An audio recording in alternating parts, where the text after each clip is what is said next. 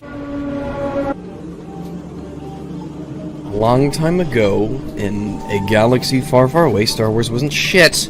Gotta ask, how does it feel to react this way to a children's film, you pathetic man-child? Rough. Hey, you! You stupid little astrotroid.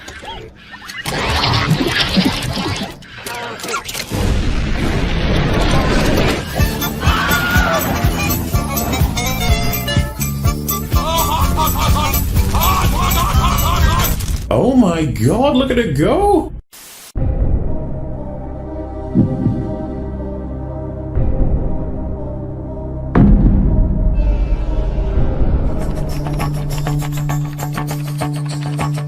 Did you have a hard time getting here?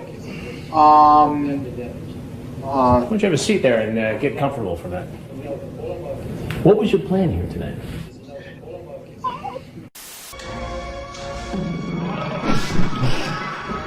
Things are moving, okay? Things are moving all the time. I'll see you next time. Ouch! Stop eating my sesame cake. Stop eating my sesame cake! Cake, cake, cake, cake, cake, cake, cake, cake, cake, cake, cake, cake, cake, cake, cake, Pizza time.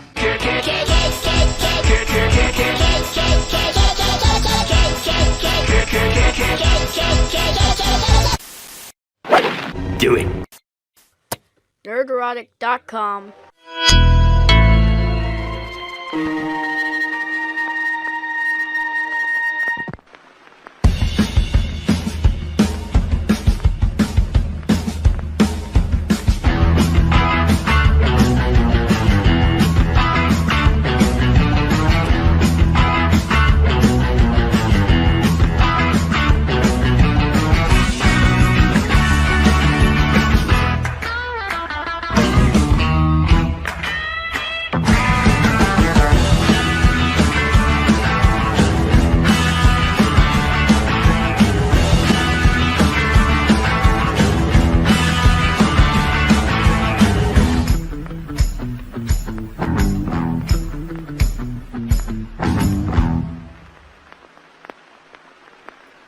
I will drop Greetings, backstage. everyone, and welcome to Friday Night Tights. My name is Gary Beekler, and I come to you from Nerdrotic.com, and I am not in San Francisco. Welcome to the show, ladies and gentlemen. We are going to get around the horn here. We've got a lot going on. I had way too much going on before the show started. So, we're just going to kind of wing this one, and I guess it's okay because we finally have an EFAP Friday Night Tights crossover, which hope you all brought provisions. Yes. Pizza. Yeah. Make sure you make your points with your finger, and we can do this. So we'll start with my internet son, Ryan Cannell from RK Outpost. Hi, Ryan. Hi, Gary. It's good to be here, Dad. Once again, I'm glad you're just that much closer to me now. Got out of San Francisco before it literally turned into Blade Runner, which is what it looks like right now. But now you're probably surrounded by fire somewhere, so it's not that much better. But I'm doing good. You know, I can't believe the stunning revelation that nothing in Star Wars was planned. Who would have thought? You know, even the biggest Star Wars YouTubers have been fooled somehow by Disney and Lucasfilm. But, now they've finally seen the light. So it's all good. It's all good. You mean it wasn't actually good? Like none of the films were actually good. We were telling the truth the whole time. Why would it even matter if you had confirmation? We can see it. Like, I don't understand. It's like someone pointing to the films going, look, they don't make sense. It's like, yeah, I know. Well, when you take, the shards of our past, it kind of, I think that if they came out and said, no, this was the plan all along, it would be even worse. Yeah, that would be worse. Yeah. At least this is sort of an excuse in a weird way. It is so funny. Kind of. That's an interesting way to put it. All is intended. This is it. Palpatine and this was it. This was what we did. We stuck to it for 6-7 years. The whole time. This was the plan.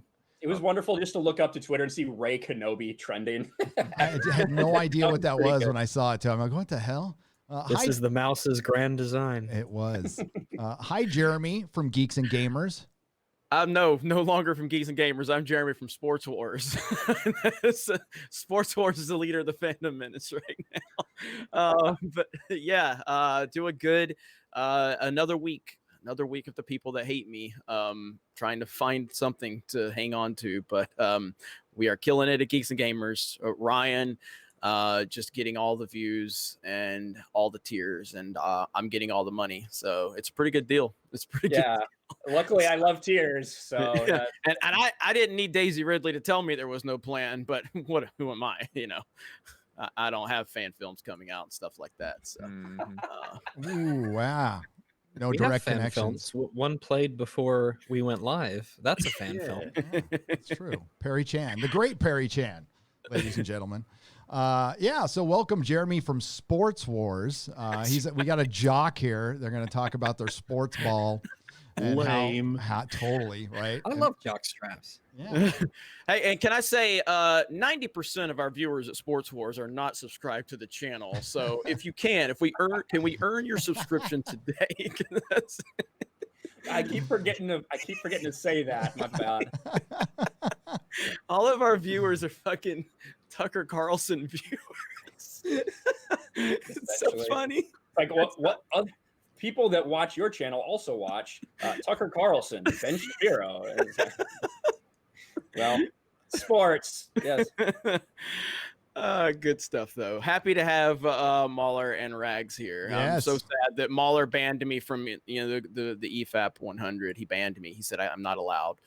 So No, we don't want this whole sport thing, man. You need to drop it. It's disgusting. Like, first of all, going outside, what is that? Like, it's, You tell us to go outside and you put us on not real grass. oh, look at me, I'm kicking a ball around. Like, seriously? You caveman? Like, what the fuck?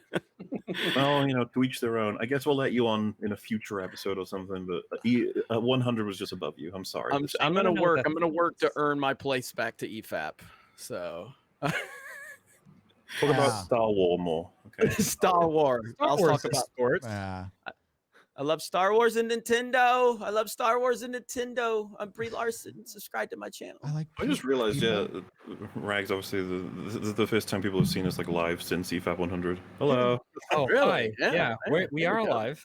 There we go. We're okay. We just had to recover. It was fun. Sorry we didn't see any of you four there.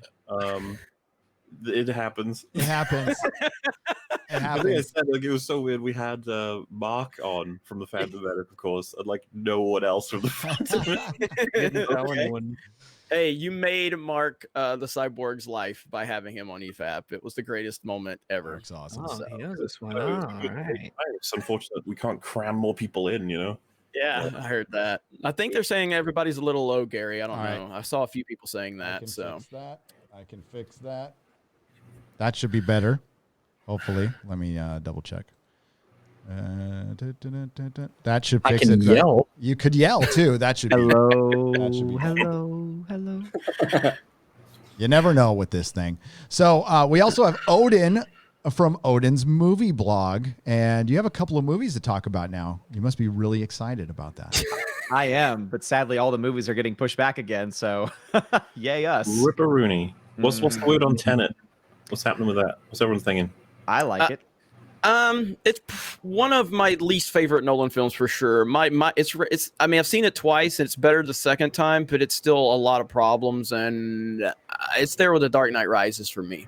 Oh, so you think Dunkirk's better?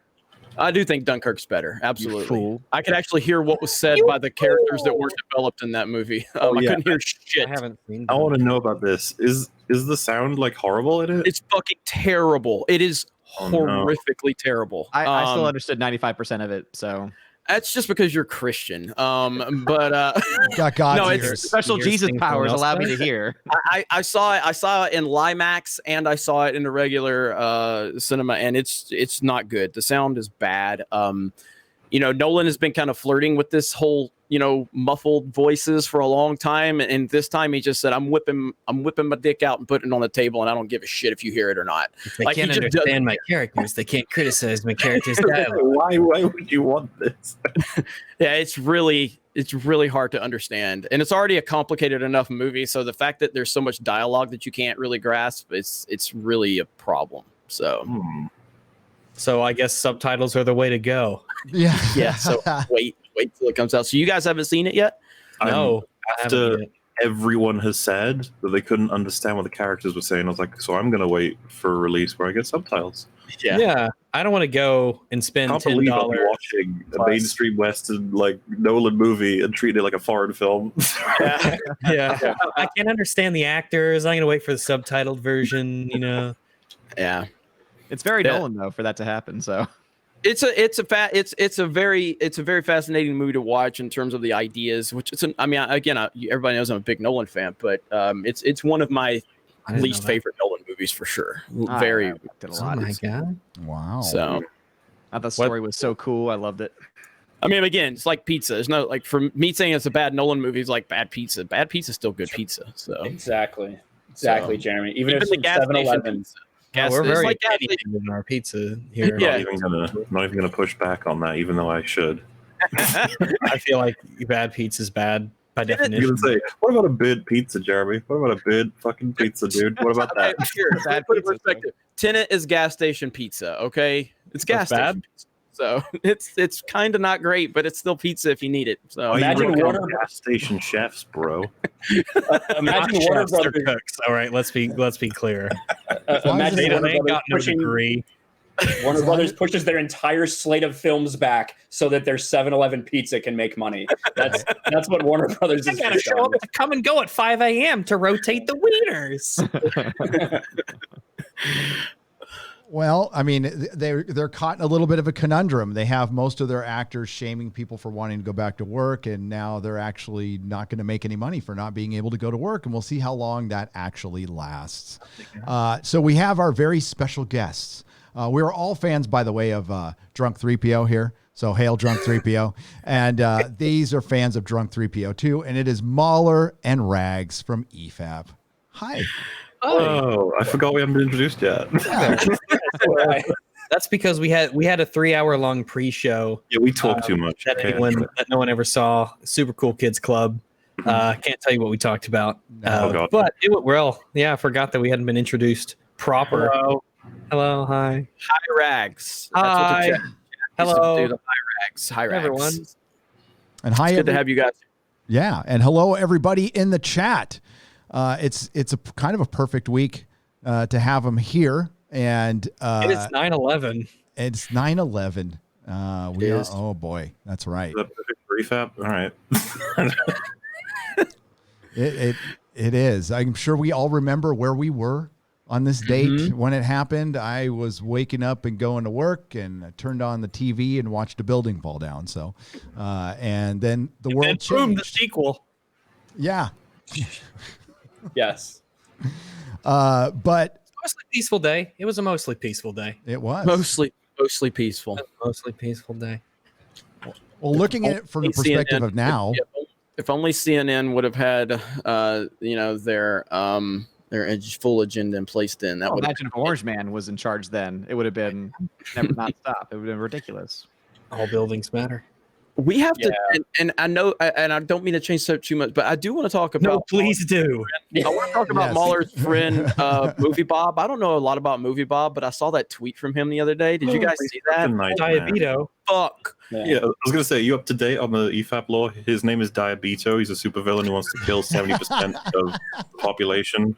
He's giving Thanos a really big run for his money. Have any of you guys seen the incredible meme made by like a team of 7 or 8 people for EFAP? This is the Mario one? No, the one, it's like a movie. They went crazy with it. Unfortunately, we can't show it live. It's like filled with copyright, but you have to send it to us. Diabito is he's the apex villain.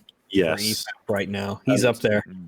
As I think it was Meme Repository, he said that when collecting lines for him during the meme, it was incredibly easy because he says incredibly horrible shit constantly. So you can just run them all in a row. For those who don't know, Movie Bob said, and this is not the one you're probably thinking of right now, his newest fucking fumble. He said it was really sad that a lot of people who are getting COVID that don't deserve it, which is 25% of the population. Jesus. Yeah, he was like, it's too bad that COVID doesn't specifically pick who to kill. That's what he said. That's basically what he said. Only it kills other people different from me. This is like the fucking 15th reference to murdering huge parts of the population, and yet he's still on Twitter. It's just like, okay. Well, do they know that we did an EFAP where we played a game, and we essentially had a bunch of quotes that were selected, and we had to find out if they were quotes from Movie Bob or Nazis. Yes. I believe we only got 65% correct. Yeah, we were mostly correct, but a lot of them were really tough. Yeah, it was a rough one. Yeah. Well, that tweet was pretty off base too, because based on comorbidities, his fat ass has a better chance of dying than anybody else. So I don't know exactly why he was wishing for that, but he thinks he's the master race. Oh yeah, right here. Here we go. Please report every account that you see attacking film critics, journalists, and outlets that reviewed Cuties, pretending to accuse them of supporting PD for targeted harassment. This is now a clear mass pile-on campaign with an agenda. I was like, oh God, dude. It turns out that you don't really need a campaign when 99% of people who exist in the world don't like pedos. Yeah. It's very strange. Very strange. It's an interesting scenario there. Wow. This should be a very uniting kind of thing. Yeah. In this time of political and social division and unrest, you'd think that we could all come together and be like, you know what? Maybe this one... this one wasn't it. This one was maybe not. This one wasn't it. Yeah. Yep. This ain't it. Luckily, for the most part, it seems that that's happening. It's really just these verified check marks on Twitter that are the ones defending it. Yep. Oh, yeah, you have to be this educated to be this stupid. Pretty much. Really? There's so many articles. Like the Washington Post has an article that's like, the people who are bashing Cuties right now should try it. There's a lot they would like in it. Try what exactly? They need to word things differently. Yeah, it's unbelievable, man. So, and it's just been labeled as an alt-right campaign. Yep. Like, what the fuck? That speaks very highly of the alt-right. Okay.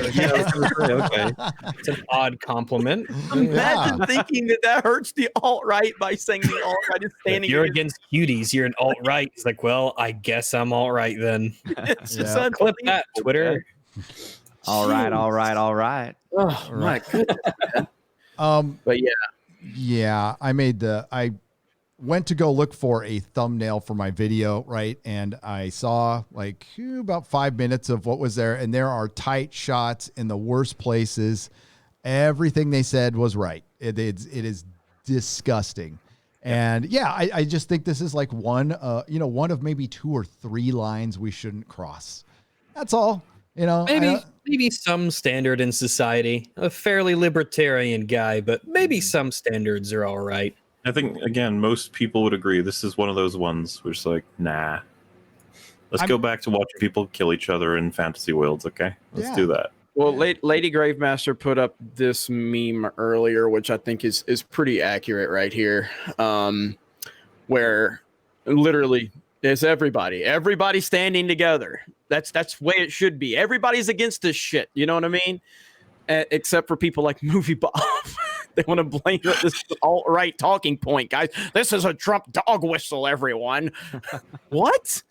You know? Diet veto. To use that it's agenda-driven, like, Guys, it's obvious to the Russians, okay? Come on. It is. Even the Russians don't like, no. Yeah. Even Russian morals, they don't know. How many names have you had for Movie Bob? Do you have, we started Jay out. came up with Detective Ham Hawk, if you remember. Yeah. But I'm pretty sure the only one that stuck was Diabito. That Yeah, one. we had the the movie blobs and stuff Yeah. like Yeah, that. yeah. But it was really Robert, Diabito. Cinema Roberto. Cinema Roberto, yeah. But Diabito has destroyed them all. Yes. It's too perfect. He's like the way they draw him is he's like a Magneto type, but very very overweight, and he floats sugar. Anything to do with sugar. Yeah, instead of metal, it's sugar. The donut, he's got donuts and cupcakes surrounding him, and he can control it. It's perfect because you pair up the imagery with the stuff that he says, which is legitimately kind of terrifying. He's not the kind of person where you're like, oh, if he had absolute power of the universe, like, oh god, that would be horrifying. So it matches his evilness. His silliness and evilness are almost complementary. Like, are you guys aware that he blames like Republicans for preventing him from going to Mars with a robot body? What?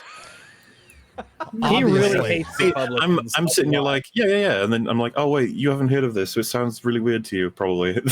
this is all part of I didn't know that was a thing, but every conservative-ish person, every Republican, every just right of center, even moderate, he just hates. He blames them for all of the world's problems, and he has this contempt for them because they are holding him back from the greatness that he's owed. Going to Mars. That's fantastic. I really wish you could find that tweet. Please, He's like you guys raging can find about how that, he or- deserves his cyborg body. Didn't he used to have a, or I mean, I guess he still has a YouTube channel, but he doesn't post to it a lot anymore, does he? I don't keep track of him. Okay, yeah, because he's never, the only time he's really like he really got on my radar because of you guys, in terms of like I knew who he was, but the stuff, the derangement from him is out of control. But this particular one I have not heard, so that was good stuff right there. So wow, Just let him go to Mars. Which, by the way, go for it. Please. Please do. Please, we will help you. Actually, everyone that crowdfund supports that this shit. movie, go to Mars, please, and just stay there. Yes. great. That would be perfect. So yeah, here's Movie Bob's YouTube. We'll give him a. So that's Diabito right there.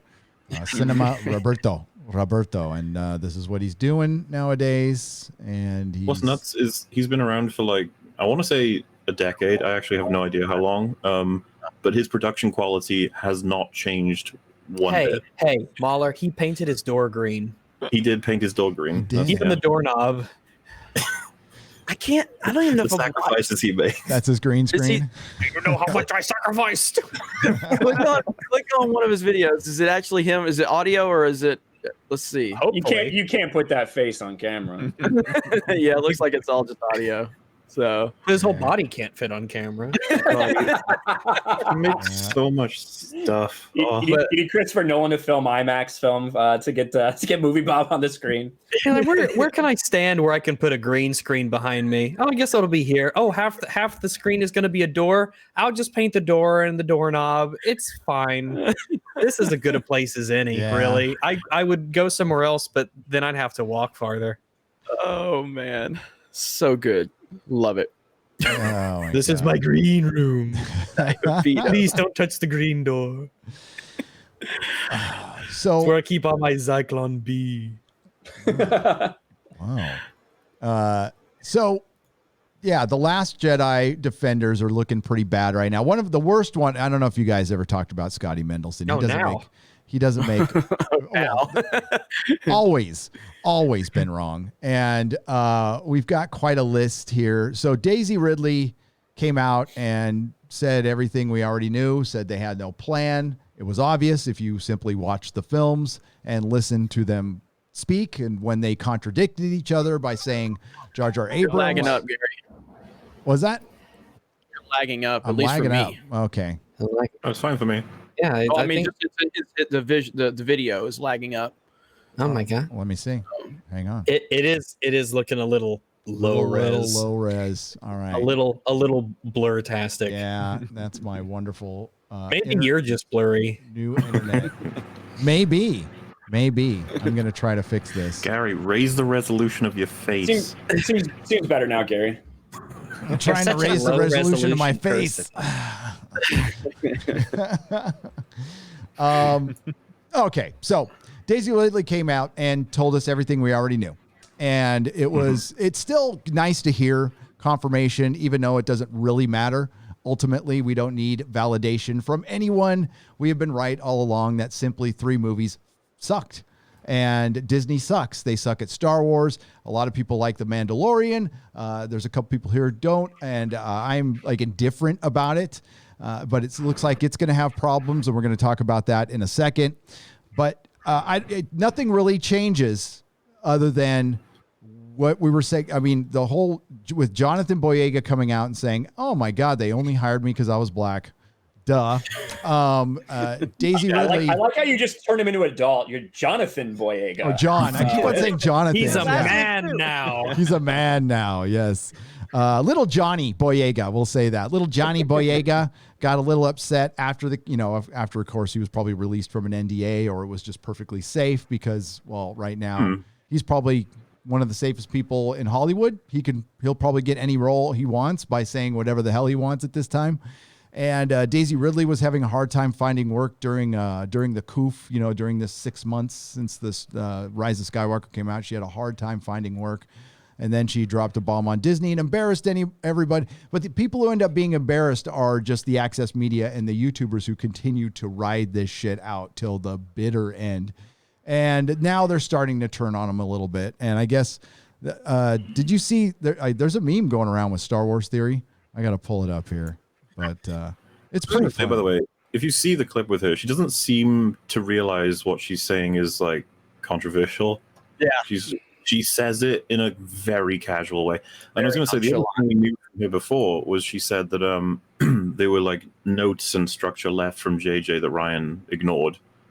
So we had that already, which to me was just like, oh, if only we could get an interview with Daisy and just ask her some very pointed questions. Like that was one of the super chats we got during EFAP 100. People were asking us, if we could have someone like Daisy Ridley or John Boyega, what would we ask them? And it would all be just like production questions. What is it like to have a movie series where hundreds and hundreds of millions of dollars go into? How do decisions get made? What's the chain of command? Was your input, taken into account? Like, tell me, what is the creative process on projects of this magnitude with this kind of corporate, infusion in it? And it's probably fascinating to ask both Ray and John and Daisy, like Jonathan. How do they like how would they analyze their characters? What would they say their core traits and how they evolved in the trilogy, just to see what kind of answers they give? And I would probably want to be like, try and inch them toward being like, not very good at they. Just as characters go. I would also like to ask her, her interviews that she gave after The Force Awakens, where she was like, I'm really surprised by the audience. I thought it was obvious who my parents are. I thought it was obvious my heritage. That's what she said in early 2016 or whatever it was. But then now she's like, well, we were flirting with the idea of a Kenobi. So I really wonder what her statements meant, 4 years ago or whatever that was. I think that's what she was referring to. It was probably going to be Kenobi because the fact that she had a British accent as well. It's just like, oh, is that what they're doing then? And then like accents are genetic? That was literally all people were going from. It was just like, it's going to be a powerful family lineage and her accent is British, therefore Kenobi. And the fact that they were actually toying with Kenobi first, it's like, that probably was what it was. And then Ryan was like, nah, fuck that. No, people would like that. She's a nobody, okay? So, and then JJ was like, fuck. I don't even know. I'm thinking, like, would it have been better if she was a Kenobi rather than a Palpatine? It's like, oh, fuck. I think it's at least there would, now that the dust has settled, at least now, like, the only surviving person is basically a Palpatine, so, it's such a trash fire. The entire trilogy. Remember, she's a Skywalker. I'm Rey Skywalker. That's why the Kenobi series took so long to get out, because they had to rewrite all the stuff where Obi-Wan was fucking some chick on Tatooine. It was going to be Rey's mom. So. She should have owned the truth. She's a Rey Plutt. Let's be honest. No, Ray Frick. Ray Frick. Man, what raised her? He needs more appreciation. The size difference, though. The size. I'm ready for the Plutt solo movie. Mm-hmm. Absolutely. Called Plutt. Yeah, just Plutt. Just what? I have a feeling if you asked those type of questions, the technical questions, the answers you would get would probably be a lot like what we got from Daisy. Is we didn't have a plan. I got to work. The costuming department was like on point, and the people who build the models were on point. But the actual see story, what they could do with gray. yeah, and beige. My God, I have never seen so many shades of beige in my life, and it kind of matched. Did you see how it was dark in the second one, and they were really light in the third one, as if to match her journey? That's just women. They can't make up their minds. What am I gonna wear? Does my Jedi outfit match the sand? Does it match the salt? Yeah, it's just. Did Ray? Did yeah? Never. I'm not gonna ask. We here at EFAP love women. Of all. Yeah. Women are awesome. Yeah. Especially women wear rags, right? Right. Oh yeah, that's what she wore. I was her costume for 3 movies. I couldn't tell you what her character is.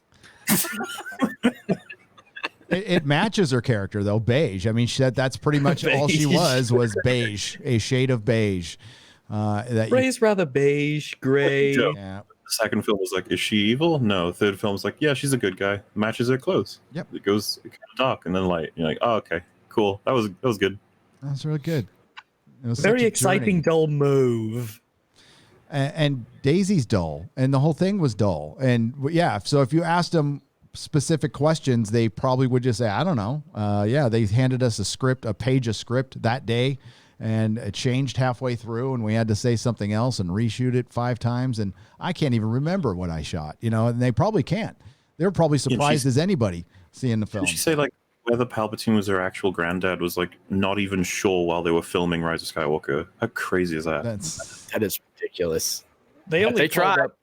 Kathleen McDermott. Oh, sorry, Max. Go ahead. I was like, how didn't they call Ian McDermott fairly late? Yes. Yeah. Yep. Yeah, he said when JJ called me up and he was like a February of 2018 or something like that. Exactly. And we knew this the whole time. And the idea that she said that as well, I don't think a lot of people are talking about it. All these reshoots that we said were happening specifically around the end of that movie. And now it turns out that even while they were filming the movie, they weren't sure what the heritage was going to be, whether it was going to be Palpatine or not. Sounds to me like all the rumors of reshoots were also true. So It's such a ridiculous. You know what joke. else went under the It's gonna be radar? way worse than we realize as well. Like, imagine the stories that are actually like what happened. Yeah. Oh, they're gonna be All good. right, cameraman 7, tell me everything you heard. You right? remember that YouTube? There was like some YouTube channel that got on some guy who was like, "Yeah, I was a Knights of Ren. I was one of those people," and just told a bunch of lies. Just I don't told a remember bunch of that. lies and they ran with it. Yeah. I don't remember that. No, we got to find that. Somebody please find Daisy that. Ridley's black? I never knew. Oh, my God. Wow, I didn't notice. How do I know about this? So someone claimed to be part of the Knights of Ren and then lied. Conveniently, I was a character who always wore a mask, and you could never see their face. Oh, that's great. I'd be like, what insight you gonna have? Knight of Ren. Tell you what a mask smells like. Did Mike Zero report on this? Oh my God. As you know, Ryan Johnson, every video he starts out, as fans know, Ryan Johnson made The Last Jedi. And it's like, oh my God. I respect Mike Zero. He makes videos that even I click on, and I know they're bullshit, and I can't help it. Like that his title, thumbnail game. that title is so impressive. He's hypnotic. And then he clicks on it, and he never fucking talks about it. Like, damn you, Zero, you got me again. Anytime you get an old man Anakin in the thumbnail, I'm gonna click. The key to YouTube is confidence. Yes. Yes. Oh, It certainly is. You know what man. else flew under the radar? At least I didn't know this. Maisie Williams was giving an interview in some magazine, and she was talking about how she's having a hard time finding roles now, even though she considers herself an established actor for being in one series. And she mentioned that Hey, she played a body. She did. She did. That Kit Harington was told at season 3 that he would be doing the deed, killing the bad guy. So, I mean, it's probably a very similar situation with the Rise of Skywalker and Game of Thrones. And they, both died the same year. God, it feels like so long ago. That they didn't have a plan. They were just off to their next thing, or just didn't think it required that much work. And didn't think fans would care or be that upset. They changed it. It was too obvious. They were like, "Oh, we can't have John kill. That'd be too." Like, of course. And I just say, like, it's okay to do the thing that we expect. Can you imagine? I always use this as the reference, but they're filming the scene where the ring falls in the volcano, and like, is this too obvious? I think it's too obvious. Way too obvious. People are expecting the ring to go into the volcano. We can't do that. Just because it makes sense and it's what people want, so we can't do that. Maybe the ring was all of us the whole time. Yeah. There you go. That's it. Well, I mean, it's like you look at it like, and again, it's a little too early to make this official, but I mean, like you've got Star Wars has, there's no enthusiasm for the films moving forward. There's no enthusiasm for Game of Thrones. And the thing I say is a little too early is Last of Us. Like there's no enthusiasm for the next chapter of Last of Us. These are three major brands that have been absolutely destroyed, and there is no enthusiasm anymore. And that is absolutely incredible. It is kind of like, I think it was with Fringo I was talking this about. I was like, it's getting kind of weird now. With the past 4 years, is it? Like, if you want to start with TLJ, we'll go from 2017, the end of 2017. This has been nuts. What a roller coaster of franchises getting obliterated. Like, what is going on? Because, as you've all been around like I have, we've seen Terminator 3 type stuff. We're like, not very good. Oh, well. But, we don't even get them anymore. I miss those. The crappy sequels. Just bad movies that don't destroy everything that came before it. Exactly. And I mean, even again, as someone that does defend the prequels in terms of I like them, I understand they're bad, but they were not well received. But it didn't kill the interest in Star Wars. They just weren't well received movies. But these things are absolutely killing the interest. Like nobody gives a fuck about Game of Thrones. Nobody cares about Star Wars. Nobody is going to care about The Last of Us when the next chapter is announced, or there's nobody asking for the next chapter of The Last of Us now. And I said that before the game came out, after we heard the stories and the spoilers, that this was the same path that was going to put that on. And it's happening across the board. And MauLer's right. Can we just get back to where we had shitty movies, but we were still looking forward to the next chapter? Can we get the creative process, back on track? It kind of veered in a certain weird way. And I wish different decisions were made. I don't really look at Game of Thrones season 8 because I wish different decisions were made. I wish it never existed, ever. That's the problem where we are right now. They used to walk in really easy. That's what they used to do. It's like, oh, everyone wants to see Terminator 2 again. Let's just do that again. Like, okay. Yeah. But now it's like, what if Terminator 2 never happened? What if we kill John Connor? You're like, what? Why is that your idea? What if Luke was a loser? It all goes back to, instead of engaging the audience with the story that is creative and does something new, they decide to use the most basic thing, shock value. They say, what is the least expected thing we could do? What would make the audience be shocked? And they do that thing.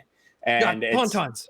Yeah, and exactly. And it just doesn't fucking matter. And it doesn't matter if you go in there and you expect to see something, you're going to have your expectations subverted. And that's kind of all across every genre, whether it's video games with Last of Us 2, whether it's TV, whether it's movies right now. That's what they're using as a crutch for storytelling. At least it seems to me. Yeah. I think they're shooting for, every single one of these is trying to shoot for something that's extremely deep, something that's extremely complicated and very, very artsy. And they're really, really shooting for the moon here. And their ability to execute it is not anywhere close, and so it ends up being a 2. But predictability, if you look at real life, or you don't have to, but in these days, but if you look at real life, there's a kind of predictability to it. It's what we base our lives around to a degree. That's because in real life, you could see things that happen, and you could sort of see what's going to happen next based on those things and the rules of the universe and how those sort of play out. And when something good happens, even if you're expecting it, it's still great and it's still awesome. You could have things that people like to see if it makes sense. And maybe people will see it coming, but they'll be satisfied for starters. And maybe if you're a Hollywood writer, maybe you should just really, really try to just aim low, but with something satisfying. So people don't hate you? Exactly. When people watch sports, I mean, I can't imagine a football fan sitting there watching his field goal kicker miss a field goal and go, God, my team lost, but it really did subvert my expectations. I'm very pleased with that. Wow. That's the 30-yard kick. It does feel that simple. It's like they're so used to watching, their heroes succeed. Let's explore their heroes failing. You're like, okay, with suspicious eyes. Like, what do you mean? And then they're like, what if they were like really stupid?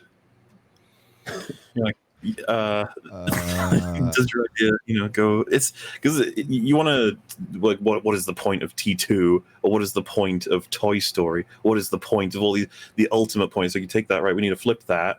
Then what is the main trait of the main character? We need to flip that, and then of course, I don't know why this is the case, but almost all of their plot lines are filled with insane contrivances, right? Like, in order to hammer in exactly what they want to happen, it's the entire road is filled with like staples and tape and stilts, everything to just keep it from falling apart. They're just desperate to get that particular storyline that they so desperately want to tell because they're an auteur, of course. Yeah, well, we don't have to work hard on our story because the people who came before us, they worked really hard on theirs, so we don't have to worry about it. The work's already done. Everybody already wants to see Toy Story. What kind of nerd cares about, consistency compared to the message, right? Maybe John Connor was a shit, okay? Yeah. So think about that. You like them, but you're wrong. Yeah. You know what? The world deserves to die because John Connor was mean to somebody. That's all. Yeah. Well, I mean, like, I look at something like something I know Ryan and I are not going to argue. I'm not bringing this up for an argument. We do enough of that on the phone. But I didn't like Man of Steel, but I still was ready. No, but I was still. Wasn't that the bad one? Wasn't that the really bad one? Or no, Rags, you're making a mistake. All of them are bad from the DCU. Yeah, I've. But the point is like, even though I didn't like Man of Steel, I still was ready to see Batman versus Superman. And even if I didn't like that movie, I can still appreciate the fact that Zack Snyder was trying to tell a different story with these characters, even if I didn't like it, because he was just trying to do something new and fresh and different. Whereas with Last Jedi, like, this is a complete abandonment of something that was still part of the current continuity. You were still telling, like, Zack Snyder was telling a completely, a rebooted story, Yeah, a story that's been rebooted, 15 times over the last 8 years. He was trying to put his fresh take on it, and even if I didn't like it, I can appreciate that. But you're continuing the story of Star Wars. You're continuing the story of Game of Thrones. You're continuing the story of The Last of Us, and you fucking destroyed them for all different various reasons. And it's like, you can't even be happy or excited for the next chapter because of the way that they have done these things. It is unbelievable, and that is the biggest problem. So it's not about taking different directions and everything. Like, yeah, we can. I know a lot of people that don't like Batman versus Superman or Man of Steel and everything. You probably know a lot of people who don't like him. Yeah, you probably do.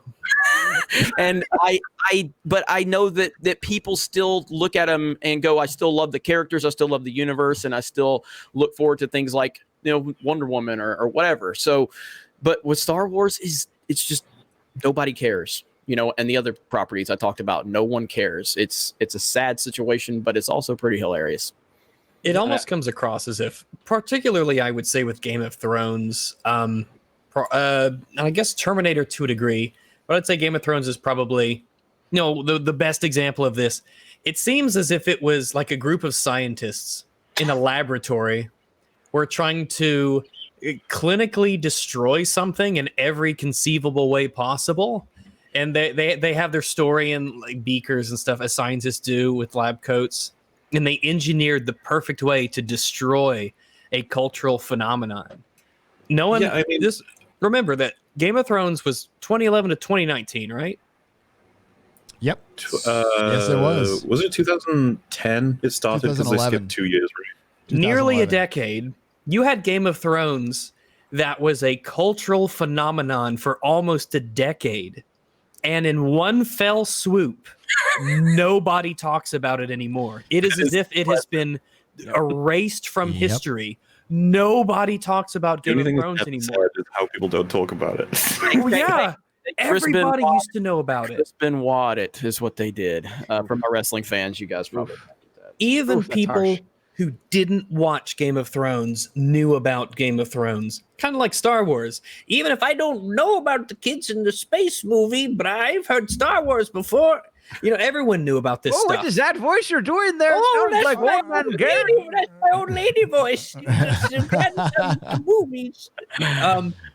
No one talks about this. That sounds hard to do. How could you get people to not just stop talking about Game of Thrones as if it never happened?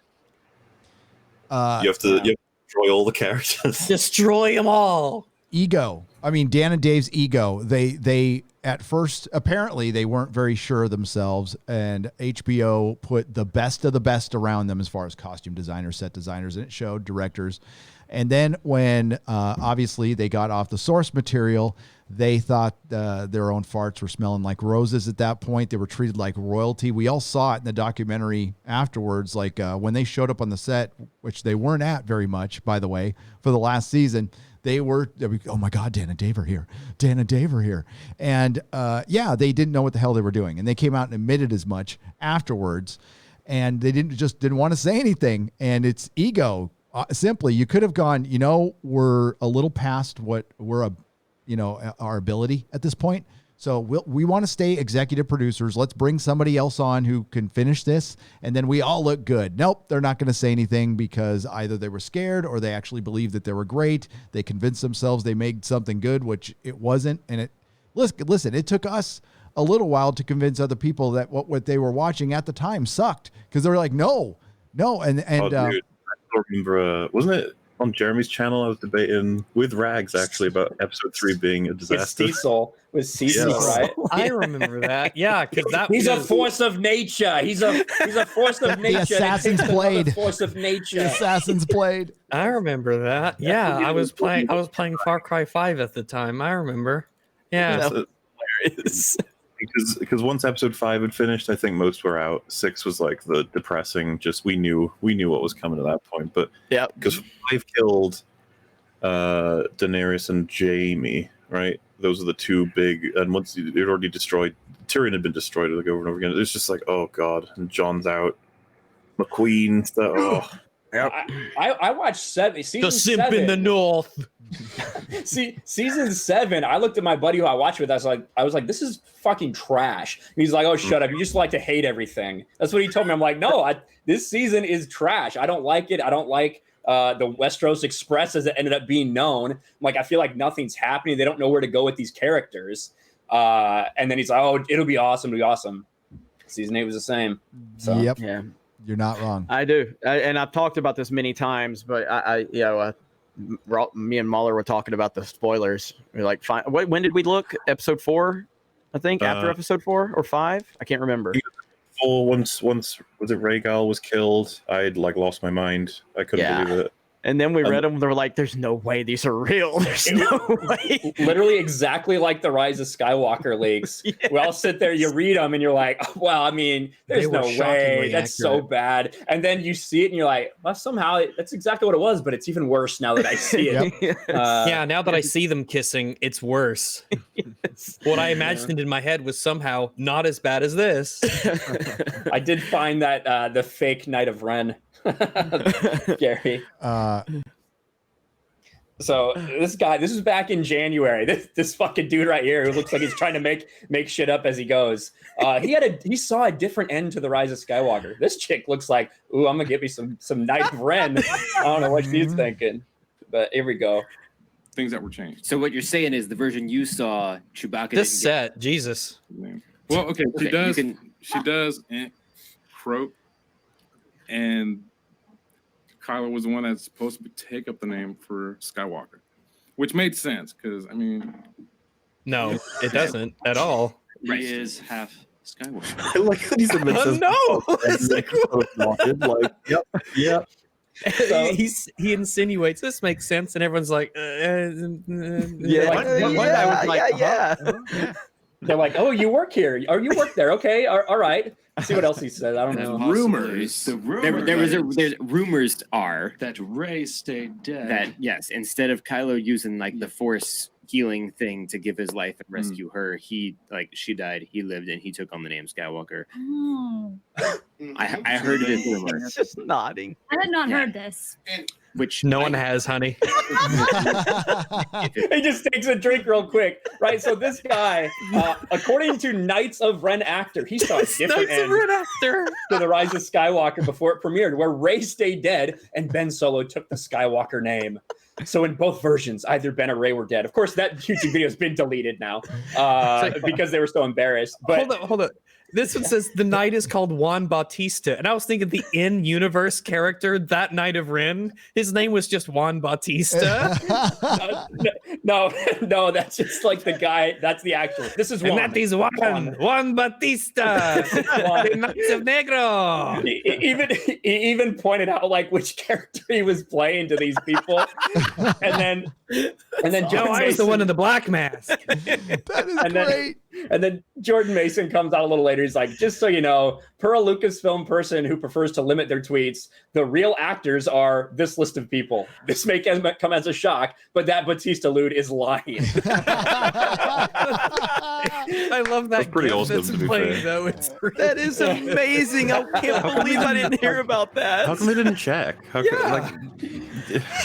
like the credits scroll at the end of the film. You can 'cause I check. would've- It's not a secret. Like if he offered to come on EFAP or something, I'd be like, "Well, I'm going to check your IMDb because that sounds interesting." It's like, what's your name? But he's like, It's in the credits. Oh, It's my in- name. Let me check here what my name is. It's in the credits right before Disney thanks China. It's right there. I'm the third one. Do you want to Oh my listen to him God, point out the character? Is anyone here? We've seen Mulan. Has any of you guys seen it? I have not seen it. Fortunately, I have. Fucking hell! It is horseshit. It is so. Do you mean the so part bad? when they run up the walls without explanation, or the part when the CGI scarf just flies off and they focus on it for 10 seconds? The scarf was very important. I don't We even- needed to know that scarf's story because I guarantee you it was a Better better than what we story got. than Milan. Now, hang on, no, Ryan, I is gotta this see it part now. where he points which character he is? Yeah, he's like, "Oh yeah, this is me, guys." I think. Let's see. You played the same knight the whole time, but you switched off with another guy in the same suit, essentially. Or were they different suits, or did you literally trade the same costume back and forth? No, they're Yeah. Notice how none of them have my body type? Yeah, that was me. I've gained some weight since filming. I'm the chunk of Ren. Also, because that's how costuming works, is that you just share the same costume. Oh yeah, when he got hot and sweaty when we were out in the desert, we just swap the costume back and forth. Really bonds you with another man. I just like that he's going to rely so much on their speculation. Like they'll be like, "Oh, does it work this way?" And he's like, "Mm-hmm." It's just so little. You nailed it. Wow, y'all are good. He's just like, if I show up wearing like a Mandalorian symbol, they're really just gonna take me seriously. Star Wars, and he's wearing black, just like the Knights of Ren. Dude, they must hate him. Oh my Dude, I'm gonna God. get this guy on Geeks and Gamers. Yes, we got to get this guy on. He's a I legend. imagine I could show up to the set and be like, "Yeah, I'm Daisy Ridley. I played Rey. Yeah, I'd love to tell you all the behind-the-scenes stuff." You look different, Rey. You're like, it's the camera. It takes away 30 pounds or whatever they say. And changes your gender. Yeah.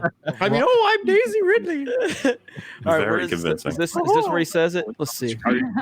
Yeah, he's gonna. Let's see. I think he's gonna point himself out. Or not, but It's on the screen. are as I recall what you were telling me, are you the guy on the far right there with the big club? Is that you? I mean, can't you tell? This doesn't look at it. Look at this. Dude, you can guarantee you he was in his head thinking like, "Wait, if I say this is me, is there a way to prove it's not? I don't know." Ooh, Like, no, I'm the fifth one in the back behind JJ. Barely. oh, you know what? I'm not in this photo actually. It's fine. Like, I'm the one who suggested we cut out the Knights of Ren completely from all the films, but I didn't even want my job. Man, I respect the balls on that guy, though. I can't believe I never heard about that. No, that's But I did because I made a fucking video for it, and thank God Jordan Mason came out with that tweet before I put it public. Because I was like, this Knights of Ren actor fucking just said this.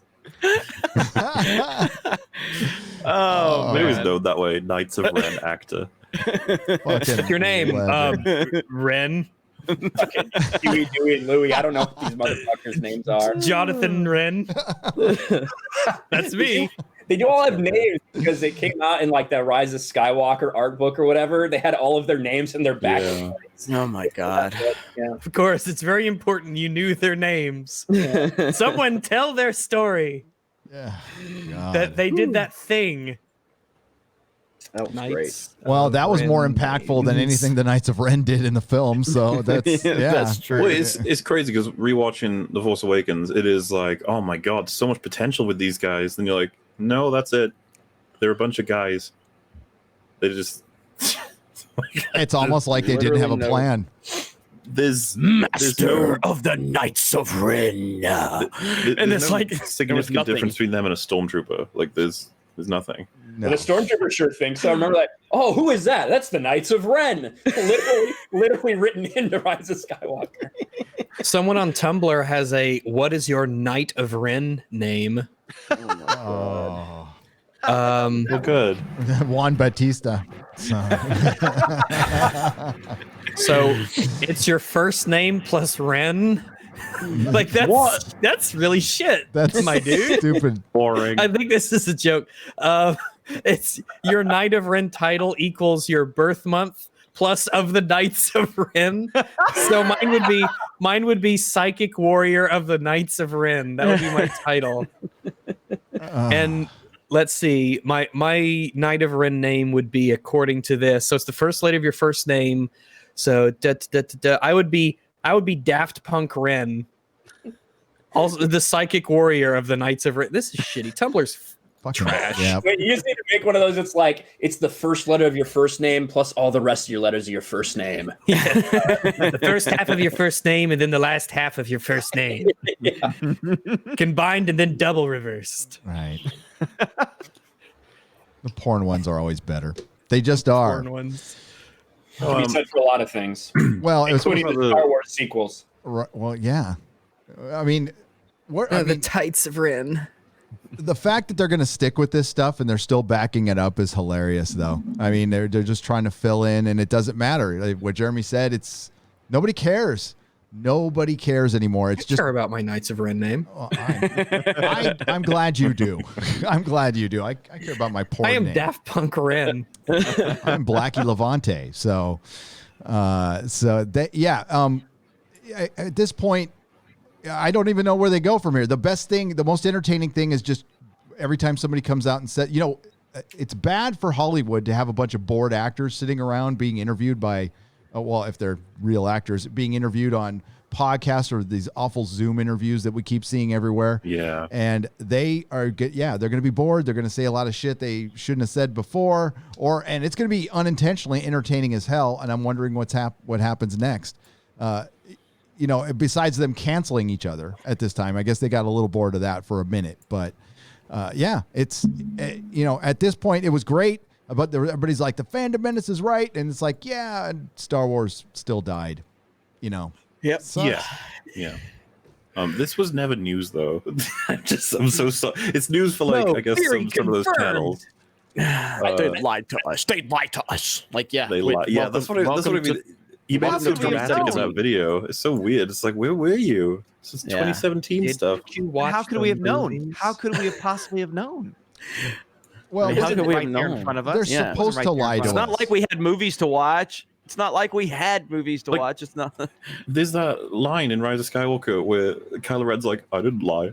Because they have to deal with a retcon. He's like, from a no, certain point of view, what I said was bullshit, sure, but that was opposite day. This is coming from people who said, after all they said about The Last Jedi, you go see Rise of Skywalker and they say they really liked Rise of Skywalker. okay, you know, you're the biggest Star Wars channel, whatever. I get it. Then the book comes out, it says Palpatine's a clone. Oh, this makes total sense now. Everything. I totally forgive this movie. I remember that. All its problems because they put that in the novel that Palpatine's a clone. This is a guy who is partnered with Mark Fernandez, who knows absolutely nothing about fucking Star Wars, to have a podcast called The Rule of Two, to fucking get clout and have Ashley Eckstein on his fucking podcast, get Sam Witwer on his podcast. Now he's asking for George fucking Lucas to get on his podcast. Like, I get it. But everyone can see fucking right straight through what you're doing. It's disingenuous as fuck. But I get it. When your name is Star Wars Theory, you kind of have to talk nice about Star Wars, I guess. So look at this clip right here I have, Gary. This is this is before The Rise of Skywalker came out. This is something he said on the stream. I'm down for giving opinions and stuff, but I cringe at when people like make their living to just like bash on Star Wars constantly. It's like, okay, Rush Limbaugh on his hat. Let's move on. Let's see what the next brings. If that's garbage too, we'll talk about it and then we'll move on. It's like let's just stoop in this crap. No, dude, what the hell? Then like we're no better than it's just like a repeat of crap every day. It's just like focusing on the negative. I don't want to focus on that crap. I do. Let's talk about that. Let's unpack that shit, shall we? Yeah. You're just supposed to be positive. Yeah, fuck you. Like the idea that we have to have a certain emotion every time. No, like because obviously, of course, he's commenting on the idea that we all just hate for the sake of it, which is blown up the second you go. Do you like anything from 2019? Any movies? Like I can name 10. Yeah. Like. The idea that we hate is like, okay, but it's just Star Wars. Like, do you like anything from Star Wars? It's like, well, I don't know. Have you seen anyone's coverage of the whole? I don't think any of us would say absolutely every single thing every person who worked on those movies did was terrible. It's like no one's saying that. No one would. Nope. You have to be insane. It's like the special effects are phenomenal in those films, like, but it's really hard to appreciate them when you're just staring at all the storytelling choices. But yeah. In what world would we constantly be negative about the writing? It's like, well, I guess it would be a world where the writing is bad every time. It's like, oh, gee. Then I suppose it's unlikely that we ended up with that world of all worlds, right? And it's like, I guess you have to prove it. So what are the arguments? It's like, you can go find them on all of our channels. They're laid out. Look at this is Star Wars, right? So arguably the most high profile series in the West. And having 3 horrifically bad movies, bam, bam, bam, one after the other. Like, that's like 3 misses in a row like that. Like, of course we're not going to shut up about it. That's a big deal when you talk about the Disney money and the cultural impact and how the fan base has reacted to it. Like, there's a lot going on here that goes beyond just 3 bad movies. It's historic. It's absolutely, it's pop culture history that books will be written on this failure, this perfect failure of impatience. Essentially that's where it started. And it was based on a lie too, the whole clickbait of having Han, Luke, and Leia in a film together. And it just snowballed from there. And they never took their time. They took, George Lucas took 3 years between each film. They took 2. We've talked about this forever. And yeah, it's people are still interested. It's fascinating how a giant corporation with people getting paid millions of dollars could fuck up this hard and often. It's funny, it's fascinating, it's entertaining, and I think it's equally cringe for somebody to go out and rah about something all the time. Not saying he does it, not saying everybody does it, but they are. There's people who just love everything, give it to them. I won't call them out. I'm just not going to watch it. It's not very interesting at all. Why are you so negative? My God. You're supposed to like it. Listen to the end part here. What's it made for you? This is good. You've seen that a lot in life, I find. Like, I've seen that. And you something would be like on a grand scale, like some like big. Hang on, let me back it up a little bit here. If someone keeps dogging something, doesn't make them a good critic. It doesn't mean that they know exactly what they're talking about. And you've seen that a lot in life, I find. Like, I've seen that. And you something would be like on a grand scale, like some like big, I don't know, maybe like a beautiful car or whatever, and someone would be like, I don't like the side vents on that. I don't. What's wrong with that? Yeah, what's wrong with not liking the side vents on a car? He Maybe the literally side just vents are like he literally just advocated for what we're constantly told we do, which is not letting people have their emotional reaction to something. It's like, well, I'm not allowed to not like something now. Mm-hmm. You can't like. And You of can't course, like Star Wars. if It's I fine. address what is probably the spirit of what he's saying there, is that you can recognize something is pretty great, but you will choose to focus on anything you can find that's a negative in like a very disingenuous way. It's like, prove it. Prove that we do that. Prove that I don't have a problem with the majority of the storytelling in the Star Wars sequel trilogy. Rather, I just pick on tiny little things, because obviously that's what a lot of people say about us a lot. But it's just little tiny little Just a nitpicks. grifter, okay? You're just a grifter. That's all that it is. Yeah, Well, grifter. That's a good one. Rags and I went on a different podcast with people who love TLJ, or at least one of them did, and they were like, "Can you give us Which like one- one problem?" Which one was this? Well, This dra- I'd say, okay, it's all good. I was just curious. I think I know what you're talking about now. We were asked to bring up like give me a problem from the movie, and we were like, okay, so explaining how the space chase makes no sense at all for the many reasons. The space chase, which is pretty important, Central to the plot. and then they were like, they eventually agreed that the whole thing makes no sense, but they were like, but that is a nitpick. Well, we had Hello Greedo telling us explicitly my God, Hello that Greedo. the hyperspace kamikaze is just a nitpick. It's just a nitpick. So at this point, you start to wonder, like, maybe we have different definitions for these things. Because, Major something- plot hole is, Yeah. just a nitpick, just a little bit. Well, and not just for that movie, for the entirety of the galaxy of Star Wars, for the logic that the entirety of traveling in space is built on, and all of these ships existing and having these space battles, they can all be undone by sending one ship through another at a high speed. That breaks the universe. Yeah, it's pretty securely an implicit plot hole in the universe. And and it sounds like we're making a straw man when we say this, but these people exist. It's in they're real. Major Lee's video, I think on the Phantom Menace, actually. He says in defense of the kamikaze, he says, well, this is like the first time they may have tried it. You don't know. No one's ever thought of this. Well, the movie, by the way, the movie doesn't even support that, because I think Spock knew exactly what she was going to do before she did it. He was aware of it. Some people underestimate humanity to the point where it's like they probably would have known they could weaponize it before they'd actually achieved the technology. Like they would have been that obsessed with the idea. Just to be clear, this is how naval warfare used to work back in the olden days, is you'd ram your ship on the other ship. Like, this is rudimentary stuff. Like, can we just hit him with us? Well, I do that in if someone Assassin's cracked Creed. light speed travel like in our world, it'd be like, holy shit, if you aimed that at like the floor, would you blow up Earth? Jesus, that's what I'm suggesting is we immediately think of what we can weaponize it with. That's just Yes, and the idea absolutely. that Holdo I was was the just first person thinking, to can we think of actually it, and do that? Hux was the second person in the world to go, oh, that's probably I what know she's what she was doing. doing. Why didn't we think of this? I had that brainwave too. Not the person who invented hyperspace and all the people throughout time. And yeah, we can go down the weeds on that one. There'd never been a hyperspace accident, and no one looked at that and went, We could weaponize They just that. stroke their beard. I mean, we like to blow up planets, but we're going to draw the line at hyperspace through other ships, man. Nah, That's a war cruel. crime. Yep. And so- Ironic, beautiful. Wasn't it a beautiful image? Why can't we be positive about it? It was gorgeous. Well, that's the thing. I think he might. I think that's what he was trying to say. Was so the hyperspace kamikaze takes place. We all look at it, and some people even go like, "Oh my god, like what a visual!" And then there's me pointing and going, "That doesn't make sense." Yeah, and I he's don't like, like that "Wow, vent." look at you, pathetic little Star Wars kid, just being like, oh, you can't accept Oh, it doesn't make sense. Oh, it's illogical. It breaks the rules of the universe. Shut up and clap at the pretty colors. Exactly, and so he's suggesting like I'm complaining about the vents on this beautiful car while I'm looking at the car and it's on fire. It's completely destroyed, no wheels, and I'm just like, what do you mean? What? Those flames look so realistic. Well, and his whole thing was like, well, if you don't like it, just consume and move on to the next one. He's literally the perfect Disney Star Wars fan, to be quite honest with you. Consume, get hyped, and move on to the next one.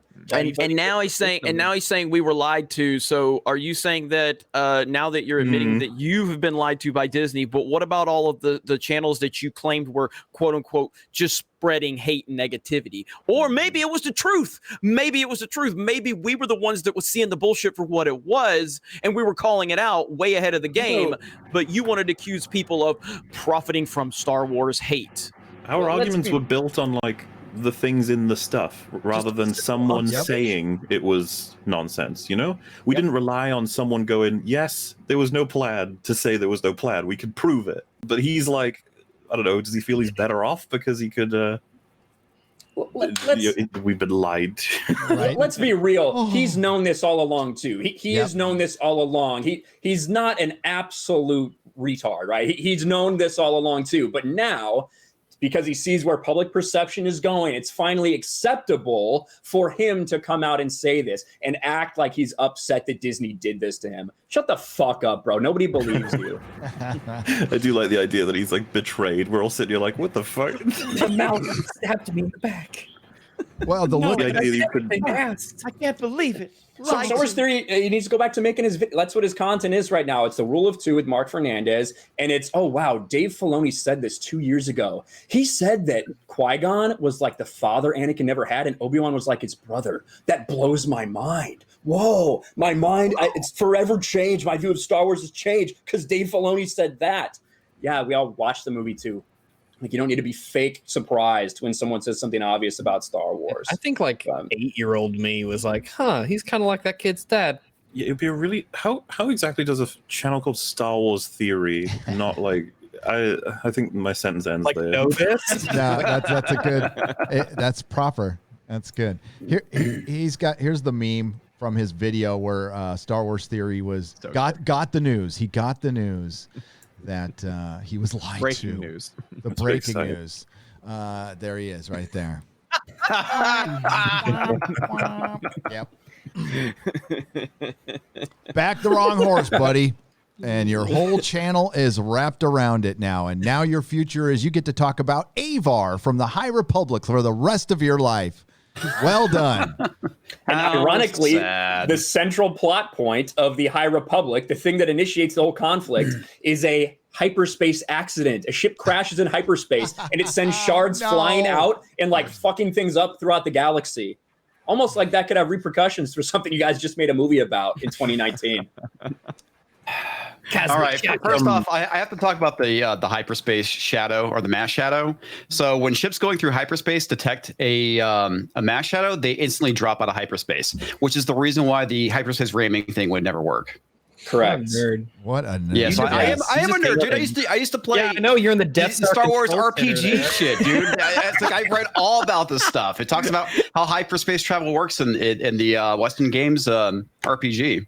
Yeah, it's almost like before Disney, we had world building. You know, I hate things. Y'all just want to hate things. You hate the side vents on the Lamborghini. Side vents, I'm going to make a video about hating side vents and make money. Rise of Skywalker as well, 'cause this is just a funny thought. As you all know, the 1 in a million comment, clearly ADR, like we can't even see the person when they say it. Mm-hmm. Very, very suspicious. And then, of course, you connect at the end of the film, they actually have a holdo maneuver, and it's like, I'm sorry, why would you establish this 1 in a million and then do it? And I was just thinking to myself, like, what if the 1 in a million thing wasn't there? They just did it because it's just a cool thing, and then someone in post was like, ooh, wait, why wouldn't they have done that on Exegol? Fuck. Shit. And they're like, what if we throw a throwaway line in there? And then someone else was like, what about that shot at the end that cost like fucking $10 million to make? And they were like, leave it in? Like, just 1 in a million. JJ really wants it. A million people tried, and that was the one that worked. We just didn't show all the misses. Then I again, can't wait for that history. As I've said before, I don't know how you fuck it up. Yeah. You just run into another ship. It's really big and it's right there. I don't know how the 1 in a million thing. Hyperspace ramming, a history. Yeah, exactly. If you do fuck it up, do you just like you end up on the other side of the place and you're like, fuck, I guess I'll go back. You gotta go back. You're like, oh shit. Damn it.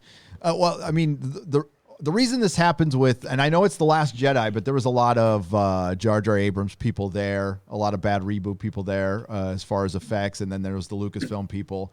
And if you watch any special features with the Jar Jar Abrams film, I had to do it for Star Trek shit. And I watched one with Star Trek Discovery Season 1. You hear the effects people enthusiastically say over and over again, you know, we always checked canon first, but man, that scene looked cool.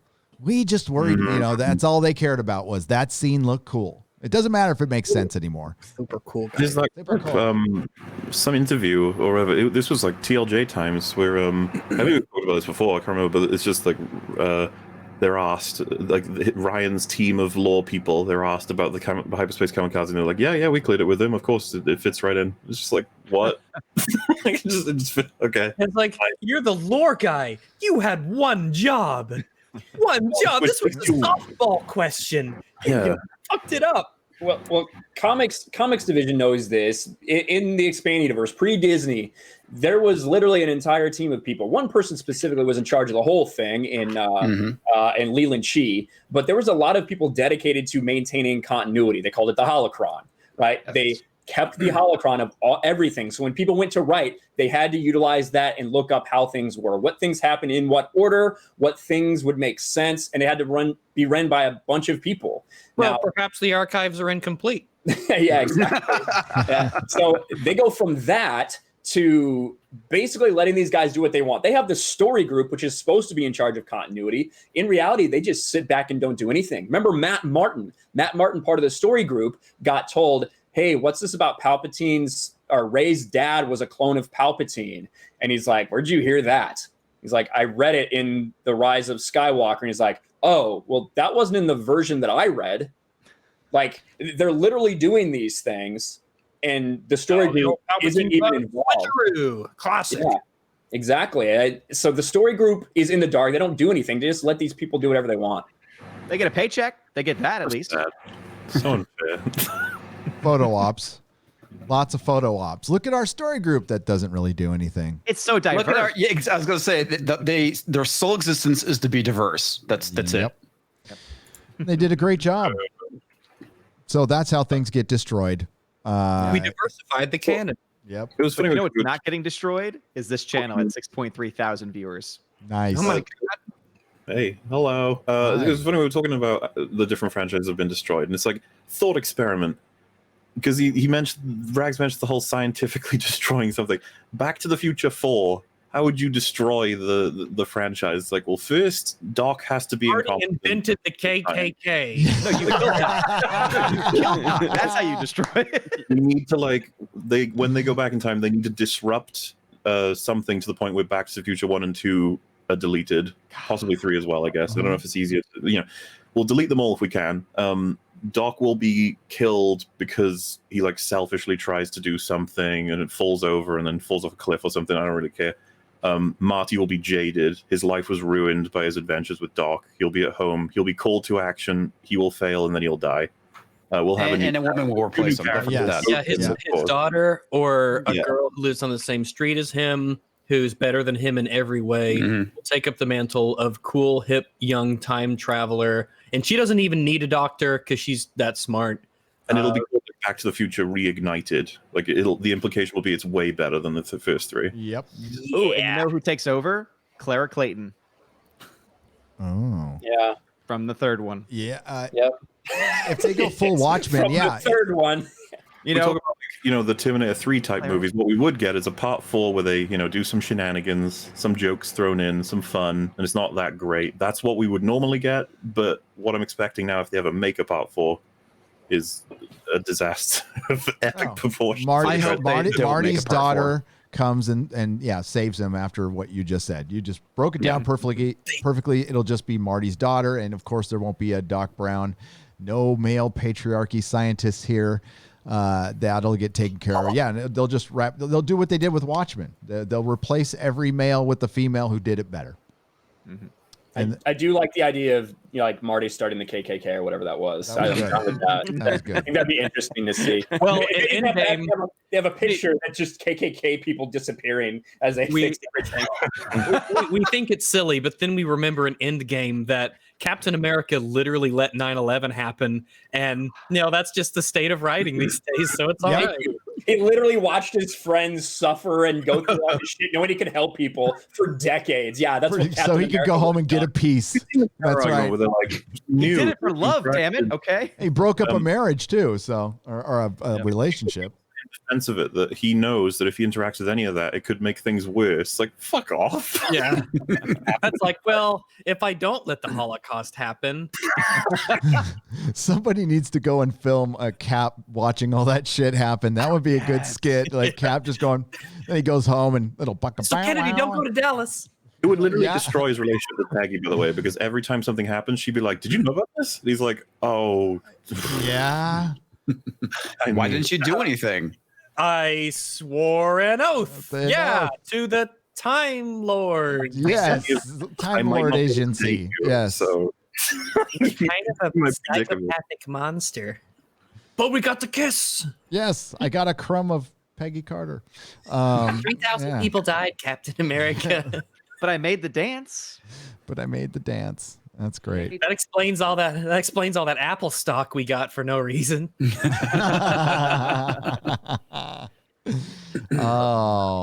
yeah. Or just find franchises they haven't destroyed and theorizing how they do it. Because I was going to say Gremlins is probably going to be destroyed as well, right?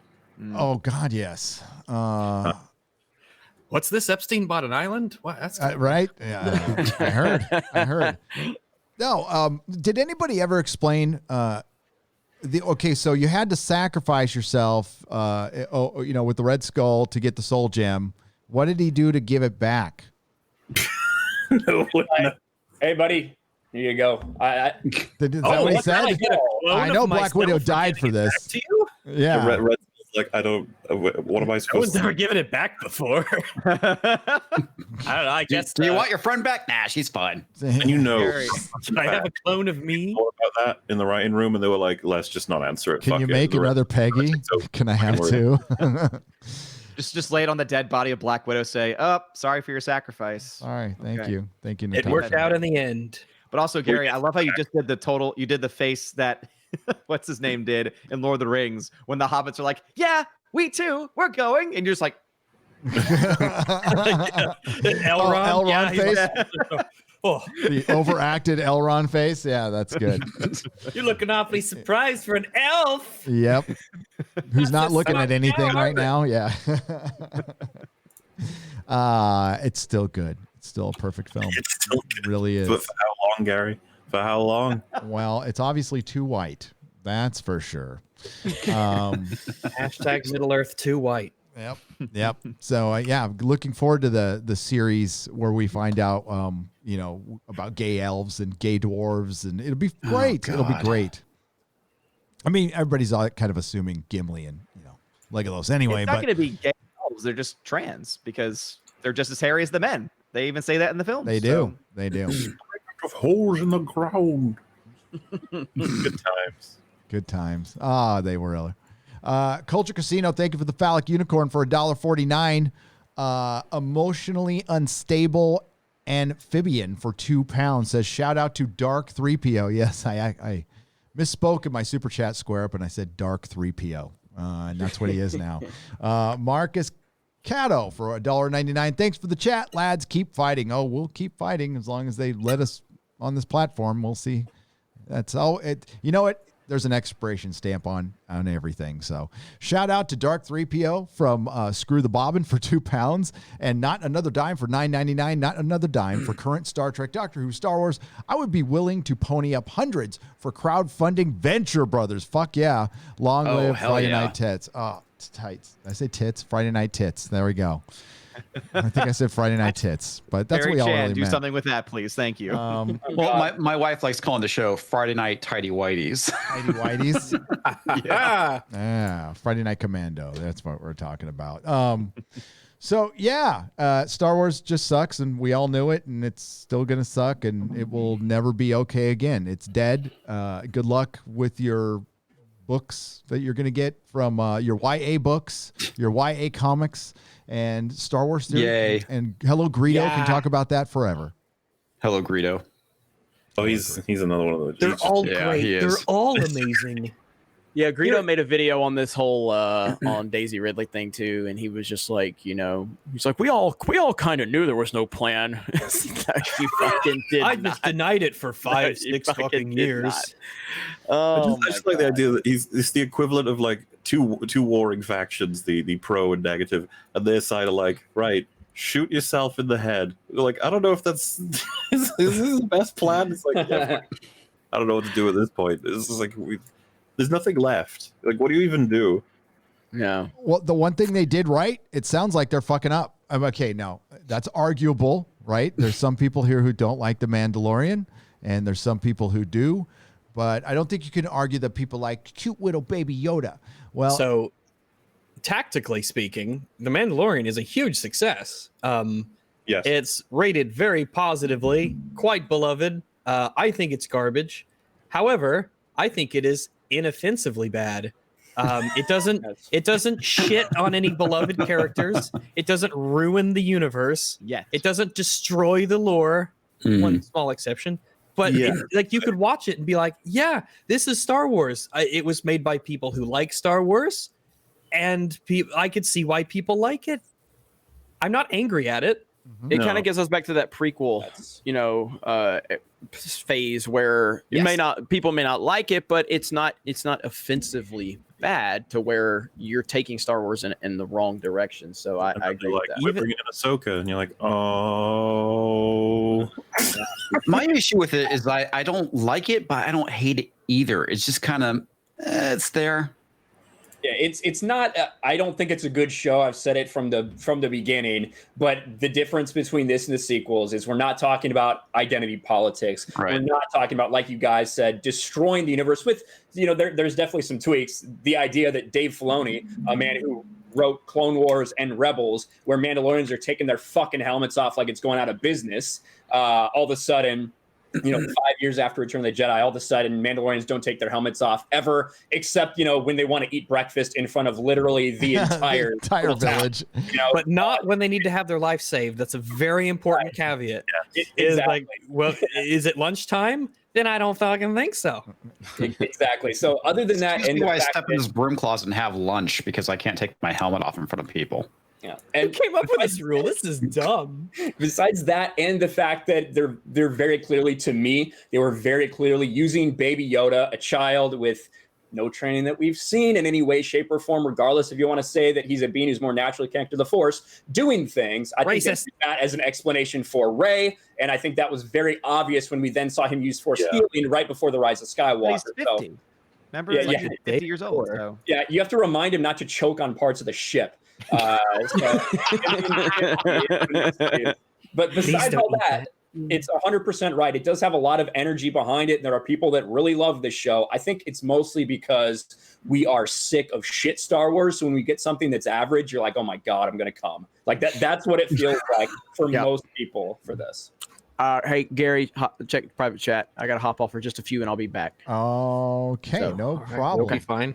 I like how he said, check the private chat. Then he said exactly the same thing. Yeah. Well, I was waiting to see if he would see it. So. Well, I was trying You could have just told him that. You could have just said, I got to hop off for a few He minutes. could have, but he said, fuck Rags and MauLer. Oh, wait, you guys can see that too. So I don't know. I'll be back. Fuck you too, Jeremy, by the way. Just taking off. Oh, I'm up on the top row. All right. Yeah. Oh, yeah. Well, I can mix you guys up here. I'll MauLer. Oh, he loves doing MauLer. this. Yeah, this is Oh fun. my God. This is so cool. I actually like that they changed this. Yeah. Hey, Gary, check the chat. Yeah. Hey, Gary, check the. Oh, wait, hang on. Oh my God. Okay. Thanks. I got to make sure I spell thanks right. I'm I'm an uneducated American here. So yeah. Okay, thanks. Yeah. Yes.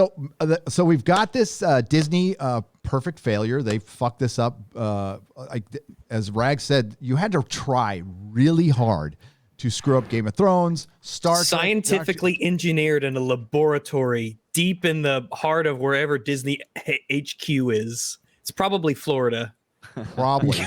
Well, the disaster continues. We've got Grace Randolph. They take it with a grain of salt, but she is out there saying that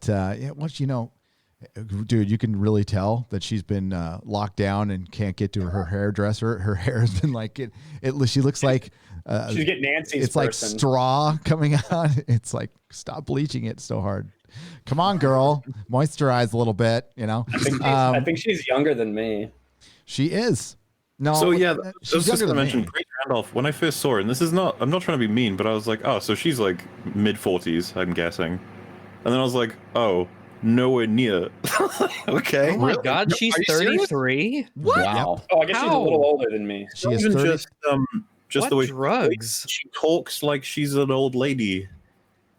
She's got 2 years on me. What the hell? I just think that her setup isn't really conducive for like she's like sitting down. Her lighting is not very good. Yeah, I don't want to say that, but yeah, she's sitting down. Her lighting isn't very good on her face. Her hair looks kind of like an older person's hair would be. Her hair is awful. It It's is. so terrible. It is.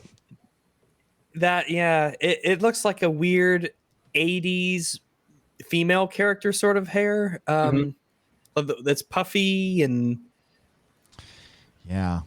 And like Beetlejuice hair or something. If you look at her videos when she was with Marvel for what was that show called? Ryan, The Watchers? Was it The Watcher? I think it was The Watchers, and Marvel was doing like a daily show.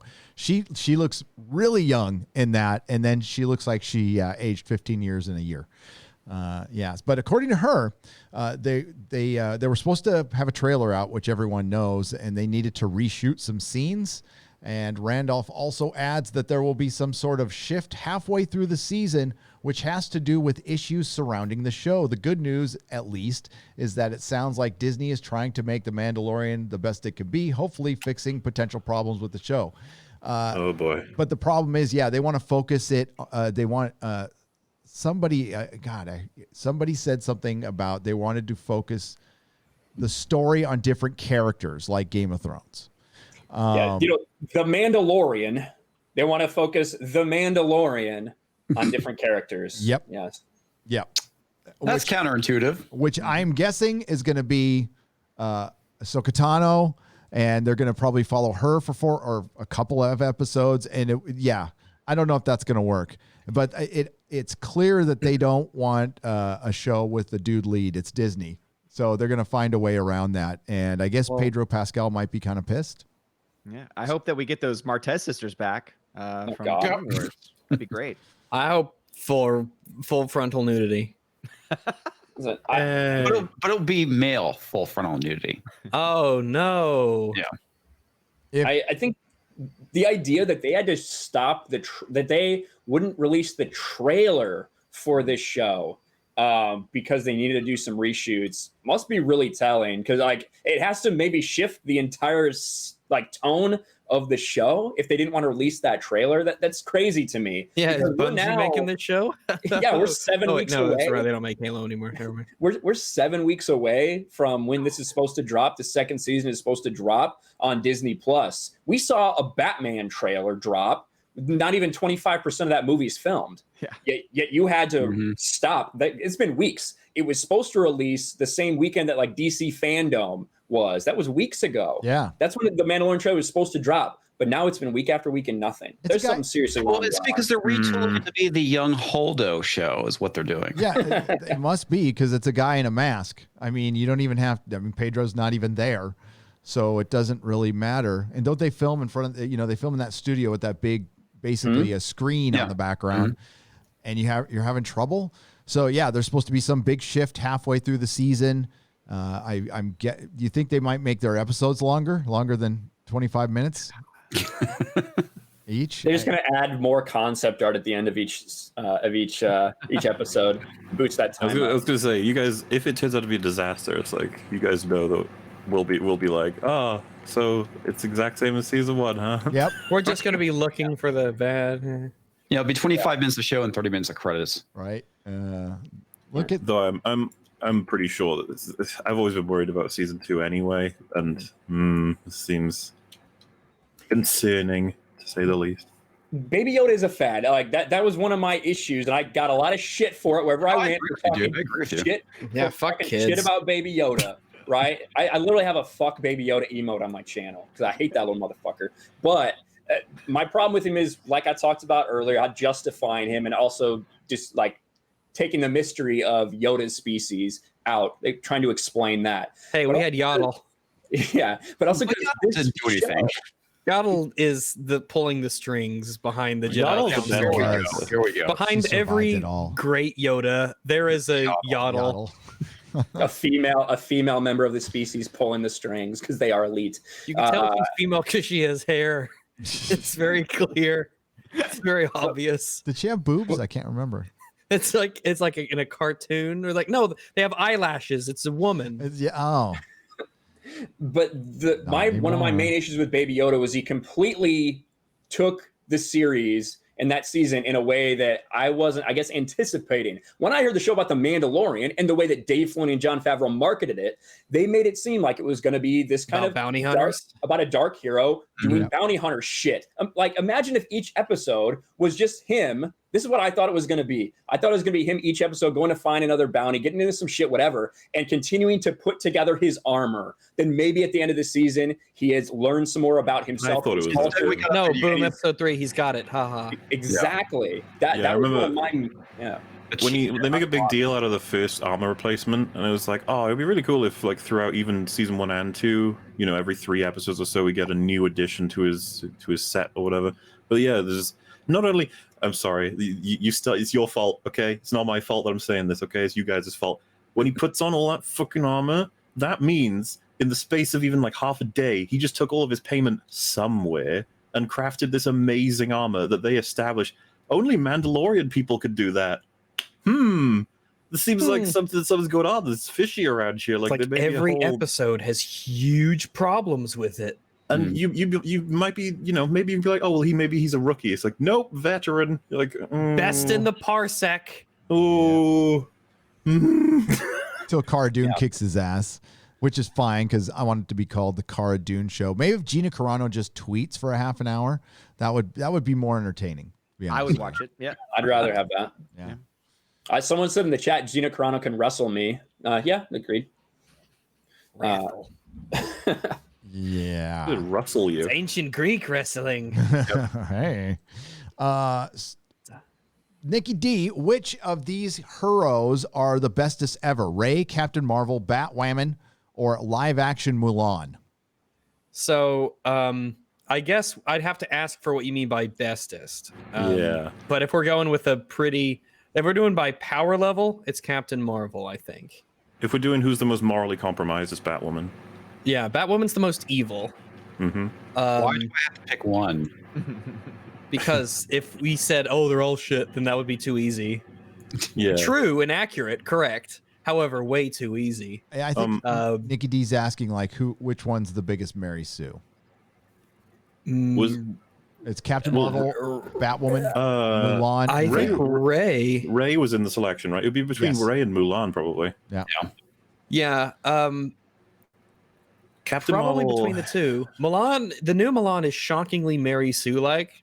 Yeah. That movie is shit. Yeah. Yeah, I don't know if we mentioned that. Just Very, so we're very clear, bad. that is a horrible movie.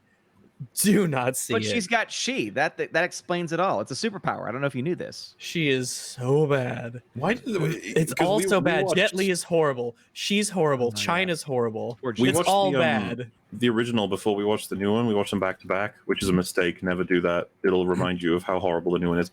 Why did they introduce a magic system like it was, of Because chi? there wasn't any magic in the old one. Well, a magic system versus like the spirit shit, you know.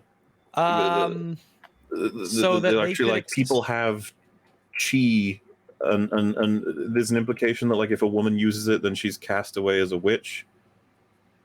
It's but all very like everyone's fully aware of it and they recognize it, but you're not supposed to use it for evil. Yeah, because they almost it's like a really shitty vision of the Force at one point. They're like you're supposed to use it to help people, not to be evil. But no one has it except for like 3 people, but everyone's extremely aware of it. But the And the evil people who person have who it- has it's a witch. You can like use it to use cloth to attack people and stuff. It's so Just because weird. Jet Li has chi as well. Yeah, that's what I mean. That's like the main. It's telekinesis, but also like just some other random shit. I don't really know. Yeah. Jet don't Li think is they know like either. Cameron Mitchell in this movie. He does not give a fuck. It's was really actually funny. kind of funny to watch. Yeah, the movie is terrible, but it's great to laugh at.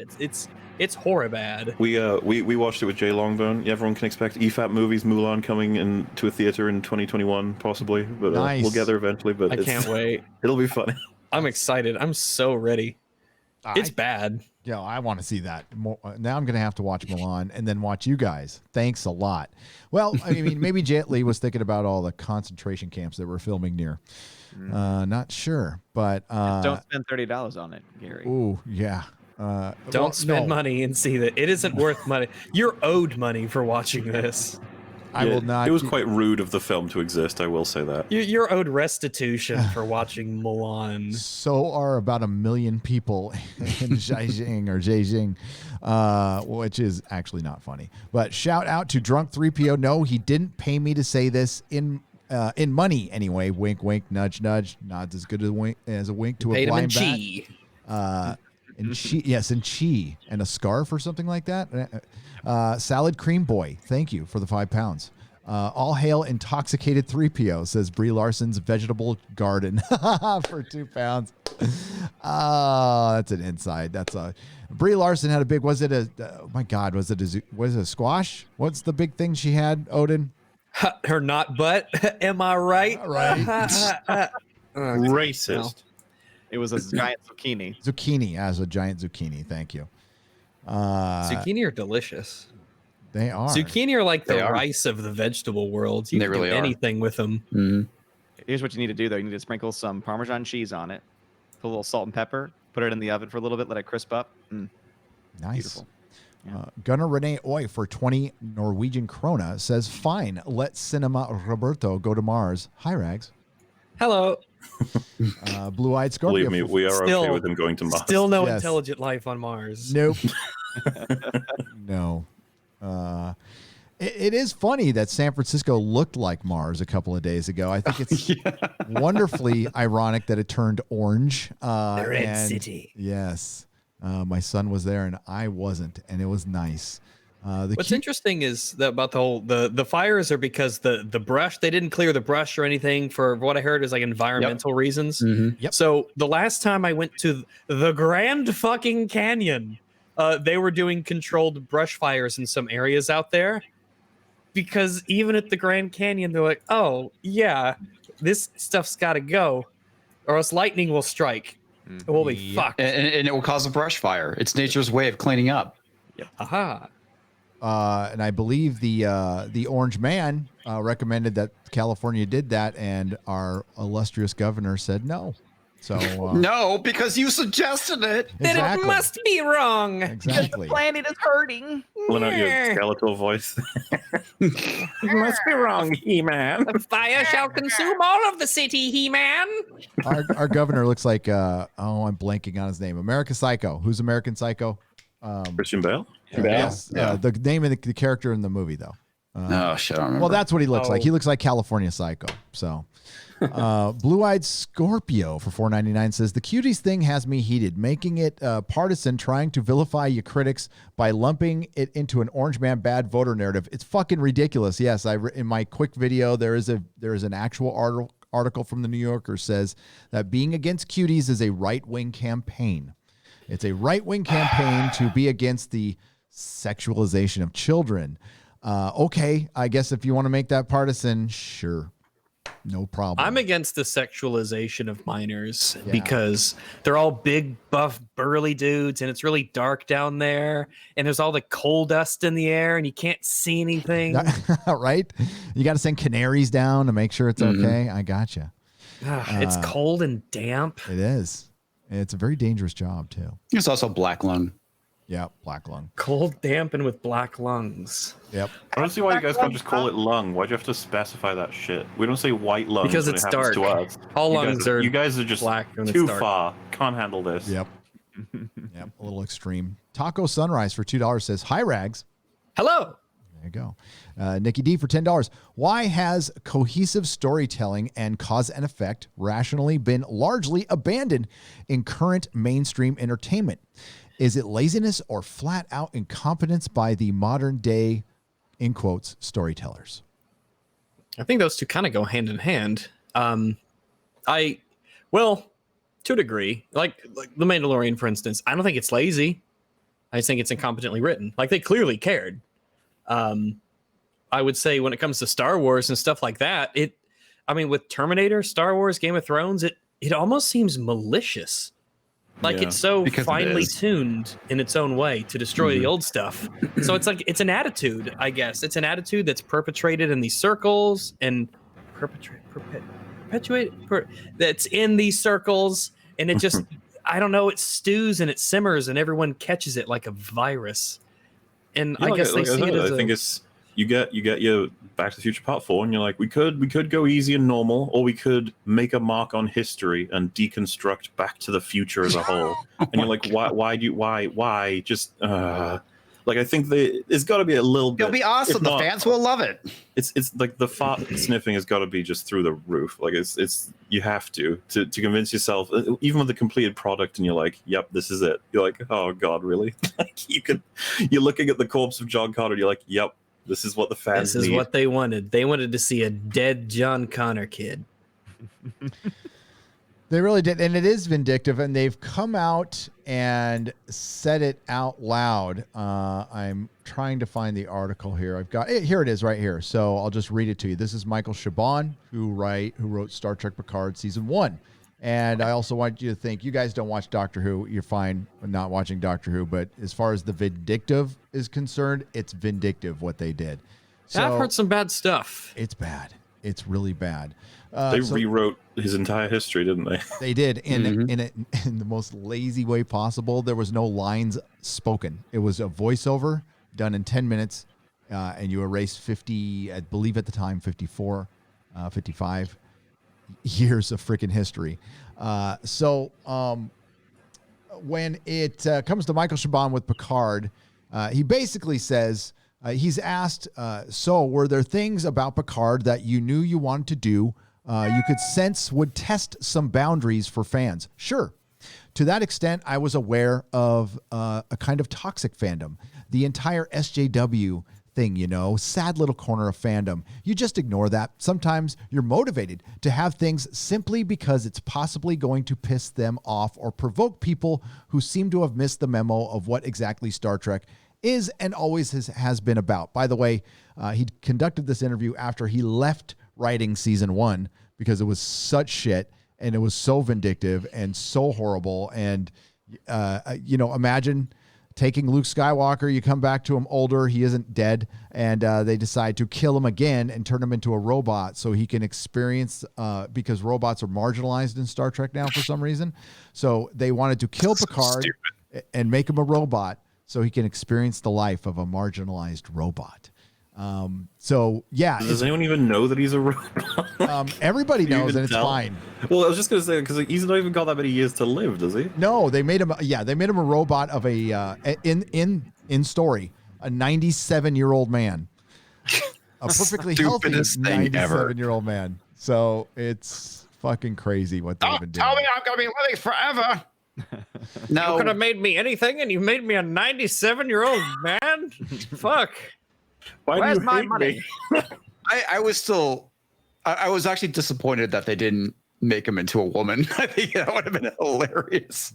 Why didn't you make me Ashley Tisdale? That's an Ashley Tisdale. Now that's a name I haven't heard in a long time. Miley Cyrus? What's Hillary Duff? Oh my god. Zac Efron? We're all in this together. Vanessa Hudgens? Corey Blue? Retro Blasting released an awful video about the Snyder Cut. Says that the cut is not a win for fans because Warner Brothers is trying to cash in on the coup. He said Zack Snyder wasn't robbed of his film, and Zack purposely tried to destroy DC characters. Says Mikey Gussler for $2. Retro Blasting is entitled to his opinion. It's fine. Yes, Warner Brothers was trying to cash in on the coup with the Snyder Cut. It was the stars aligning. Would they have made it without a lockdown of 6 months, Hollywood being locked down? I don't think so. I don't think so at all. If you remember, all these discussions happened in early February before everything got shut down. So that was when the discussions and this decision was effectively made. So it happened before that, but this is obviously. I'll give you that. I'll give you that. But they knew they were getting locked down in January. Like they knew. A lot of people knew things were locking down like a long time ago. I'm just putting it out there. Maybe they were talking about it, and maybe they were still going to do it, and maybe they just needed content for their streaming service. I think the stars aligned. However, it happened. It happened. You're getting it. So good. I'm happy for the Snyder Cut fans. But I think passive aggressive, Gary. No, honestly, I don't care. I just honestly, I kind of like it. I think I like seeing Zack Snyder get a win because I know he got fucked over by Warner Brothers. No matter what you feel about the films or not, he, with his daughter committing suicide, and then they decided to throw him under the bus. Yeah, fuck Warner Brothers. I hope he gets what he wants. So yeah. When all these lies coming about how him and Joss Whedon were best friends, and he laid out all his story for him, it's obviously a complete load of shit, and it never happened. So it was. They even had even people are coming out now. They had the actors lie about how that happened. And more people are coming out. Jason Momoa recently came out. Listen, I don't like the way Ray Fisher's doing shit. I've been very upfront with that. I think he's. I don't like the way he's going about it necessarily, but it's not just him. He has other people backing him. Jason Momoa, who has an Aquaman thing that he cares about, Aquaman 2. It's gonna be a big movie for him. He's also come out and said supporting what Ray Fisher's saying. So it's not just his voice alone anymore. No, I don't like what he's doing either. But Joss Whedon, who, MauLer, and I love Buffy. Rags, do you like Buffy? I have not seen Buffy, not seen though Buffy. I will. I will though. Force him to watch it eventually. Yeah, MauLer's got me scheduled. I'm more than happy to separate art from artist. I do have an eternal appreciation for some of the best work of TV I've ever seen from him.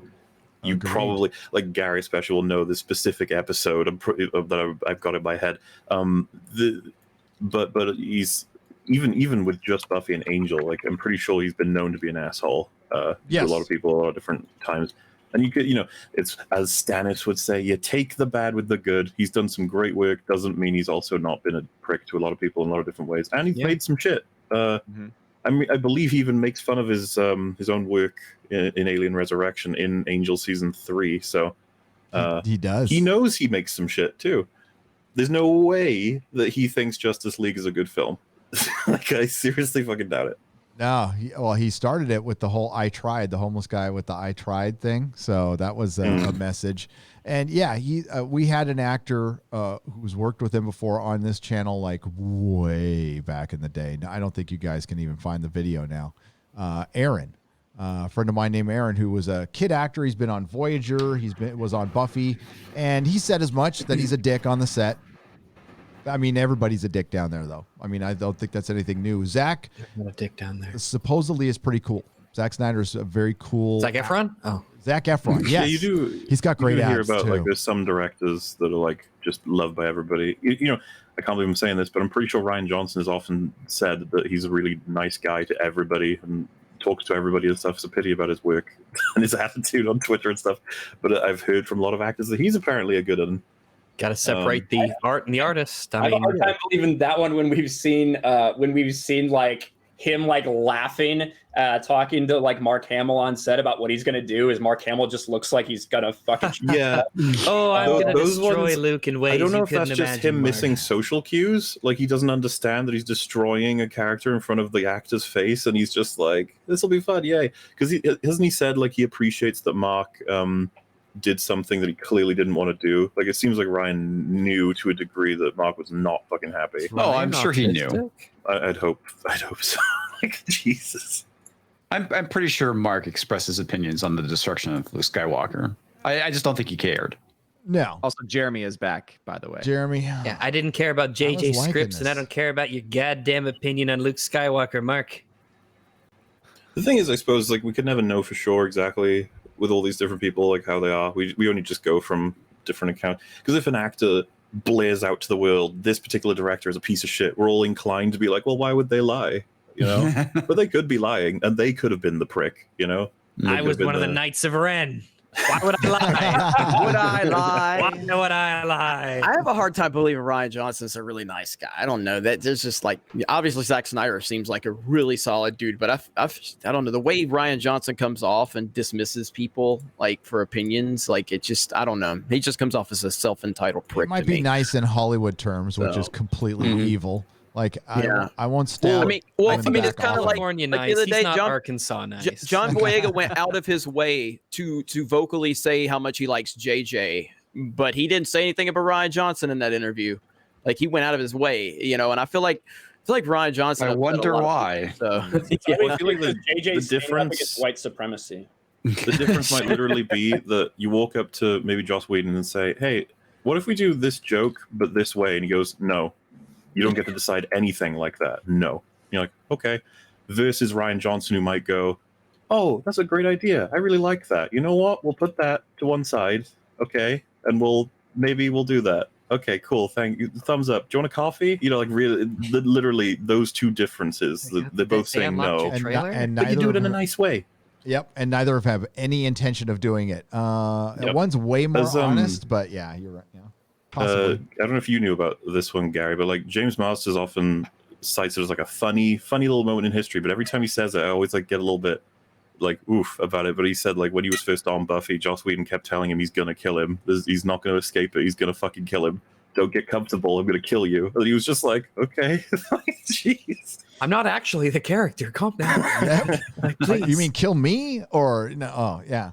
Anyways, but Good yeah, luck, your nobody was trailer. getting rid of Spike. The minute his peroxided head hit the screen, and all the girls, and yeah, Dude, all the boys too. And the boys It's too. like, what a fucking legend. Yep. And Spike is a legend. It's a fucking great show. It's a great show by a complete wacko. But as far somebody said like Warner Brothers or AT&T are trying to capitalize off the Snyder Cut, try to make money. Like, okay, yeah, that's Yes. what businesses Yes. are supposed to do. Yes. Like, I don't see why that's a problem. Like, They just wanna obtain It's like these people currency. don't understand how the fucking industry works. Yeah.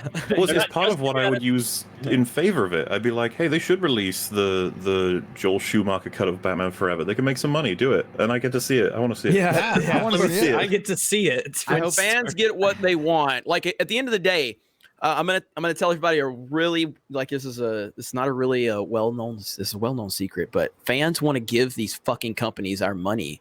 Right. We just want good product in return. It's always So when there's an opportunity to give fans, whether it's you're never gonna please 100% of people, okay? But it's clear that the Snyder Cut people is a pretty significant fan base, and they have made their voices heard. So if you can make that group of fans happy, then do it. That's where you're wrong, Jeremy. You see, the issue is companies are entitled to your money. That's and if you don't give it to them, you're an istophobe. That is such a bad sign. You're That just is a bad nitpicking. thing. You're nitpicking. And it's a precedent you don't want to set, making fans happy. You're going down. You're going to slippery slope right there. Yep. Fucking bullshit. I feel like that's a weird one, to try and bring down. It's like it's pretty cool that it happened. Yeah. But the idea that you can find a profit motive behind it doesn't make it any less cool. It's like, yeah, I don't see why they would make any decision at all that didn't. Like, can you imagine Warner Brothers being like, "Let's do this. It'll cost us money and earn us nothing. Let's do it." Yeah. Like, why would they do that? Because we're a charity, right? All of a sudden. Darth Bredicus for $5 says the chronic exotic masculinity, toxic neurotic. Feel free to use that if you want. Sure, I'll take it. I'm going to trademark it. You know what? I'm going to profit off it, Darth Bredicus. I'm going to make a T-shirt. How dare you indulge in capitalism? I know. Cultural Casino for $10. Here's $10 to totally bash my friend Drunk 3PO as often as possible.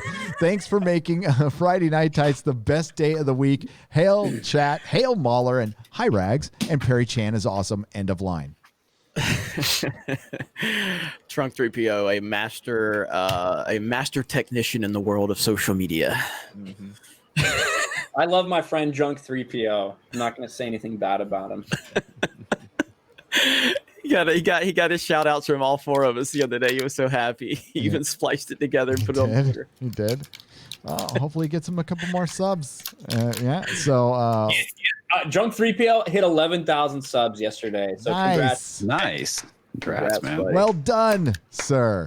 Dark 3PO. Sporking News Podcast for $5 and my boy Scott. So if MauLer and Rags are here, I can come back 12 hours and you will still be on your first topic. Awesome. Still be bitching about Star Wars. Yep. Maybe till tomorrow. Maybe till next year. I can get a MauLer VM message. Can I get a MauLer voicemail message for my phone? You should charge for that. Oh my God, Cameo, right? There should be a MauLer cameo. Yeah. I think so. Yeah, I mean, if they put it in fucking like a message and then I read it out, I guess they get it. It just depends on delivery, I suppose. Yeah, I'll have to talk with my agent, see if I'm free. Mm-hmm. Yeah, right.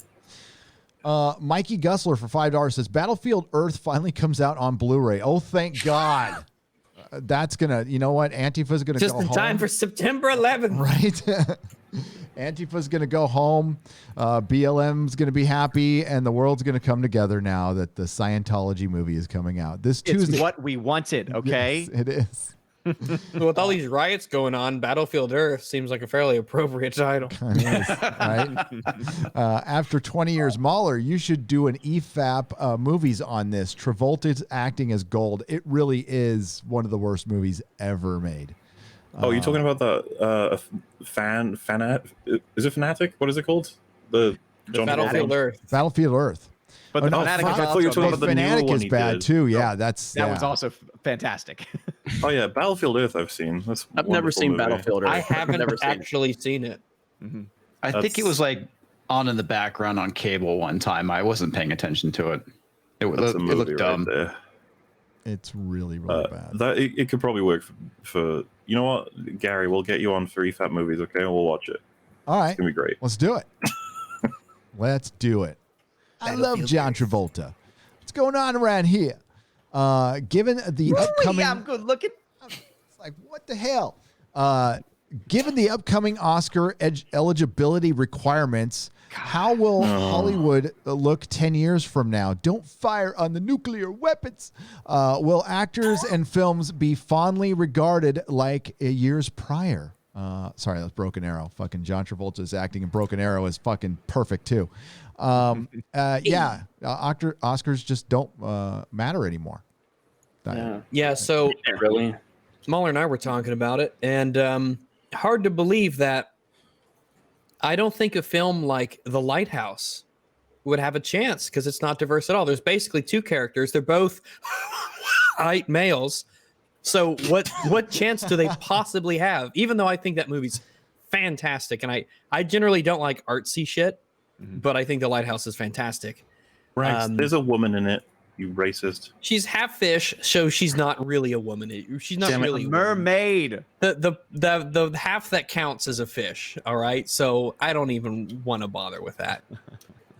Let me ask this. So, Dunkirk was nominated for Best Picture. So, does that mean Dunkirk wouldn't be eligible? That would be correct, sir. Yeah. Fuck, that is so stupid. So, if it's a history, if it's based on a period in history, then too bad. Yeah, 1917 would not be eligible as well. I hope somebody goes back retroactively and tells us which movies would not fit this new criteria, just to see how many great movies would never have existed. I think somebody did. Hang on. I think somebody did. What about like all minority? Like, what about like an all Asian movie, like Parasite? Would that be eligible? Yes, yes, it would. Okay. So you're telling me that no black kids found a golden ticket, huh? All right. It means Spike Lee actually has a chance of winning an Oscar now. Yeah, it's basically as long as it's basically if it doesn't have based if it has a lot of white people, it's ineligible. Is essentially what it comes down to. Yep. I mean, in fairness, white people are annoying. We've seen enough of them. Look at this cast. We're all white men. Oh my God, what they said is true. We are don't have evil. I'm a black guy for sure, 100%. And you're an Asian lady. Yeah, I'm an Asian lady. My name is Lee. What if everybody in the movies identified as black people? Yeah, who are the Oscars Rachel to deny them Dolezal. their identity? Yeah. We haven't You can't- quite gotten to transracialism, but hey, it's coming. No, they're working on it for sure. Yeah. Oh my gosh. I will be the greatest a Kimiko could possibly ever be. Unbelievable. Unbelievable. I mean, it's just like they literally, like, you would think that was a meme, that the Yeah, it's a bit of a requirements that they joke. released, it literally, if you didn't know it was really like, that's a great meme.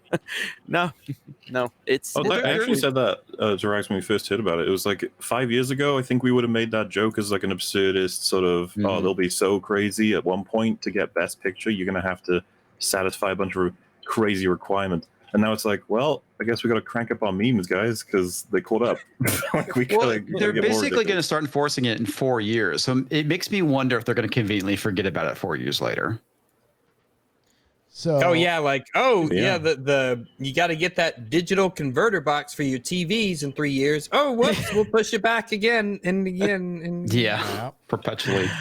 There's just a few films here. Okay, Citizen Kane, obviously. Of course. Mr. Smith Goes to Washington. Sidney Lumet's 12 Angry Men. Many war movies, including Oliver, Laurence Olivier's Henry V, Stanley Kramer's The. I thought you were going to Kane say Mutiny. war movies like Oliver and Company. And I'm like, oh Like my Oliver, God. like Oliver. Totally Kane- missed the subtext on that one. Yeah, you Oh, did. wow. Oh. The Kane Mutiny, Steven Spielberg's Saving Private Ryan, Terrence Mm-hmm. Malick's The Thin Red Line, Christopher Nolan's Dunkirk, and last year's 1917. Also, Taxi Driver, Dead Poets Society, There Will Be Blood, Master and Commander, The Far Side of the World, and much more. I'm guessing probably Star Wars. Naturally. Yeah, I mean, what a great. I mean, I hated the Oscars enough already. It's just like, thanks. At least Lulu could still win. The list is Jewish considered an ethnic minority or anything? That'd be Possibly. Oh, the Jews are super protected. You know, white thing. So I don't know. Can we? So could Tales from the Hood win? Probably. Could Pootie Tang win? Can the Captain Marvel porn parody win? Slapped in Marvel. Probably. What is it even called? Shout out to Lethal Lightning. Shout out to our boy Lethal Lightning from the Geeks and Gamers team for interviewing what Mackenzie is that or Kinsey Taylor? He interviewed Axel Braun, who is the director of the Captain Marvel and all of the porn parodies. And he also got Kenzie Taylor, a much better Captain Marvel, on the show. Absolutely. For a stream. And he's got more people coming. No pun intended. He's got more people coming on his channel soon. Shout out to our boy. Yeah.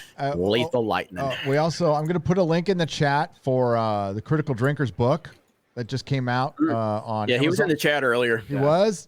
Hey, what's up, Drinker? And it is, I got to make sure like my personal information doesn't get thrown up there if I share this. Because I'm always really good at that. I think it's okay, so I'm going to share this from the Nathan Drakes. All right. You know, we love the Get your Drinker. papers ready for writing down his social security number. Now the question. You don't want my credit, right? Like, so are the Toy Story movies not diverse enough now for the Oscar? No, of course not. Oh wait. So yeah, how do they do that by voice actor race or by race of characters that they're playing? I know that's going to be interesting. Well, remember now they have to be the same. True, they do have to be the same now. It's true, What about yeah. alien characters? What do we do with them? They obviously are people of color. Therefore, Dude. it only follows. That could be the way you get around it. Is if all the movies and animated stuff is all just animals with no race at all. No, they're all Romulans with hats. Yeah. They're not humans. No. That's the thing, though. You can't. It is acceptable to have black voice actors doing non-black voices. That is allowed.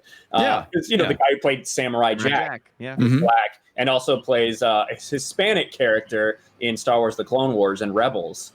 I forget his name, but he said that. Don't come at me asking about stuff like that. James Earl Jones did the voice of Darth Vader. Now, I didn't mean to, dox the drinker or anything. So I'll just say the Critical Drinker, something to die for. This is how it ends. No more running. No second chances. Time has run out for Ryan Drake. Most of his friends are dead or disappeared. Corrupt CIA director Marcus Kane is poised to ascend to the highest levels of power, and the shadowy group known as the Circle is causing chaos across the globe. Get it? November 19th, 2020. And again, it is written by The Critical Drinker, this really drunk guy who we like a lot. So buy it. I'm going to pre-order that shit. Awesome. Thanks, guys. Thanks for letting me do that. And eventually, Drinker's awesome. His Tenet review is pretty spot on. I mean, it's like the best and the worst of Christopher Nolan. I mean, it's essentially what it is. That movie is the things that make him such a fascinating director and the things that frustrate you sometimes. And yeah, I thought so. If anybody wants a really good take on Tenet, I think his take is pretty spot on. It is. It is. Okay. Also, Odin, you were supposed to pick a channel today. Did you pick a channel? Do you remember? 7. There you go. That'll work. Give me a HGTV. Take your time. It's okay. Just let me know when you're ready. He's too busy praying. It's fine. Oh, Jeremy. Yes. It's almost time. Are we? Jesus, can you make the hair on the bottom of my head go to the top of my head, please? or my ass, whatever way. It's fine, please. I get so cold in the winter. Oh, okay. But while you're doing that, we'll answer a question here. Brie Larson's period gives us a phallic unicorn for 99 cents. Thank you very much. Brie Larson's period. What a sentence. What a sentence. Yes. Brie Larson's period gives us a phallic unicorn. Yes. Welcome. Hooray. Hail, all right then. Hail chat, hail Friday Night Tights crew, hail EFAP crew. Enjoy some of my 650-pound tax rebate, and much love to all of you from West Yorkshire, England, and also, hi, Rags. Oh, hi. And it's Matt Whitaker for 20 pounds. What'd you get a tax rebate? Are you guys getting a tax rebate over there in the UK? I don't know. Possibly. Yeah. I don't get any of that shit. I live in California. I got to pay for something. I got to pay for this state to burn. I pay for the wildfire cleanup. Yeah, right. The one they should have had before the wildfires, maybe. They have to pick up all the ash. Yeah. Matt Guy for two pounds says, finally got round 2 of The Prisoner, only on episode 6. Awesome. Yeah, it's a great show. It's a great show. Yeah, very good show. Red Monarch, thank you for the super sticker for 99 cents. Pop Culture Avenger for $20. Hail Gary and fellow chatters. I just want to say, let's not ever forget the victims, the first responders and their families from 9/11. Also, R.I.P. Diana Rigg, a truly classy and beautiful lady. Yes, the Queen of Thorns. Yeah, I was sad to see that on Twitter. It was your tweet. I hadn't hit it otherwise. She quite possibly was the best choice for the Queen of Thorns ever. It's pretty cool we got to see her play the character at least. And they didn't actually destroy her, in fairness. So that's something.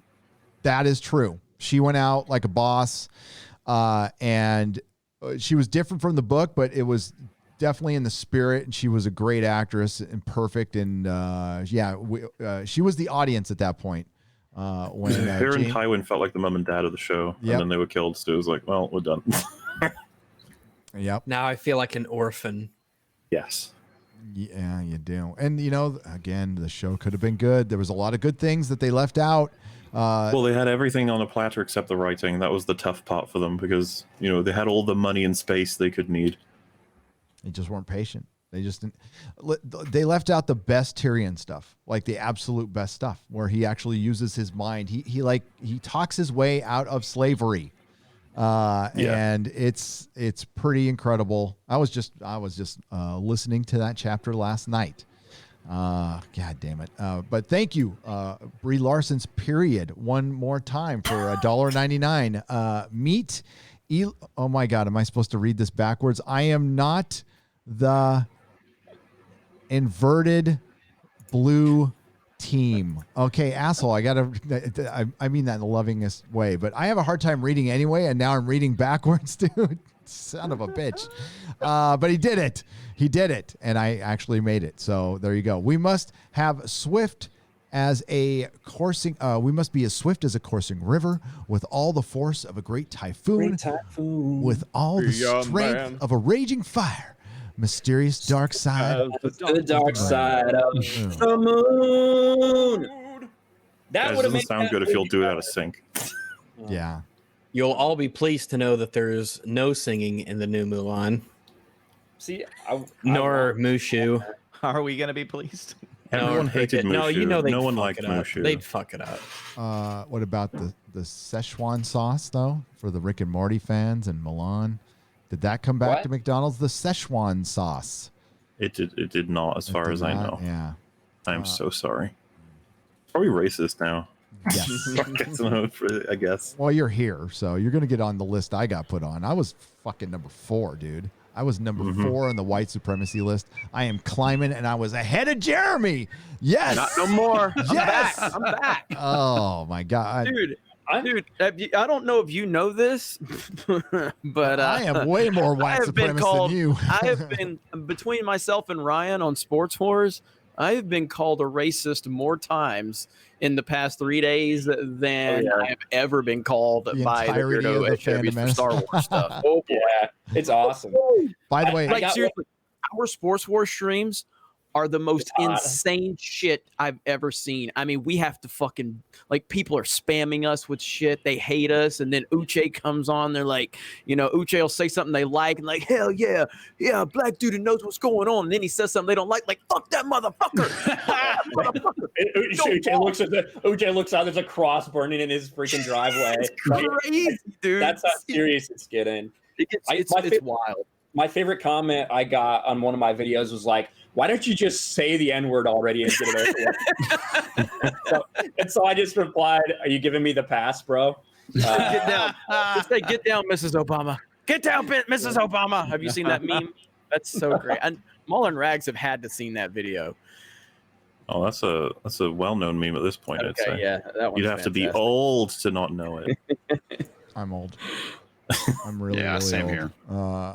Thank you, Miranda Sinistra, which I love that name, for $20. And Puebla RL for $1.99.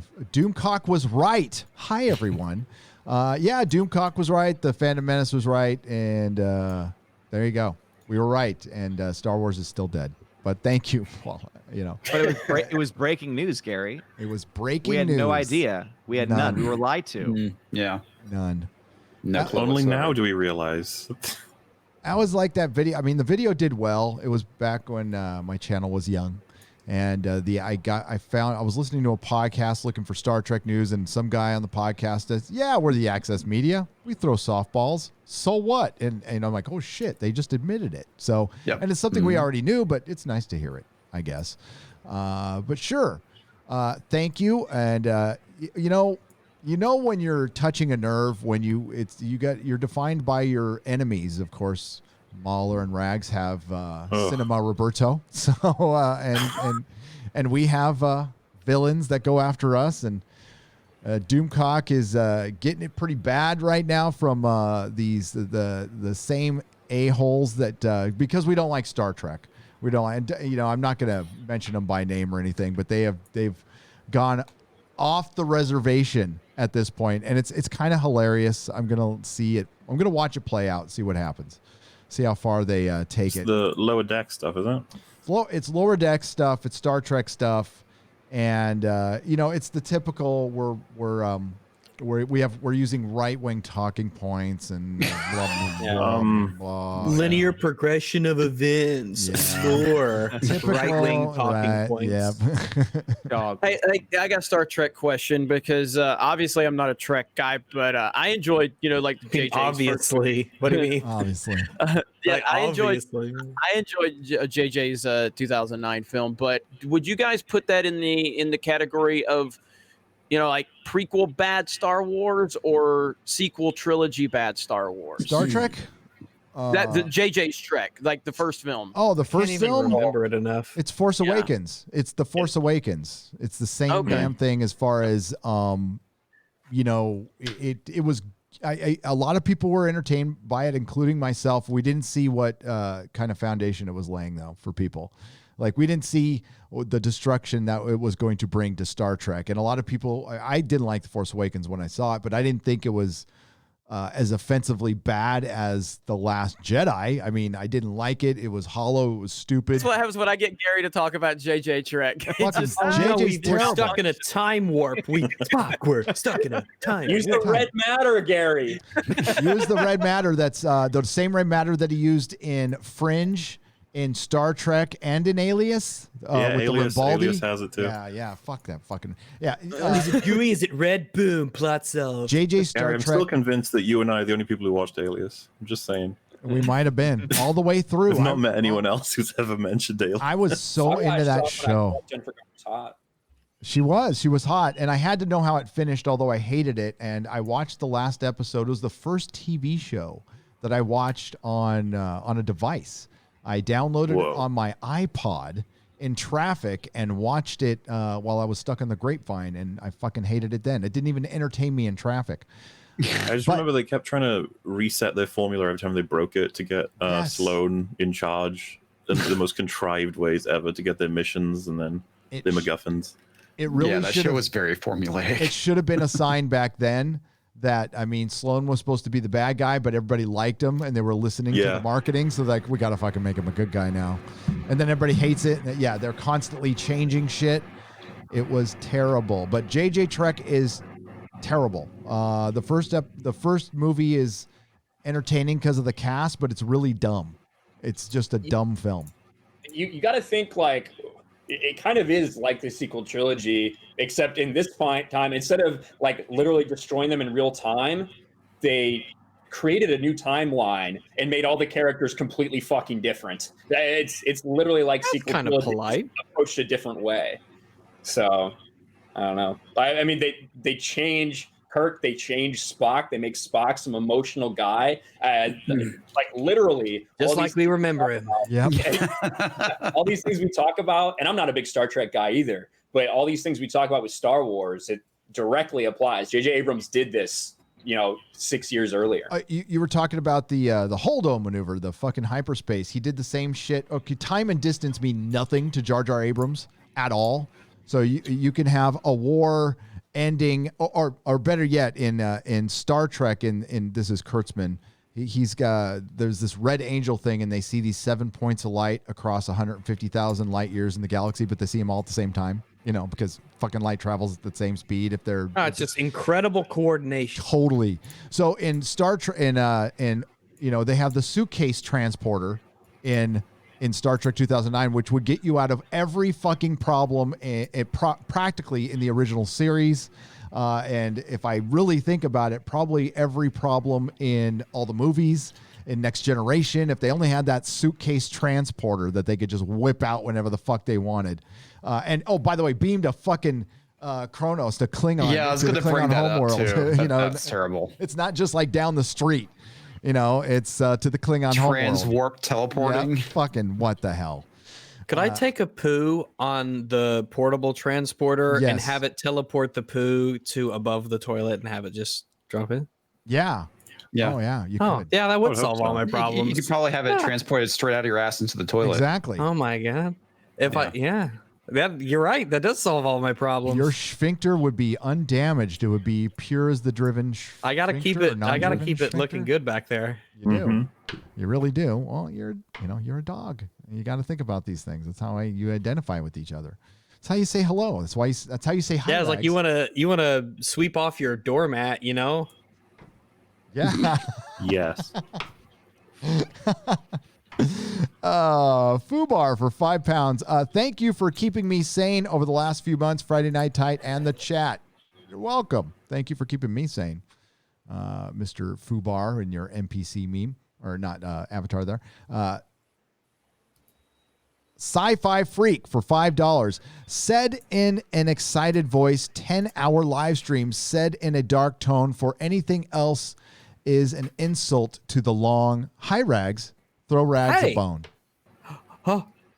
There you What? go. The gods of the long do appreciate 10-hour streams, but they understand some aren't able to pull that off. Here and Some there. are weak. Okay. Yep. Yes. Very weak. Alex McCarthy for $2. Shout out to my bro drunk 3PO. Battle him 63 for $5. So if I'm late, but Gary hasn't shown up yet, am I early? Cancel Netflix. The answer is maybe. The answer is maybe. What is maybe? Captain Spire for $5. There's Rags who owned a comic shop, MauLer. We love you so much. Hey, there, RK, What? I am totally confused by this. So I'm going to read it exactly how it's written. You guys can see it right here. There's Rags who owned a comic shop, MauLer. We love you so much. Hey there, RK, you long man. Odin, watch your language. Jeremy, God bless, sir. Hi, Gary. Oh, he's just mixing it all up. I get what you're doing, Captain Spire. Yeah, because I specifically remember never owning a comic shop. And I feel like that would be something that I would have some memory of. Maybe. I just assumed he was referring to my penis when he called me a long man, but maybe not. Maybe not. Maybe he was. Sure, are you sure it's not an alt-right dog whistle about the whole comic shop, Rags? Oh, he owns a comic shop, like all the Nazis. Exactly. First the Audubon, now this. Yeah. Right. As foretold by the spiders, is that how it goes? And apparently, Captain Spire is intimately familiar with the length of Ryan's penis. So there you go. Huron the Steadfast for 5 Canadian pesos. Shout out to Drunk 3PO.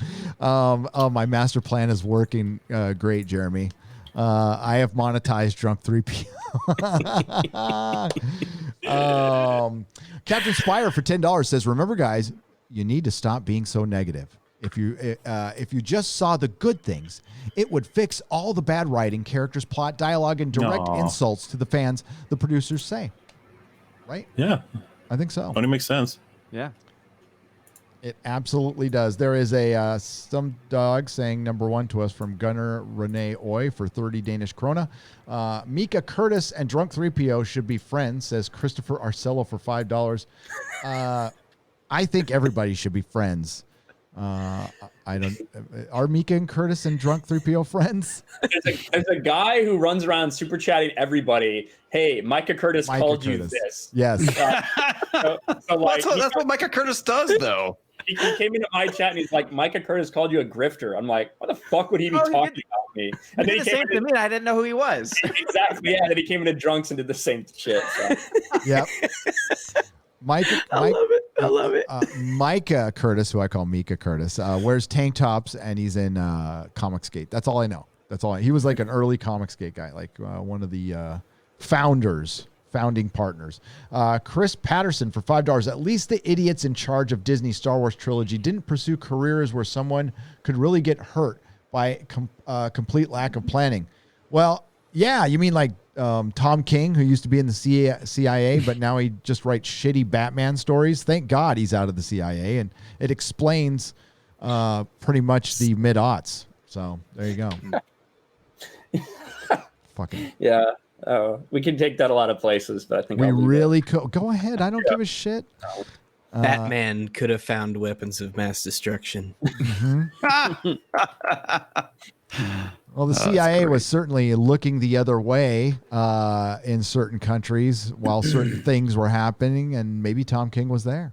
Captain Spire for $10. This group is freaking amazing. If we had Spock, we'd be one heck of an away team. Can you imagine the Star Trek episode where you guys beam down to a planet? I'd watch it and subscribe to it. Why, thank you. We were in a Star Trek episode. That'd be pretty awesome. That would be great. I just don't want to wear a red shirt. And that'll be good. Yeah. That's why I don't wear anything. That is one way to stay safe. Stargate 404 for $2 says, I just finished EFAP 100 today. Friday Night Tights 24th crossover. There you go. We're putting together a cinematic universe. We are. Name's still in development. It is. And then in a few films, we're all going to replace ourselves. We're going to gender swap and race swap everyone except Jeremy's going to be gay. So, we're going to call it the Friday Night FAP cinematic universe. Yes. I mean, to be fair, you and I have already created an internet son, so we did. We did. Yeah. It was That was an alt-right dog whistle. You guys just It was a magical ride in a pull cart in New York, and out comes Ryan.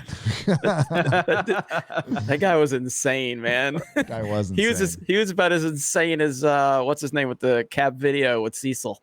Oh yes, Rashid. Rashid was his name. Yep. I am the cab driver. I am Rashid. Oh, and now it's empty. Rashid doesn't have a job, and neither does the guy pulling that cart. He probably left. Billy Bongo for $2.99 Australian. Much love to you all. Much love to you, Billy. Back at you. David Kenny for $2. Hi, Rags. Hey. There you go. Crazy Cat Guy gives some ice cream for $1.49. Brown Gaijin says, I loved Odin in Congo. Best scene ever. There you go. He was good in Congo. He was good. Yeah. Oh. Thanks to Perry Chan, my agent. Perry Chan is your agent. You know, I have cordially invited Perry Chan onto the show, and he will be on when he is ready. When he is ready. Awesome. Yes, that will eventually happen. Odin, have you thought of a channel yet that you want to? Yeah, I have. I have one. Do I just post the link in the private chat for you? Tell us a little bit about it, and we'll put the link in the private chat too, so I can put it up, or you can. So I can put it up on the screen. Yeah. So there you go. So I posted it for you. So anyway, so this is her name is Greta Zenner, and that is the name of her channel. She is a young actress who's basically trying to make it in the industry, but she's not your typical like full of yourself personality type. She is someone that she actually is a member of SAG. She has been in some smaller productions, and she also loves movies, and like it's kind of been the driving force for her entire life, where she's done a lot of theater and also has been trying to get working in movies too. And so she has dedicated her channel to talking specifically about movie history. And so she breaks down different eras of movie history. She talks about some of her favorite movies in general.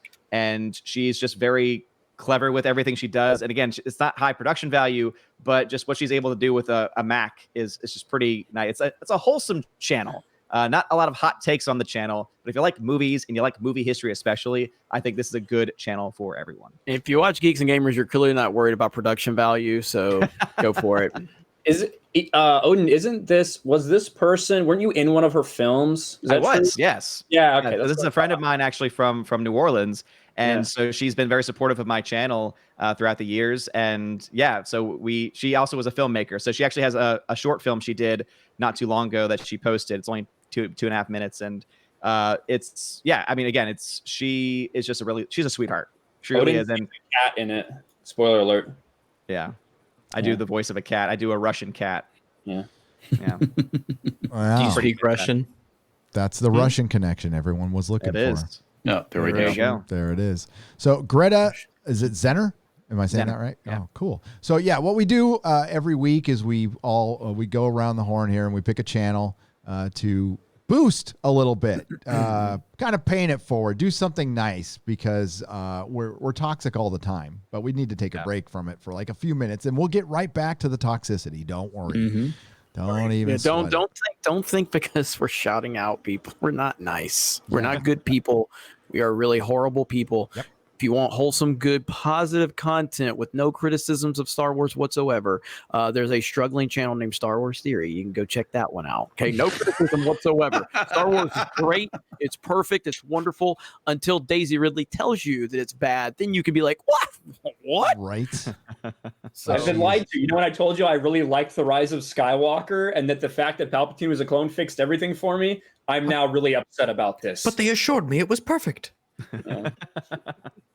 You know, someone going from something Daisy Ridley said to say why they hated a thing sounds like a nitpick.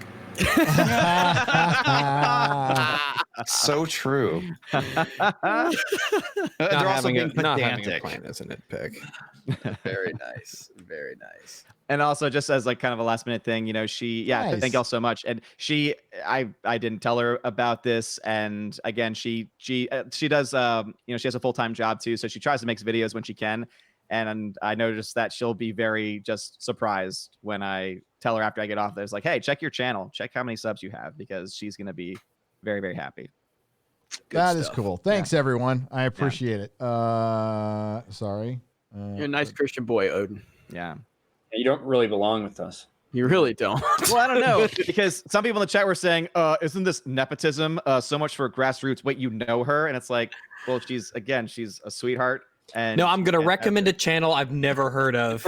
Brilliant. I mean, brilliant. Yeah. Yeah, like if it was only PewDiePie that way, man, because it might have alt-right Yahtzee content on it. if it were only people you knew in real life in some way, shape, or form forever, it might be a worry. But there's nothing wrong with throwing a few in there every once in a while, especially if this stuff is good. Yeah. Odin's like, one next week is it's actually my mother's YouTube channel. Mom, she's making cooking videos on Cooking the videos.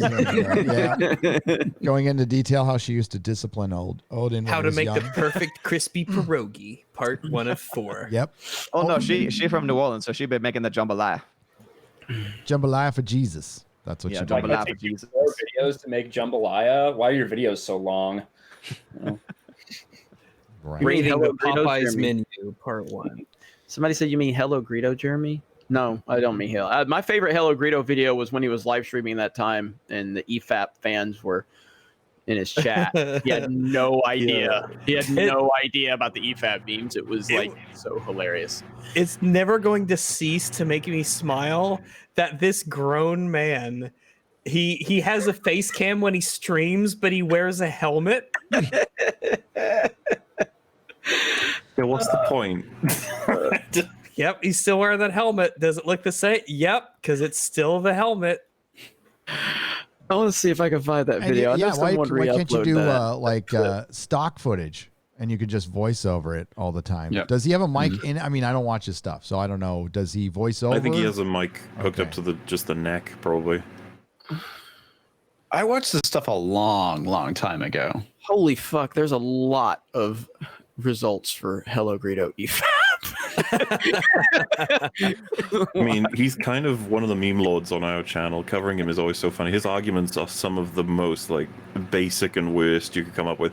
Like if someone just says like, "Don't run into the middle of the road, you could get hurt," he would be like, "Yeah, but the breeze feels nice." Have you considered the middle of the road is where the double yellow lines are? Therefore, cars are not likely to be on this spot. Have you considered that the holdo maneuver is a nitpick? Have you considered that the holdo doesn't matter? Yeah, you know, I like Obi-Wan Kenobi's beard changing in the prequels from fake to real. That's a nitpick. That's a nitpick. And it does bother the hell out of me in those. Did you guys notice that, right? Like when his beard gets much shorter. I can't remember. I think it was Attack of the Clones. I don't think it was the Phantom Menace. But I must have remember, missed that. God, I just You didn't have one in that.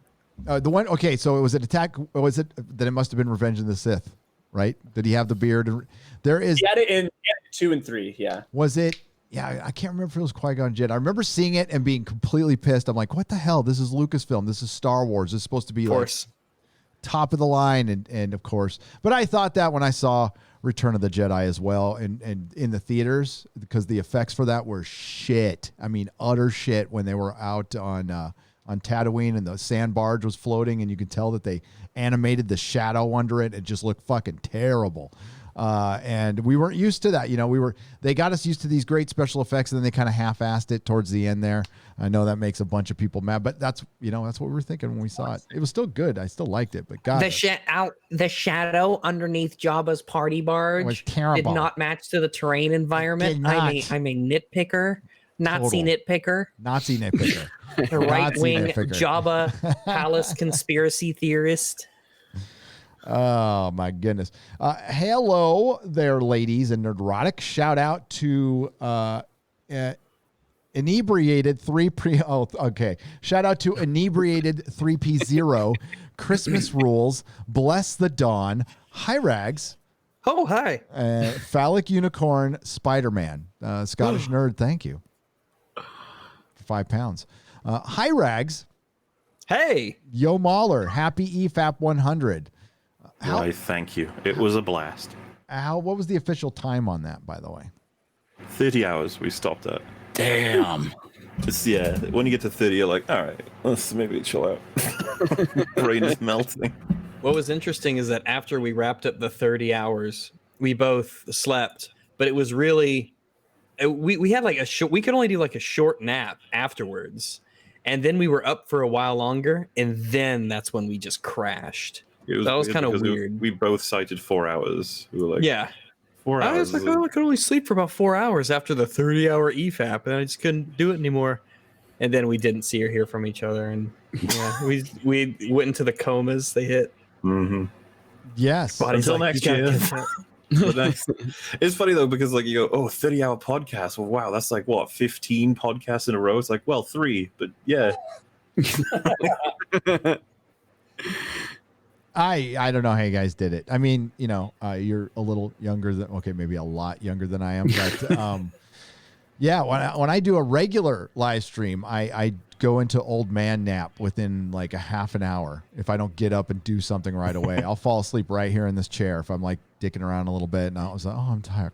I can, You don't say, Gary. Yes. You don't say. Yes. Listen, when you get this old, you find places to sleep anywhere, or you have no choice, actually. What is this? Wait, let me just wait. Or you sleep on your keyboard and it's been like hitting the explanation or number 1 like over and over again like a billion times when you wake up, and you're like, oh shit. You gotta get some drool out of your beard and everything. Yeah. If you sit on your keyboard and only manage to hit 1, Yeah. you have a very pointy bottom. I do. That was my face. It's a pointy nose, maybe. John Wayne drinks SJW Tears for $5. Hail Friday Night Tights. I anticipate Friday Night Tights all week long.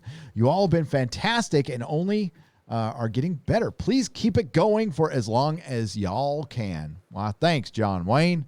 We will. We appreciate it. And yeah, I'm going to keep it going. Howdy, Pilgrim. Stargate Fuck 4. it, I don't know. Yeah, I don't either. When you think Frank Marshall, by the way, is here. I don't know if you saw that. What was that? Here for my Congo money. Yes. Frank Marshall. The great husband, Mrs. or Mr. Kennedy. I'm sorry. Mr. That's Kennedy. right. That's correct. I'm here for my Congo money. I did the 2U claim. You used one of my clips from my movies. Yeah, I'm probably getting Everybody here knows I made Congo. Yes, you did. Yes, you did. And we're damn proud of you. I've never seen it though. Has You anybody made seen Amy Congo? sad. You used my clip without paying me. Where's my Congo money? Hookers and coke are not cheap. They aren't cheap. Oh, fuck. I Damn know. right. You see my wife? You know what I'm talking about. Yeah. I remember. I'm checking to see if I did get clipped on that. That'd be funny. No, but we're demonetized for.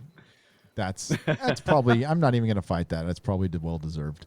So And with yeah, Tom coming in. Sorry about that. I could imagine tag going on a date with Kathleen Kennedy, going to see Saturday Night Live, and the first thing she says is, "Look at how many men are cameramen here." That's a problem. That's problematic. I mean, And I'm just Look at sitting how there many men thinking, are honey, garbage Chevy men." Chase is right there, and you're worried about women behind the camera. Didn't she? That's Chevy Chase. Didn't she say that though? Wasn't that quote when Saturday Night Live didn't even exist yet? The year that she quoted that as. That's a good question. that is a very Not good sure. question. I think I heard that going around. Who knows if it's She true. or did not, say but- she was like she said she was like an all-pro high school quarterback that was the #1 recruit, and nobody could prove that. So, In a recent I Daisy look- Ridley interview, we've discovered that Kathleen Kennedy is a lying whore. Yes. What else does Daisy Ridley know? Tell us, see, Daisy. That's a good skit right there. Surrender your secrets. Have Daisy just telling the secrets of the world to Josh Gad, following. I love the idea that she spills them all out while Ryan and JJ are sweating. Like, stop. Yep. Stop. Shut up. She probably did get a phone call. She didn't. What if Kathleen Kennedy was watching that Daisy Ridley interview and she was like, "Wait, we didn't have a plan." Like she had no idea. She had no clue. He's like, "Oh shit!" I thought the plan was make Star Wars pull in money. Oh, you just Like, slapped I gotta Star Wars correct on everybody. something. Everybody keeps saying there wasn't a plan. There was at least an outline, but Simon Pegg and Daisy Ridley both said they threw that out because Ryan Johnson didn't want it. Well, it was written on a napkin after all. Exactly. Like, well, at least they knew who her parents were anyway. It was after, Like after he Simon blew his Pegg said nose that on in it. 2018. Yeah. So like regardless, it's just the point is like, yeah, they didn't even basically follow the shitty plan they did have anyway. No, you know, Probably. Ryan Johnson wanted to subvert expectations. But I don't even think there was an effort to follow that plan. As a leader, as Kathleen Kennedy, as oversees the project, she's supposed to sit down with all the directors that are going to be involved and make sure that there is continuity with these people. Like, hey, okay, JJ's going to do the Exactly. first, second, Trevorrow's going to do the third, and that's none of that happened. That's how you end up in this shitstorm that you have, and including firing Trevorrow, because you finally, when it's time for him to make his fucking movie, you're like, okay, so Colin, let's talk about your pitch. It's like, no, bitch, you're supposed to do this when you hired him. Well, I think what happened is that Ryan Johnson rolled on in and said, you know what? I want to subvert everyone's expectations by ruining Star Wars and making Luke a complete asshole. And Kathleen Kennedy was like, green light. What? Yep. Who's Luke Skywalker? Oh, yeah. Who's this Luke Skywalker character you're talking about? Sounds like an asshole. There's no history around this character. There's no canon that existed before Disney. We don't Star have Wars. 500-page novels or comic books to go off of. Yeah, that's it. What kind of a name is Luke? Well, and at least Trevorrow, because we saw his script, he was going to go the same way that at least the one before him went, with a nobody, right? He wasn't going to again retcon it because their name was going to be Rey Solana or whatever the fuck in the Duel of Fate script that we got. So at least he was going to continue what Ryan Johnson did. As shitty as a lot of us felt, that would at least make for a more cohesive end to a trilogy, as opposed to then deciding, nah, let's change it up again. Which is what we got with JJ. I think it's ultimately perfect that it ended the way it did. I mean, it was a complete dumpster fire, and it ended as a dumpster fire. It's the world's most expensive Twitter fight. What the fuck are you talking about? It really is. It is. That's the thing that is so funny about It's it. Ryan Johnson saying, I can do it better than you, and then JJ saying, fuck you, you screwed up my story. Now I got to fix it, and then I'm going to say fuck you in the process. That's Well, what I think at Disney is probably like, JJ, you need to fix this. We fucked up. I just like the whole like, the corporate speak where they have to both be like, no, I loved it. I loved that they did that with my characters. Yep, I loved it. It was great. Oh, Really though? No, it's like it's practically opposite speak. Like, it was a beautiful film, well planned out, and that was a piece of shit. The guy didn't know what the fuck he was doing. You could almost see the subtitles right under it, you know. Yeah. Well, the most beautiful thing was when Boyega said in that interview, he's like, it wasn't JJ's job to come back and fix your shit. Mm-hmm. Which just right there says that they knew they had a problem. Oh my god. Wait, he said that? Yeah, it's in that interview. He says that. It's lay off my boy JJ. It wasn't his job to come back and fix your shit. I think is the exact quote. Damn. That's great. That's so awesome because it's so true. That is some It's fucking RNS. just mic drop right there. But Just like can we please now, though, after she comes out and says this, can we please now dispense with this? Oh my God, John Boyega, they didn't have a plan for his character because he was black. Bull fucking shit. They didn't have a plan for anybody. Like every single character was mishandled. That's There nothing was, to do with his race. John's sentiments are all like, you know, he shits on Finn's writing, which we're all like, yeah, true. And he's like, yeah, they gave all the good stuff to Rey and Kylo. We're like, wait, what? No, Kylo, the most inconsistent character throughout the entire trilogy. Yeah, they had him figured out. Hey, they I'd be put like- a lot of work into that inconsistency. what I John, they're think all he's shit. what I think he's referring to is I think there was originally in the first earlier drafts of Force Awakens, there was supposed to be some scene where Finn lets on that he is Force sensitive, and I also think they were setting it up that Finn and Rey were supposed to initially get together. I think was the plan, and I think that's what he's griping about is that they decided not to go through with that and basically sideline him or put him to the back of the bus, if you want to put it that way. Yeah, he had more screen time in The Last Jedi and The Rise of Skywalker than Kylo Ren did. Let's not forget they also made him a space janitor because of a Clerks reference. That's Pretty right. much. I didn't even.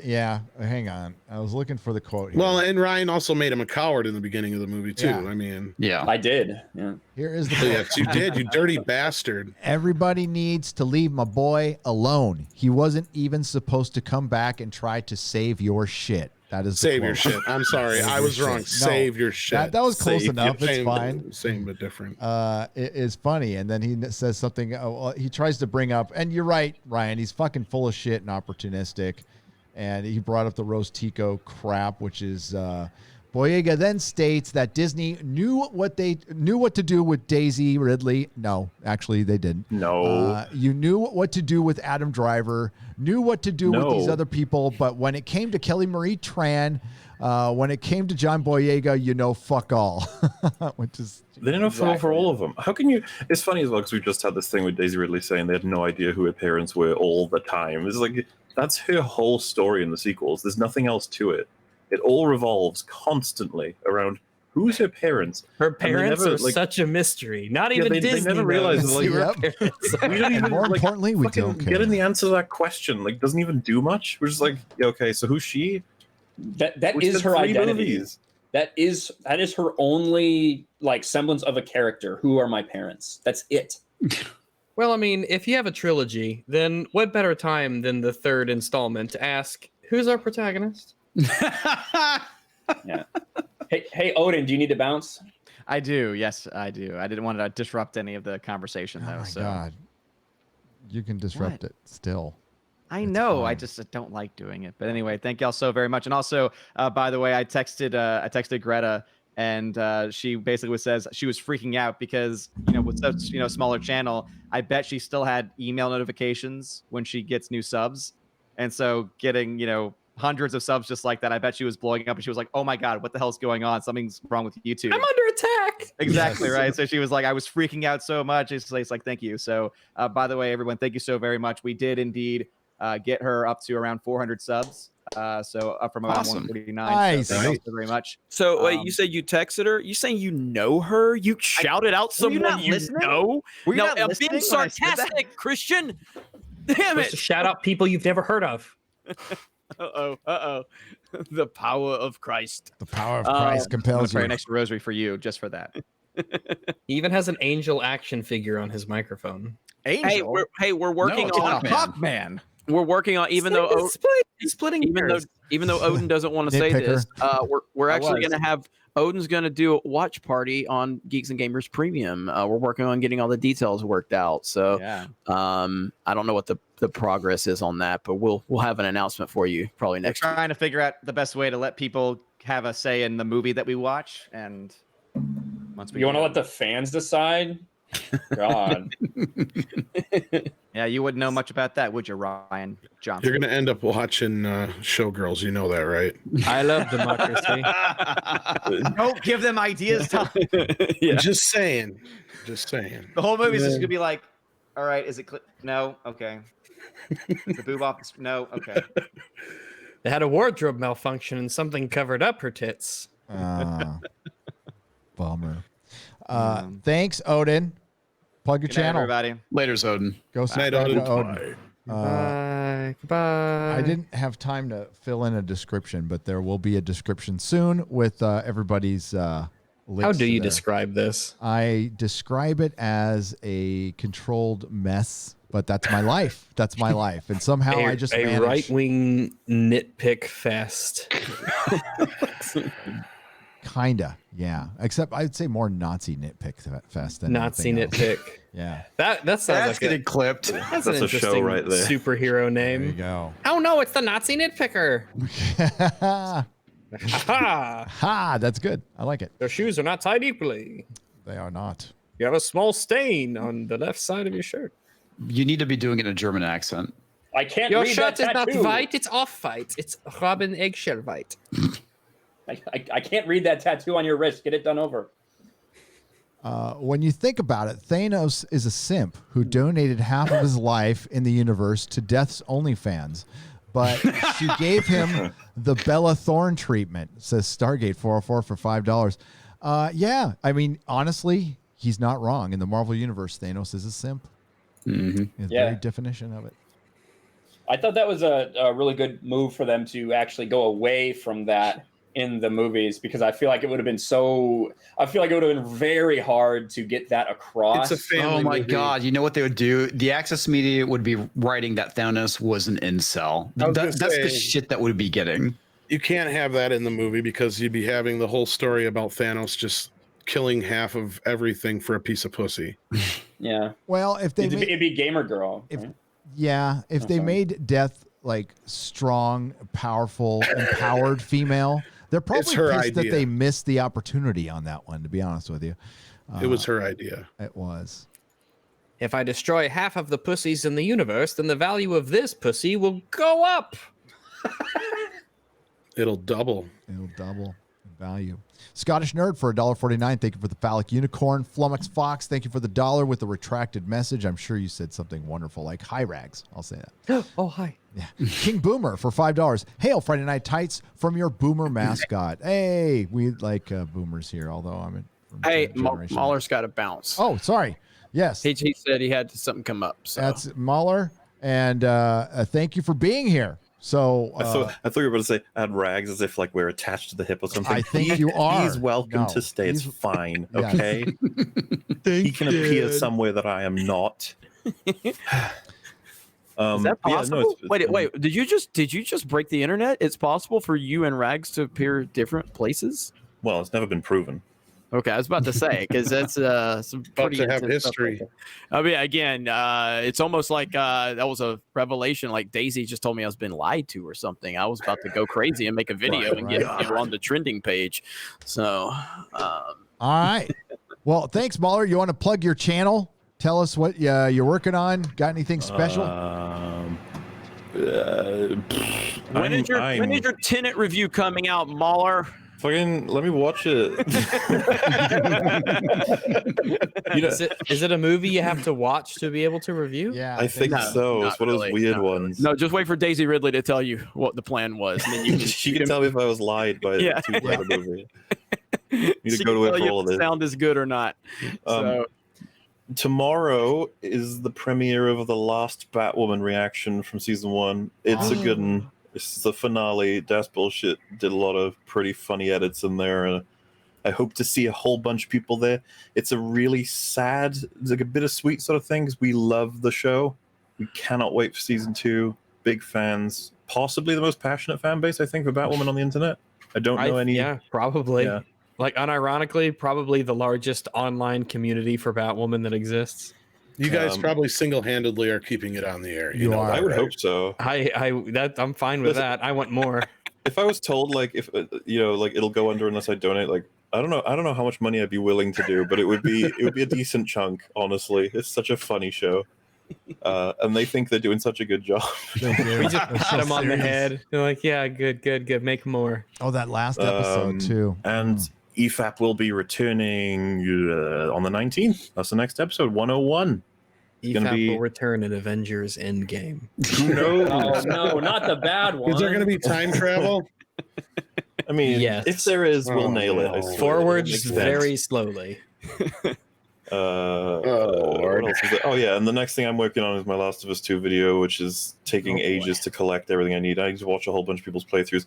I don't know if anyone's heard of it. It's not a very good game. It's not very good. we played that clip of you with the Yes. NPC That was funny. shooting the entire time. We That did. was, and your laugh was great. Man. You're like game of the generation. So good. That was fantastic. Oh, it was excellent times. But yeah, lots of fun stuff on the way. And thank you guys so much for keeping me company tonight, and Gary for having me on. You're all legends. Why is it whenever I come on, you always leave, MauLer? Hey, I always sit for a good like 20 Well, minutes. something came counts. up. Thanks for being here, MauLer. You know you're always welcome, and I can't wait to talk to you about Buffy. It'll happen one day. Yes, It'll happen. yes. So You gotta watch Angel 2. You're gonna upset lots of people if you don't. I will watch Angel 2. I will watch them in chronological order again. Screw it. Oh my god. I'll be ready. Yes. I'll watch it on my 480p DVDs. There you go. It shan't be long before you shall be e-fapping as well, Gary. It's gonna be good stuff. Yes. And who knows what else is to come. It's been good, and I'll catch you guys around. Ciao. See you, buddy. Later, smaller. Yep. Laters. God, can we talk shit about him now that he's gone? Yeah. A little He bit? doesn't shut the fuck up. I'm just pissed I missed the Skeletor off earlier. Yep. You bumbling boobs. Here's some money for my canceled Netflix subscription. Hail the Fandom Menace, except for Drunk 3PO. Keep up the good work. Also, hi, Rags. Hey. J Pat for 5 Canadian pesos. Yeah, I haven't checked that. The Netflix stock was pretty bad, but it was bouncing up a little bit. It won't bounced stand back today a little bit. It won't stay down forever. No, did anybody here actually watch the Cuties thing? Because somebody was telling me they actually blacked out scenes in the movie. Nope.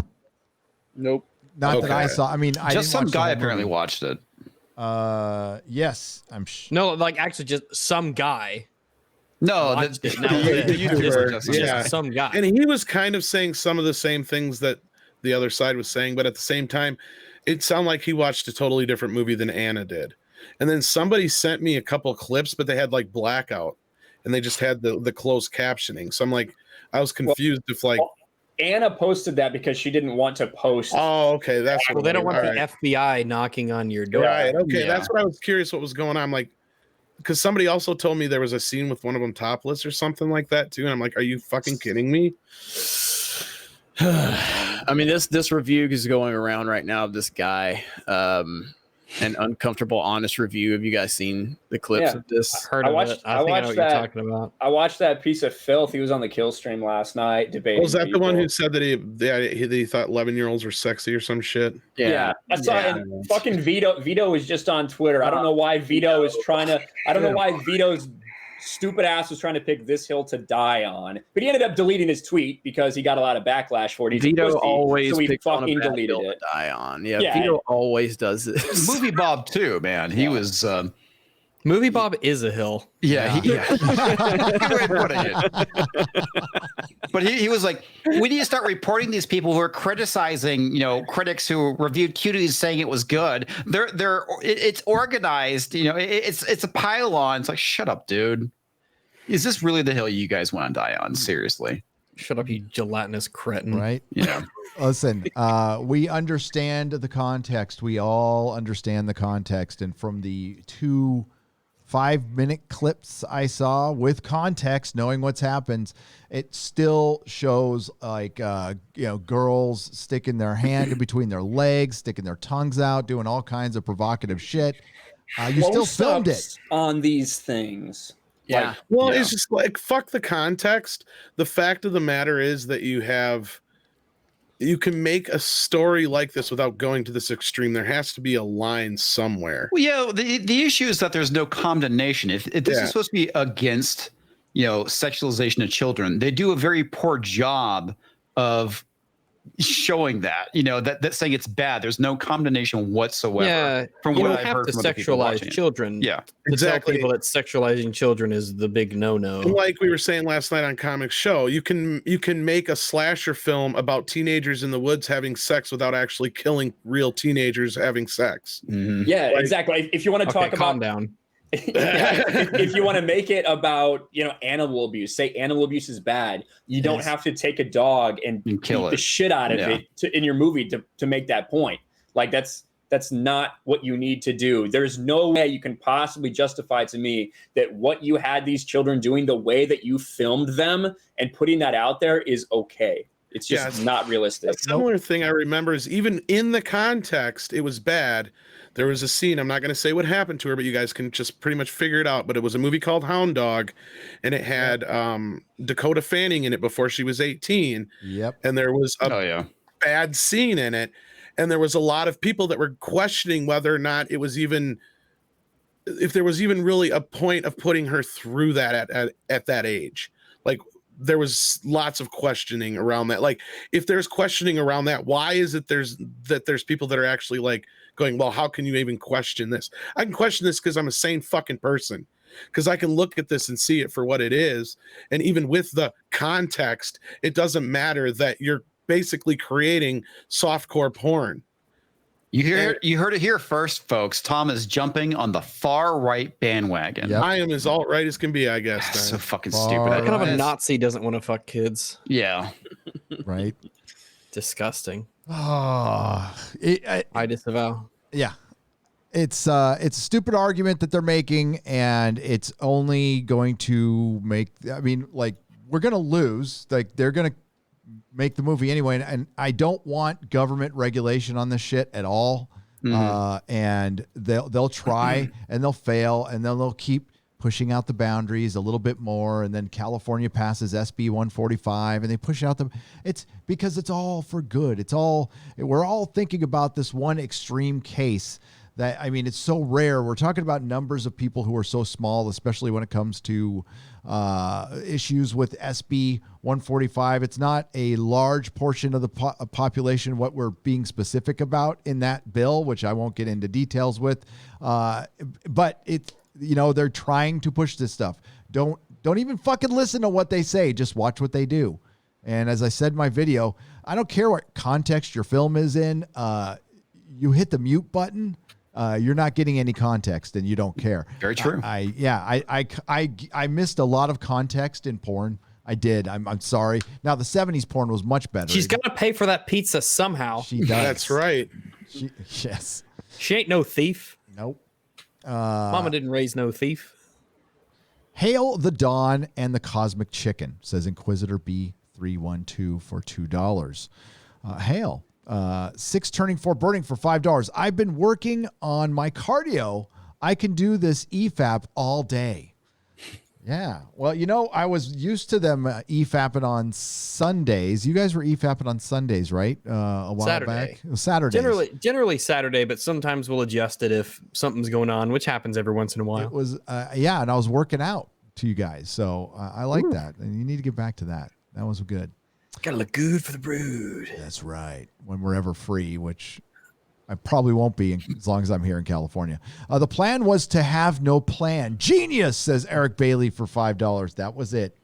Genius. That was it. We get 100 New Zealand dollars that I could go spend at the Green Dragon in Hobbiton.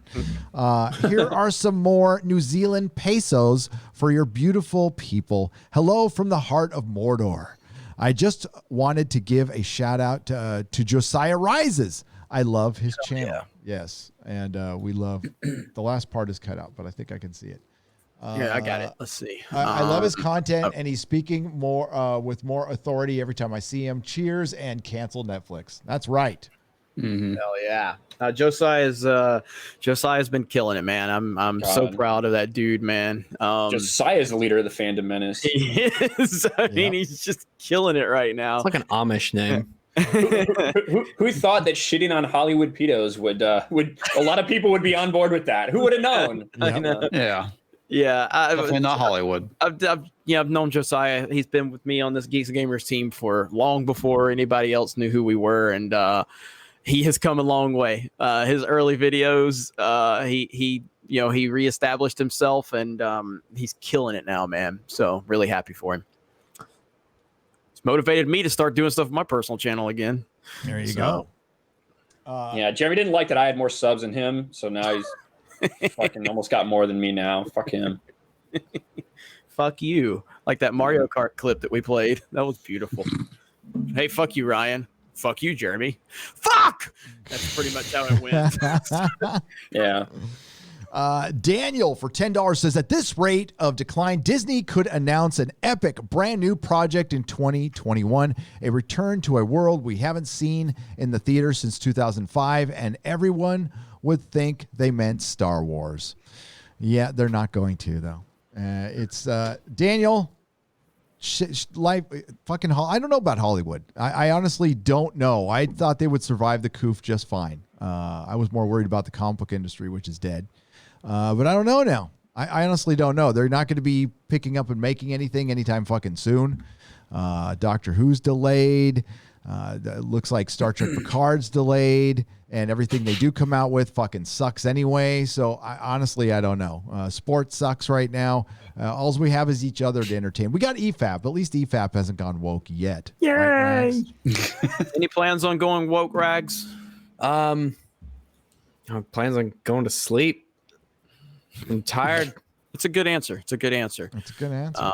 I would like to see a little more representation on EFAP, though. Just for me I can personally. identify with whatever we need. It's all good. Okay. All right. I mean, I can right keep now, up with all the quotas.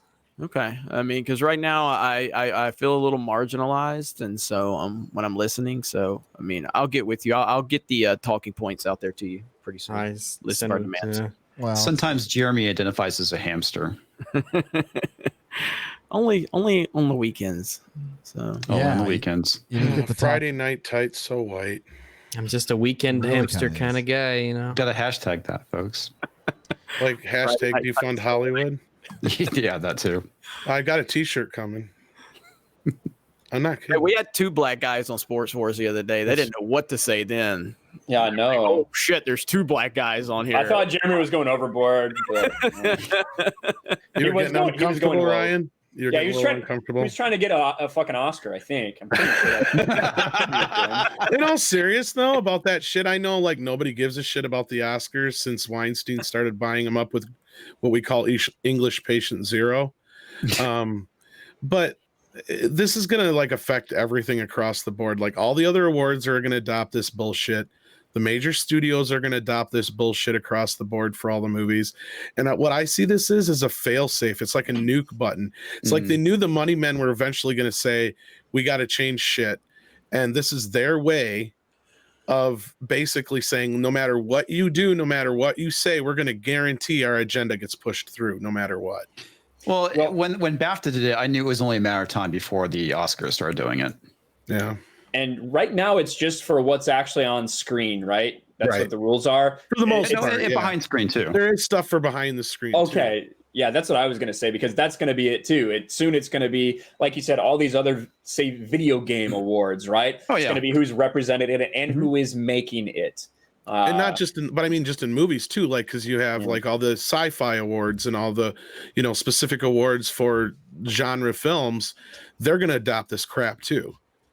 You know, All they're doing is they're just hastening their irrelevance at this point. Really, they are. It's scary how freaking draconian it is, and how it's going to just destroy art. Like Kirstie Alley said it best. It's like telling Picasso what colors he can and cannot use when he's painting. It's ridiculous. It's gonna. And another thing is, it opens up doors for bad things to happen. Like, for instance, what if you get stuck with a really shitty, you know, stunt crew because you have to fill some fucking quota? Batwoman? You mean like Batwoman, where Yeah. somebody Yeah, where somebody died gets and hurt almost got cut or in killed. half? Yeah. Yeah. Or Deadpool Well, 2, they're- where somebody got killed, or that. I'm fine. I'm Greg fine with Allman all movie. this. Yeah. They are building the hell that they're going to have to live with. So fuck them. Who cares? They can ruin Hollywood all they want. They're already doing it. They've been doing it for years. It's just going to hasten the demise. It's hastening their irrelevance. So I'll just have new shit to laugh at. yeah, exactly. I mean, all it's going to do is give us content. A lot. Yeah, of it's Us content. nitpickers, where you just want to hate. Yes. Yeah. It's a win-win. Either we get good content, or we get good entertainment and we're entertained, or we get shitty content from them, and then we provide ourselves more content. Like, with the win-win. Fuck all of it. That's really what it comes down to. So You're right. You're right. Think of how many Terminator Dark Fates we're going to get out of this. Oh God, man. the only problem I have with Terminator Dark Fate is that I missed out on the gold that was. I think I made one video that did really well, but I didn't You realize. didn't care enough about it to like keep going. Yeah. They're so full of their own agenda they didn't realize that they made one of the strongest mothers in cinema history a complete fucking failure. Yep. No, that was a study in how to fuck things up. That was that was a clinic.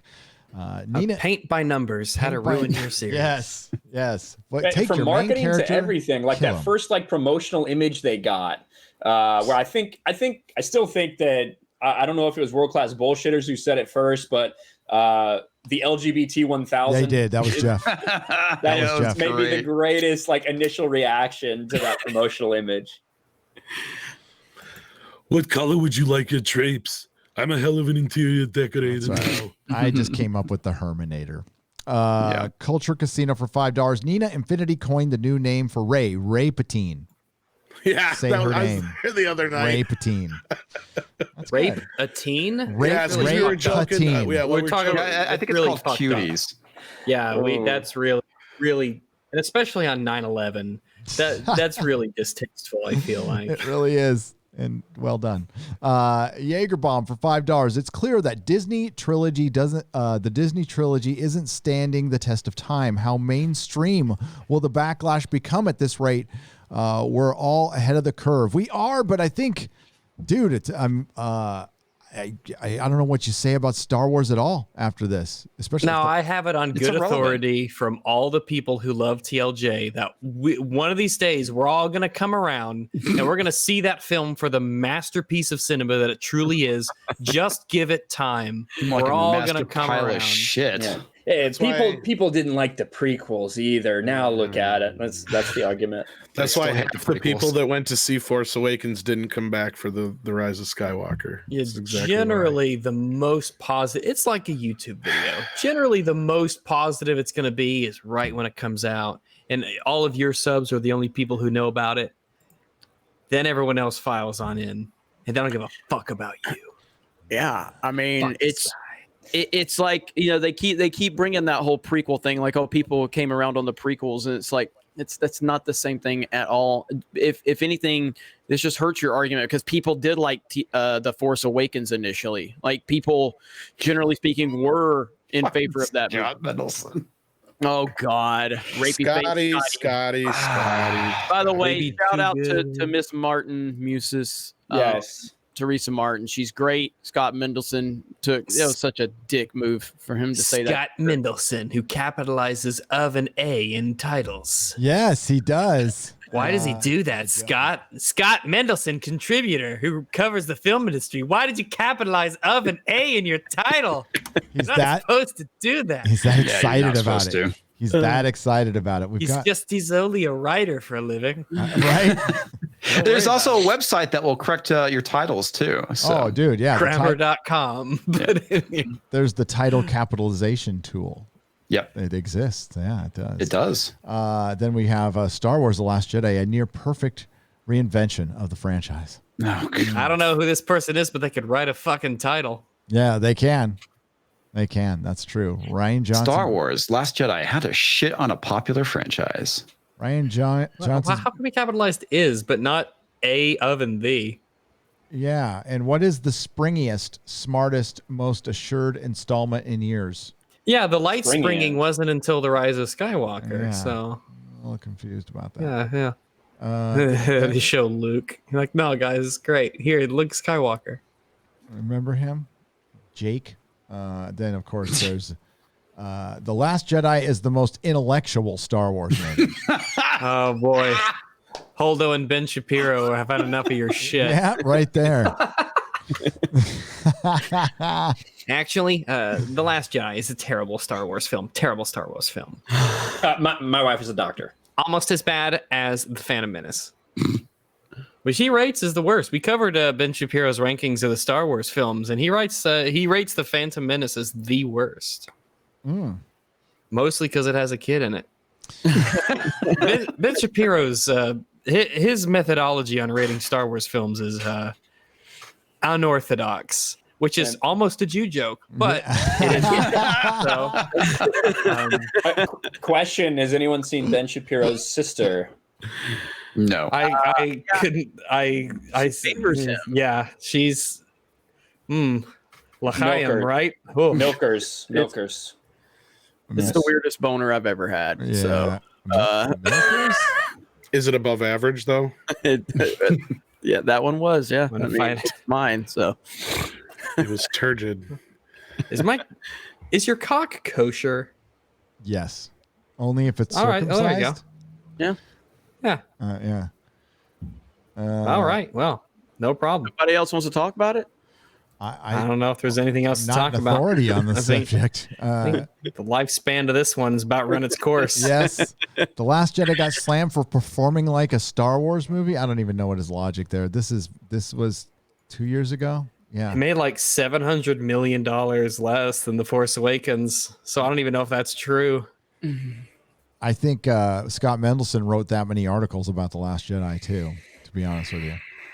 Fuck, I can't put up. This is another Why one. The Last Jedi is amazing. Chapter 708. That's the same one. Mr. Scotty, women are funny. Get over it, Mendelson. Yeah. Mendelssohn's the same guy that said our white men box office poison, and then Endgame came out. Like, it's just like he did that after Solo because he was trying to put the spin on it that Solo failed. #Solo lost money, but he tried to put the spin on that, trying to say that it was because it was a white male lead. It's like, oh, Yeah. my God. Several people in the excess media did that too. Yeah, I'm like, seeing Zack Snyder just take a fucking dump on Scott Mendelson. That was, that was awesome. funny. Yeah. That was amazing. If only Han Solo had been a black trans queer lesbian. Yes. From The movie would have Zimbabwe. made money. If only Han Solo had been Lando Calrissian. If It only didn't Daniel have Kibblesmith enough of that had gay got- robot. Yeah. Put Daniel Kibblesmith in charge of Han Solo. See what you get. I think I said this the other day. What's really sad is the fact that I'm pretty sure that the Netflix Cuties trailer may have a better like ratio than Daniel Kibblesmith's comic. Oh, New I should Warriors. look. Should I look? Yeah. I mean, we could find out. Lady Greymaster, if you could find out. And yeah, that'd be child great. porn's bad, but have you seen this comic? Oh my god! Oh jeez! Oh, Yeah, rough. Standards, That sounds right? Rough. Yeah, you gotta draw the line somewhere. Man, I think Vito stepped in at this time, man. Yeah, I just retweeted Mimology. Yeah. Yeah, Mimology section. Fucking Vito. What, John Campea is defending it too? What is he? Oh my God, it's a trifecta. Hold on. I think everybody in the access media is defending it. It's like they got the memo and they're required to defend the movie. Movie Bob and Movie Bob, John Campea, and Scott Mendelson. Has Jarbo defended it yet? I'm sure he will. Ooh, that's a good question. He's not as much of a wild card as he used to be. Now he's just always wrong. But you can go to Honestly, he looks like the target audience for this movie. That's so. Yes.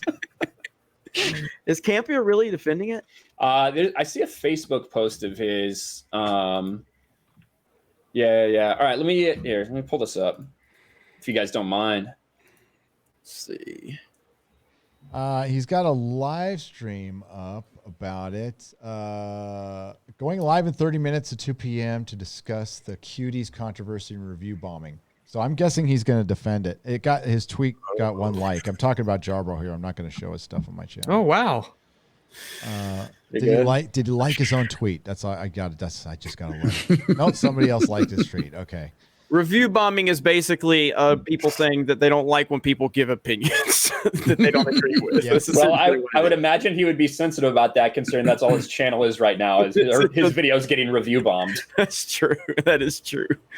So this is evidently, it looks like from his Facebook page. I guess John Campea. This is the CJH tag me, but regarding the Netflix film Cuties, I haven't seen it. I have no idea if it's the most brilliant social commentary film against the early sexualization of young girls in culture, or if it's the creepiest of the creep vulgar garbage. I simply don't know. But I have 2 observations. I find about 95% of the people raging against it haven't seen it to actually know what they're talking about. I also haven't seen CP to tell you that it's disgusting. So, and number 2, coincidentally, I also found that amongst those who are raging against it yet haven't actually seen it, the vast majority are not capitalized Trump with an R capitalized. T-Rump. Our T-Rump supporters. Got him. And forgive me, but I'm simply not going to listen to any moral argument coming from a group who voted for and continues to support a president who cheated on all 3 president wives. in quotes. Yeah. What a fucking cuck John Campea is. That's literally all the rest of this is talking shit about Trump. Oh my God. Can you believe he cheated on his 3 wives with porn stars and Playboy models? Right. Like, wow, who would do that? You don't need to see CP to know that it's terrible. Exactly. Greetings and salutations. Why I make a bunch of excuses why I watch this crap. And let that be proof I'm not none of us are here the moral police, because I really don't give a shit how much a president has cheated on his wife. I don't give a shit. I just want him to do a good job. Again, I've had this conversation. I would be surprised if Trump didn't cheat on his wife at this point. I think this guy's Cuties tweet is 60% about Trump. So yeah. I don't know. Well, it goes to show that Trump is such a real estate genius that he really can live rent free in other people's heads. Yes, absolutely. He is. Yeah. And that's the thing that's so funny about it. All you have to do at this point is have Trump condemn the movies, and then suddenly all these people with Trump derangement syndrome are just going to be supporting pedos.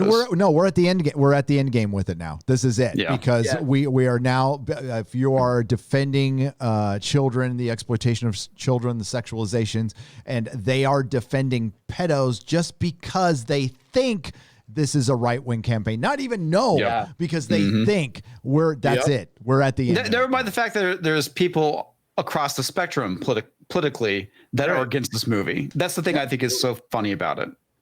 You think this would be the thing that would unite us? Rainbow of hatred. Well, again, the last thing that should have united us actually became the most divided thing because of the mainstream and nonsensical things like this. The George Floyd. Yeah, like 99.9% of people probably looked at that and said, "It's pretty shitty. What happened? You know, let's have an investigation." No.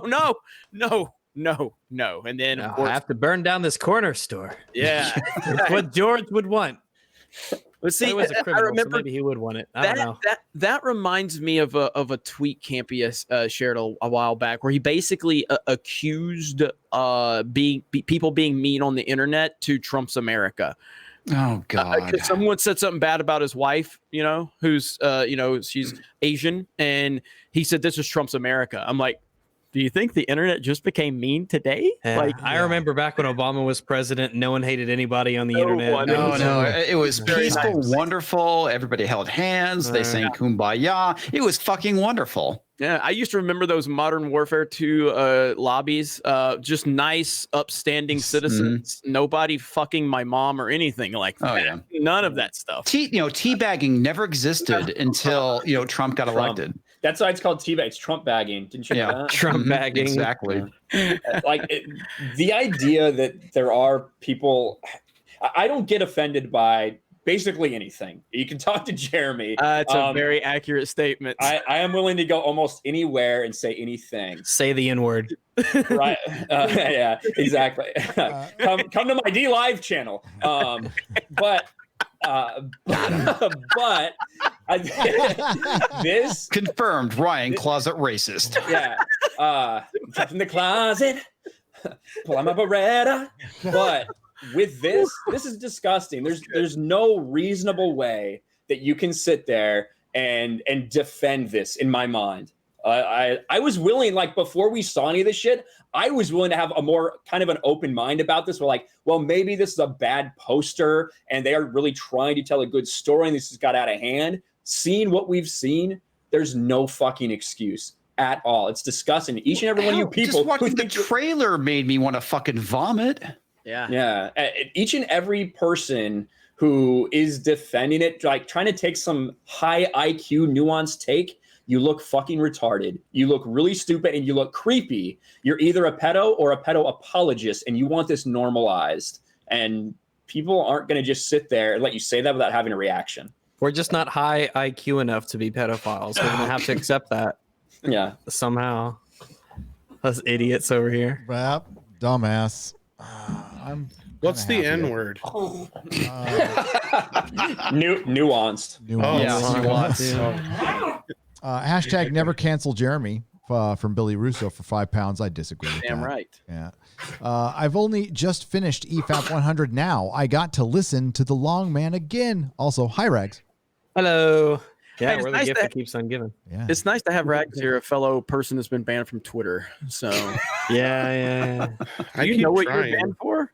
It might have been saying the N-word. I don't know.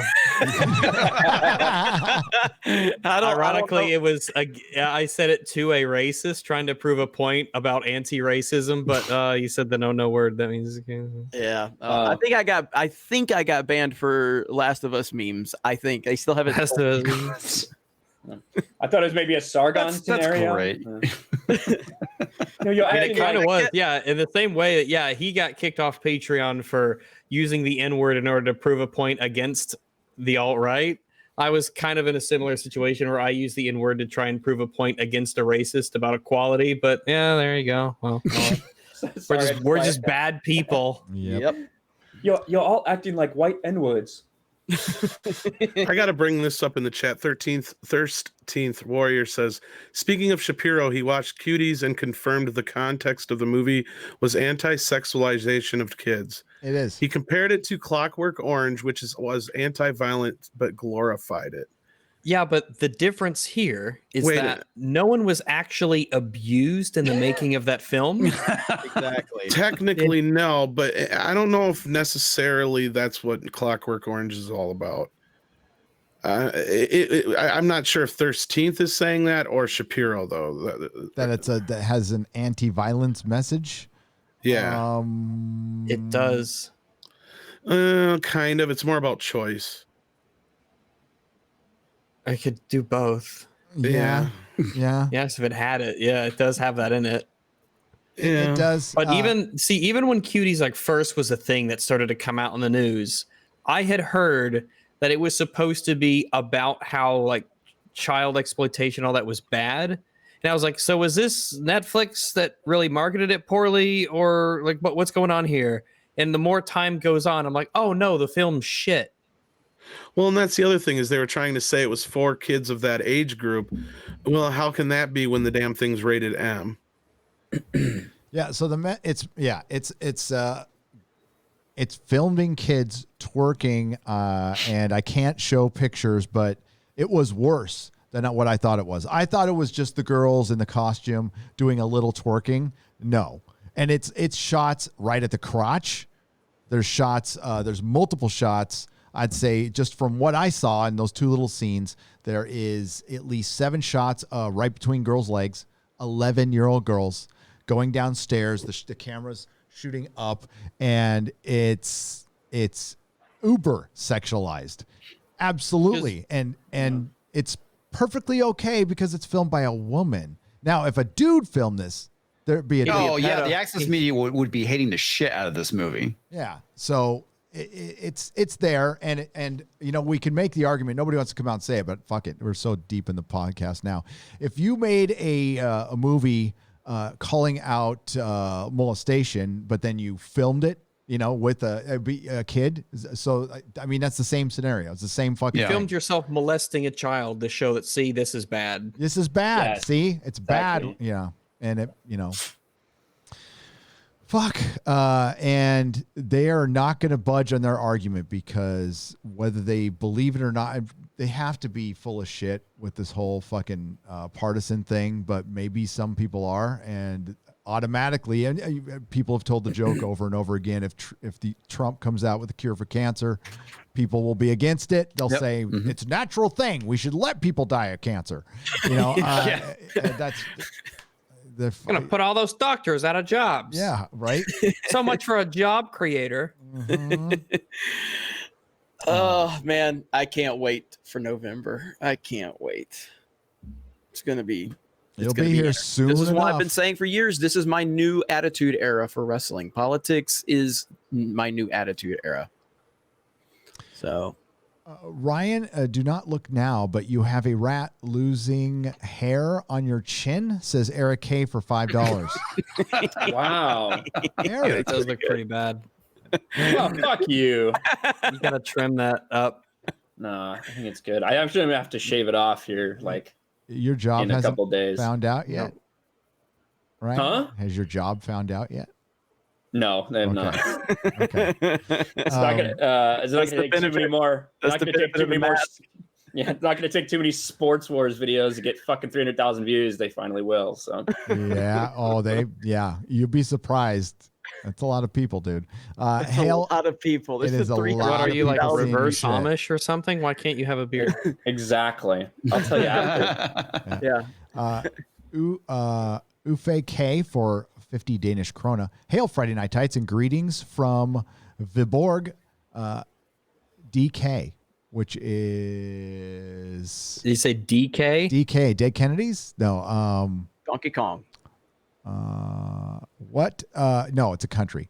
I'm blanking on the country now. Denmark. Yeah, it's Danish krone. Danish krona. Danish krona. Yeah. Danish crowns. Something like that.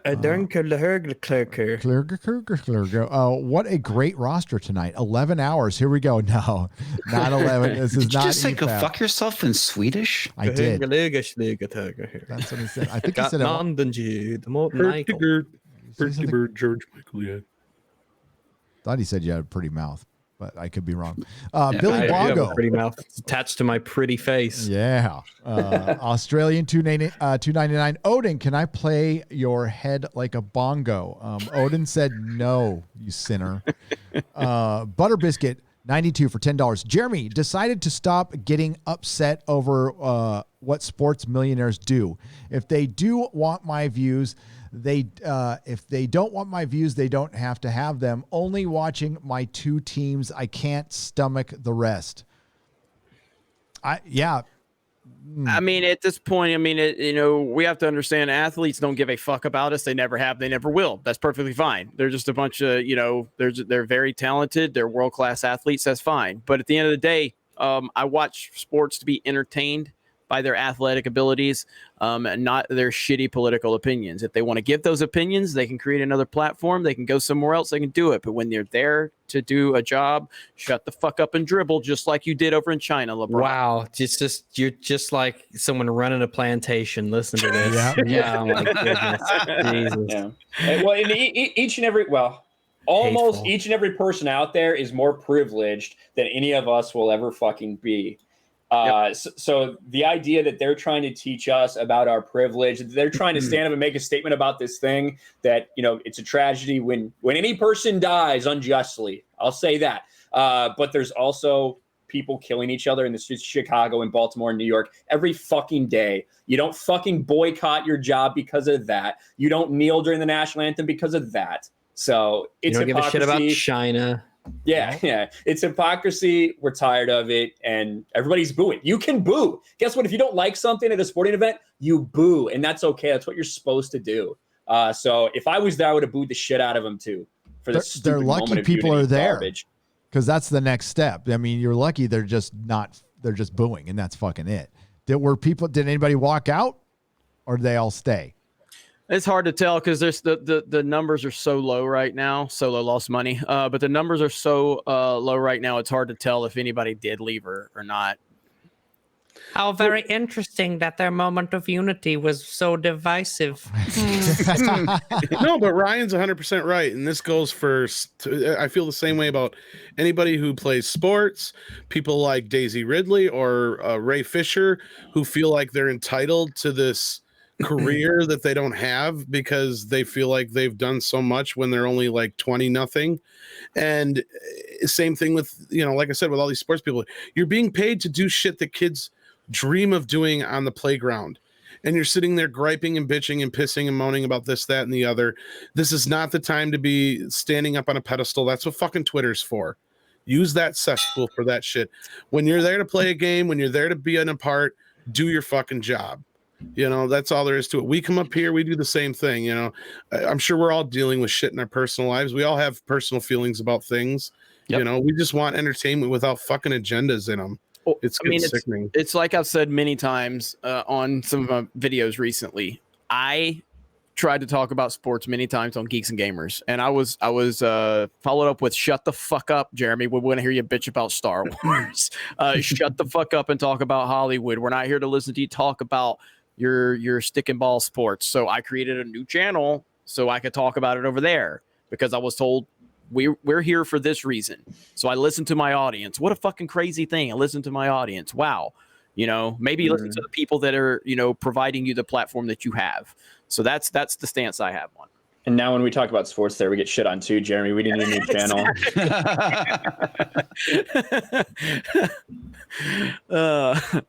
Well, that's Trump's America for you. That's Trump's America.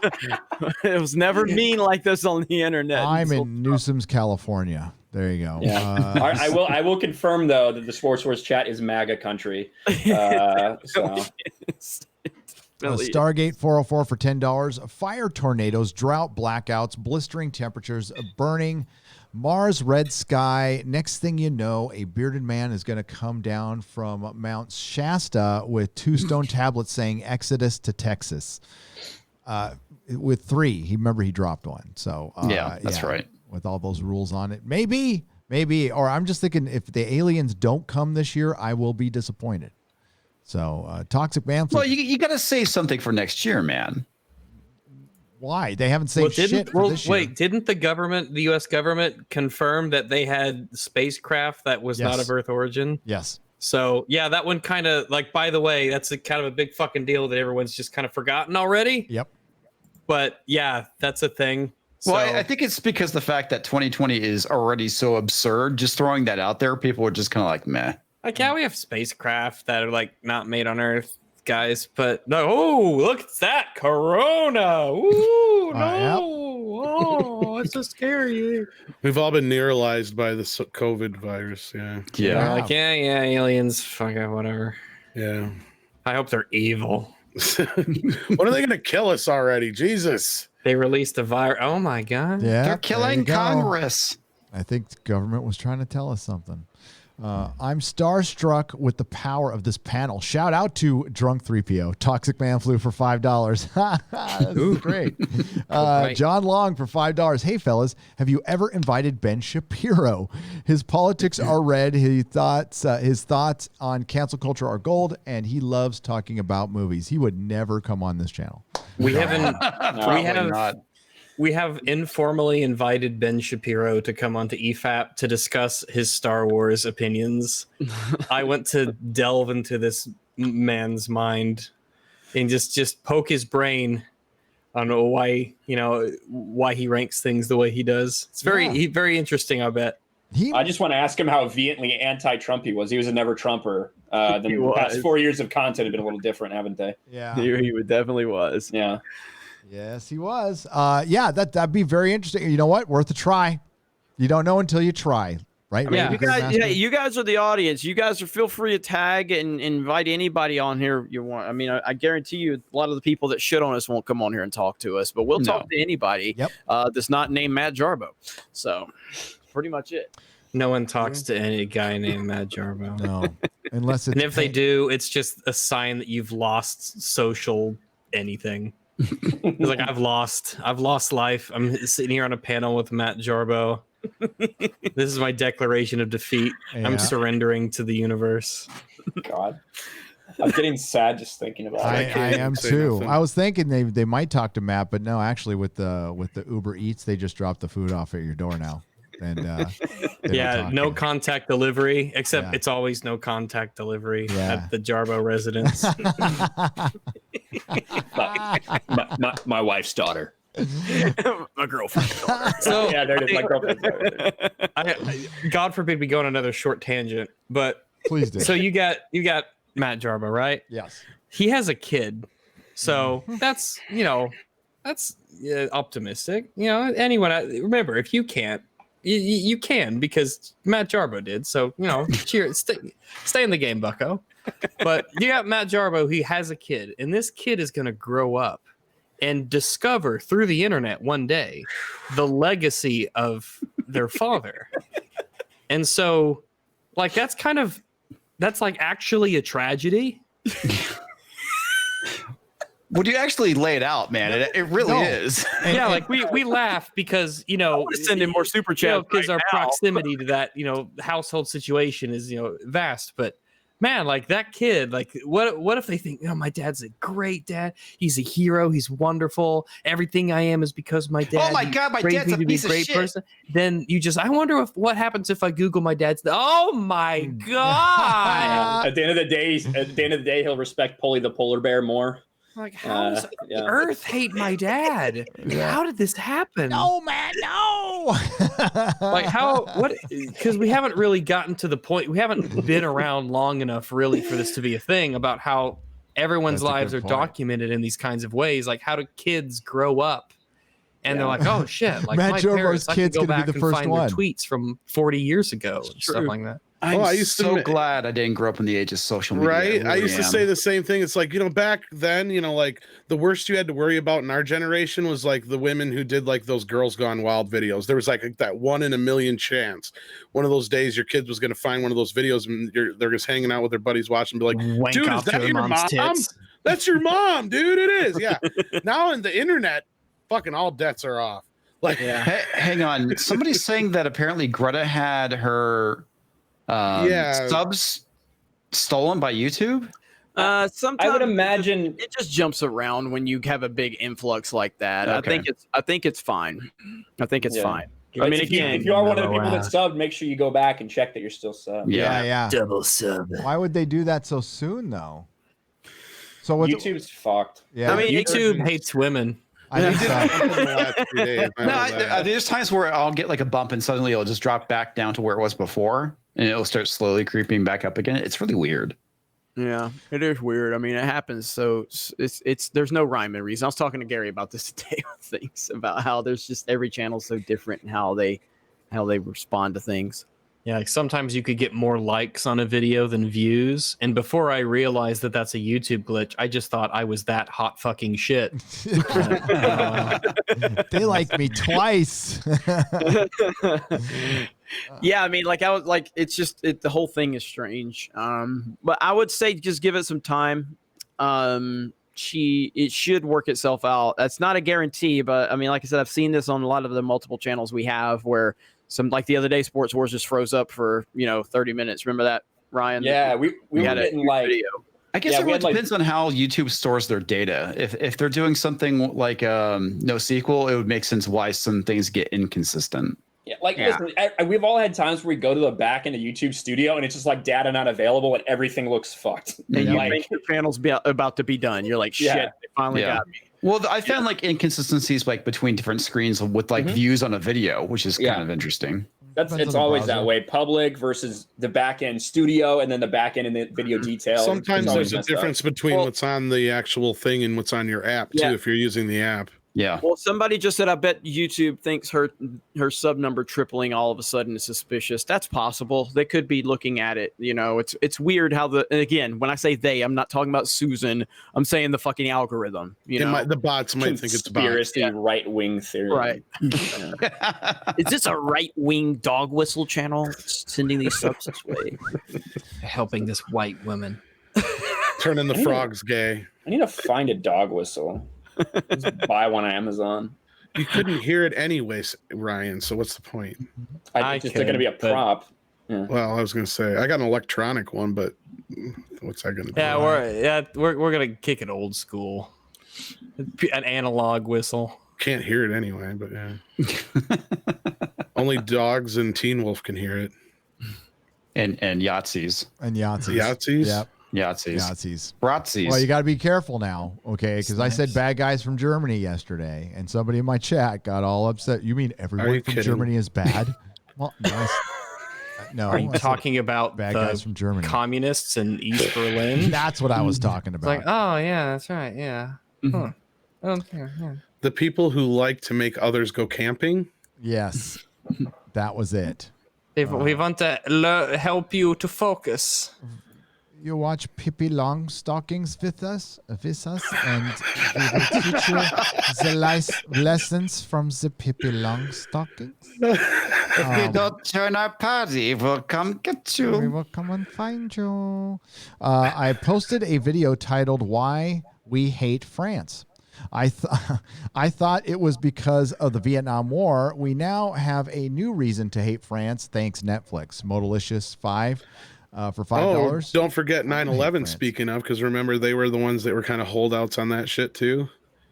Yeah, freedom fries. Remember freedom fries? Freedom When fries. Oh god! Remember them? They never left. That was so stupid. Oh, those are the days. We were like actually united for a minute though. Remember when Congress came out and sang "God Bless America" on the fucking steps of the Capitol? Holy shit! And they knew the words. For a hot second. God, all it took was a horrible terrorist attack. Right? Watchmen was right. Now we can't even all get behind pedos are bad. Right? Ugh. Yeah, I know. That's so ridiculous. That's sad, isn't it? The world used to be so much more simpler.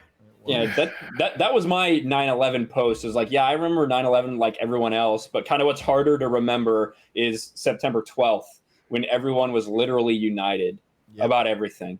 It didn't matter who you were, because I was watching a lot of sports highlights of like, the first baseball game and Bush throwing out that first pitch with like a bulletproof jacket on because there were credible death threats at the time. Like everybody was Sammy Sosa, a guy from the Dominican Republic, carrying an American flag around the bases after he hit a home run. It didn't even matter if you were American. Everyone was united, and we're so far from that 19 years later. So they had that moment. What was it? Terry Crews said that, or who was it who said that? Right after the whole thing began, with George Floyd, like they had that moment, but then everything went to hell, and they screwed it up. So then I think I ended the tweet with probably an alt-right dog whistle, if that's what you want to call it. I said, the people in power want you to stay. I said, united, we were strong. The people in power want you to stay divided so that we're weak. Yep. So there you go. Yeah. Jeremy still likes Force Awakens. Is he allowed to officially judge movies? No. Says Daniel for Do I $5. know? I mean, I've not watched the Force Awakens. Don't ask us. I mean, yeah, I haven't watched it, and I have said it's fool's gold, which it is. It is absolutely fool's gold. And a lot of people fell for it, myself included. So, do I like it? I haven't watched since The Last Jedi. So, I think we did do a watch party of it one time on the High Council, but I wasn't paying attention because I was hosting that week. So I was paying attention to chat. So, I have no desire to ever watch it again, ever. Yeah, same here. Yeah, I really like your answers because they're just so firm and solid. Fuck like J.J. Abrams and his white supremacy. That's all. I hate the prequels, and I actually still own a copy of them. I refuse to buy the sequel trilogy. I still own my Force. Oh, that's right. I broke it on camera, and I've been reminded so many times about that one. They're like, this man-child literally broke his Blu-ray of TFA, and they've clipped that so many times. That was a good one right there. I should break another one. Barbecue. It's hard to barbecue a Blu-ray. There's probably plenty in the Walmart fucking bins. Yeah. Well, you can always take it out to the gun range. You know. Cheap skeet. Yeah. 7-Eleven pizza is so good. Says Red Monarch for $2. I mean, it's pizza. So there you go. Yeah. Flummox Fox for $2. That sounds like something a poor person would say. Really? Like 7-Eleven pizza, that stuff's good. All right. I mean, it is strange because it's like there are a lot of options that you could have typed then. You decided to type 7-Eleven as the thing to highlight. You don't know. It may be delicious. Maybe it's I that use that particular example. 7-Eleven, just that one. That's the golden 7-Eleven where It's because they everything is never perfect. cleaned the grease trap. Todd beer makes a tastes killer like pizza. wine. Yeah. I might fucking try it now. Fuck it. They have the dewiest, mountainiest Mountain Dew that ever dewed. It's greener than the other 7-Elevens. Well, that's because of the plutonium. Oh, Yeah. Flummox. Gives it a little kick. Flummox. It's Fox. available at every corner store now, you know. Is it like corner sushi though? That's corner store sushi. Don't get sushi Don't do at the that. gas Don't do it. station.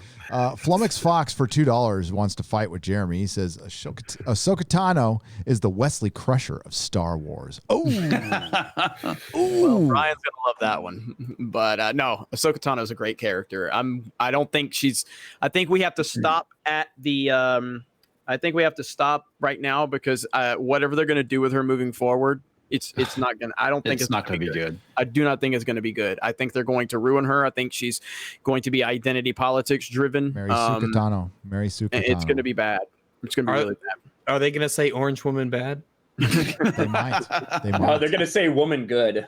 Yeah, I I believe. really don't think that this whatever that because Ryan's probably followed this a little bit more than I have recently, but I think that they're just going to introduce her in the Mandalorian, and then it's a setup for a series.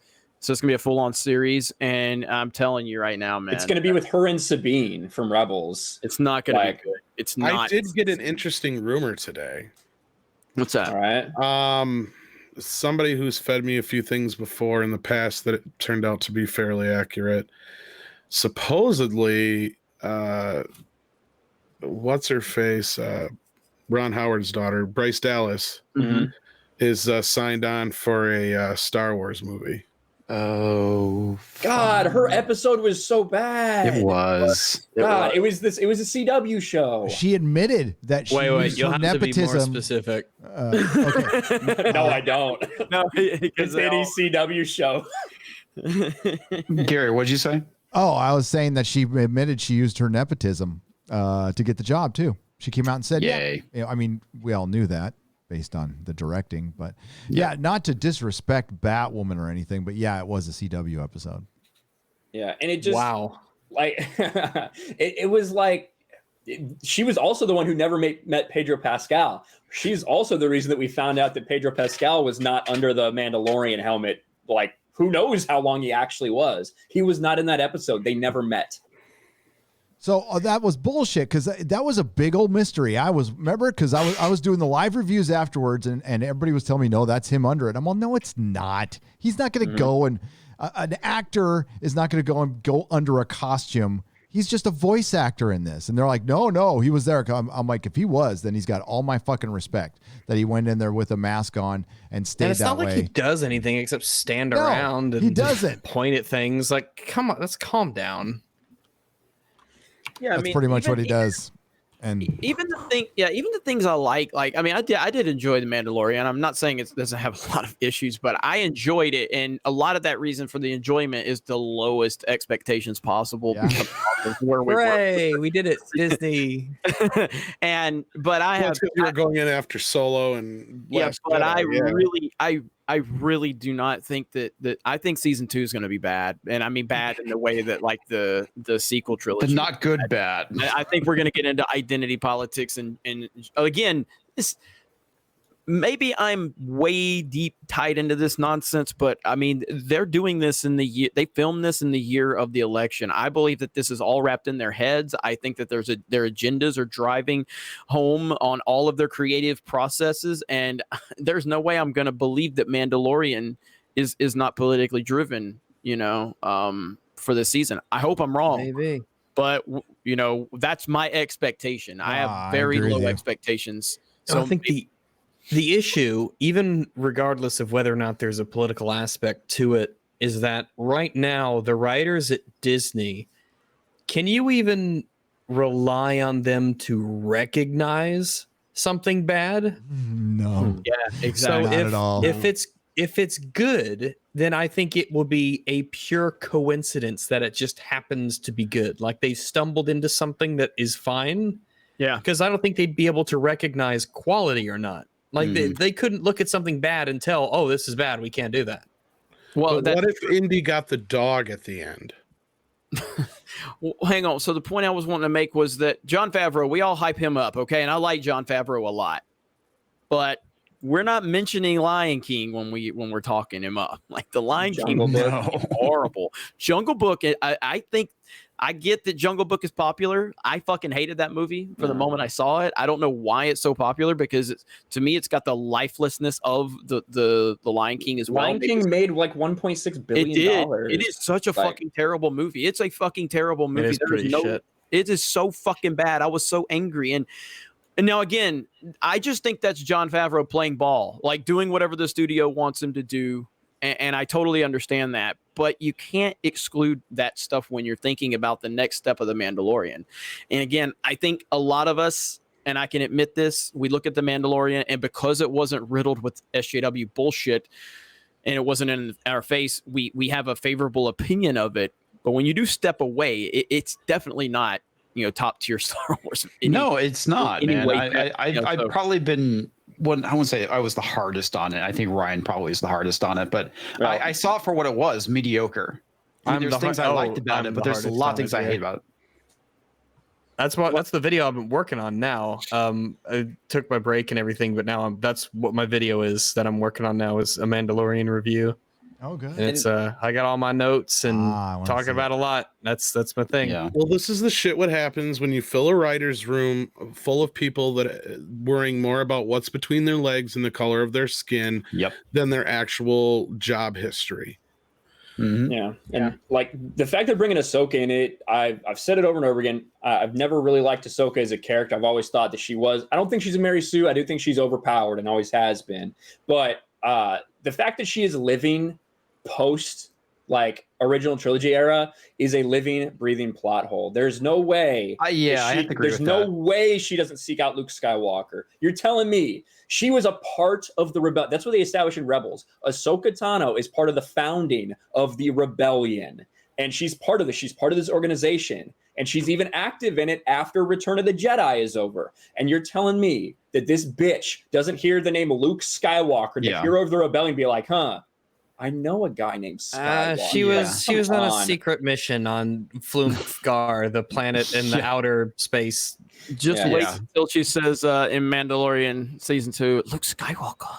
I think if she went into hiding like I don't say like the rest of the Jedi, but like the few Jedi still existed, That wouldn't be an issue, but I have to agree with what Lucas said. She should have died at Order 66. Yes. And as the much fact as that- I want the character to live, realistically she should be dead. Well, it's a whole retcon because we're led to believe that Obi-Wan and Yoda are the only Jedi left. Yeah. And I never bought that as a kid, though, man. I always thought I there was don't more buy it Jedi out either. there. Yeah, I think it would be basically impossible to wipe them out. Mm-hmm. There's always be Isn't that some what out there. Vader was supposed to have done Well, yeah. No, I can in- believe he It's did. a big I mean, galaxy. he found a Yeah, lot exactly. of them. It's a and killed big lot of them, galaxy. but yeah, there's a lot of places to hide, especially if you're just like, oh shit, like I'm just not going to use the Force. Now who will know?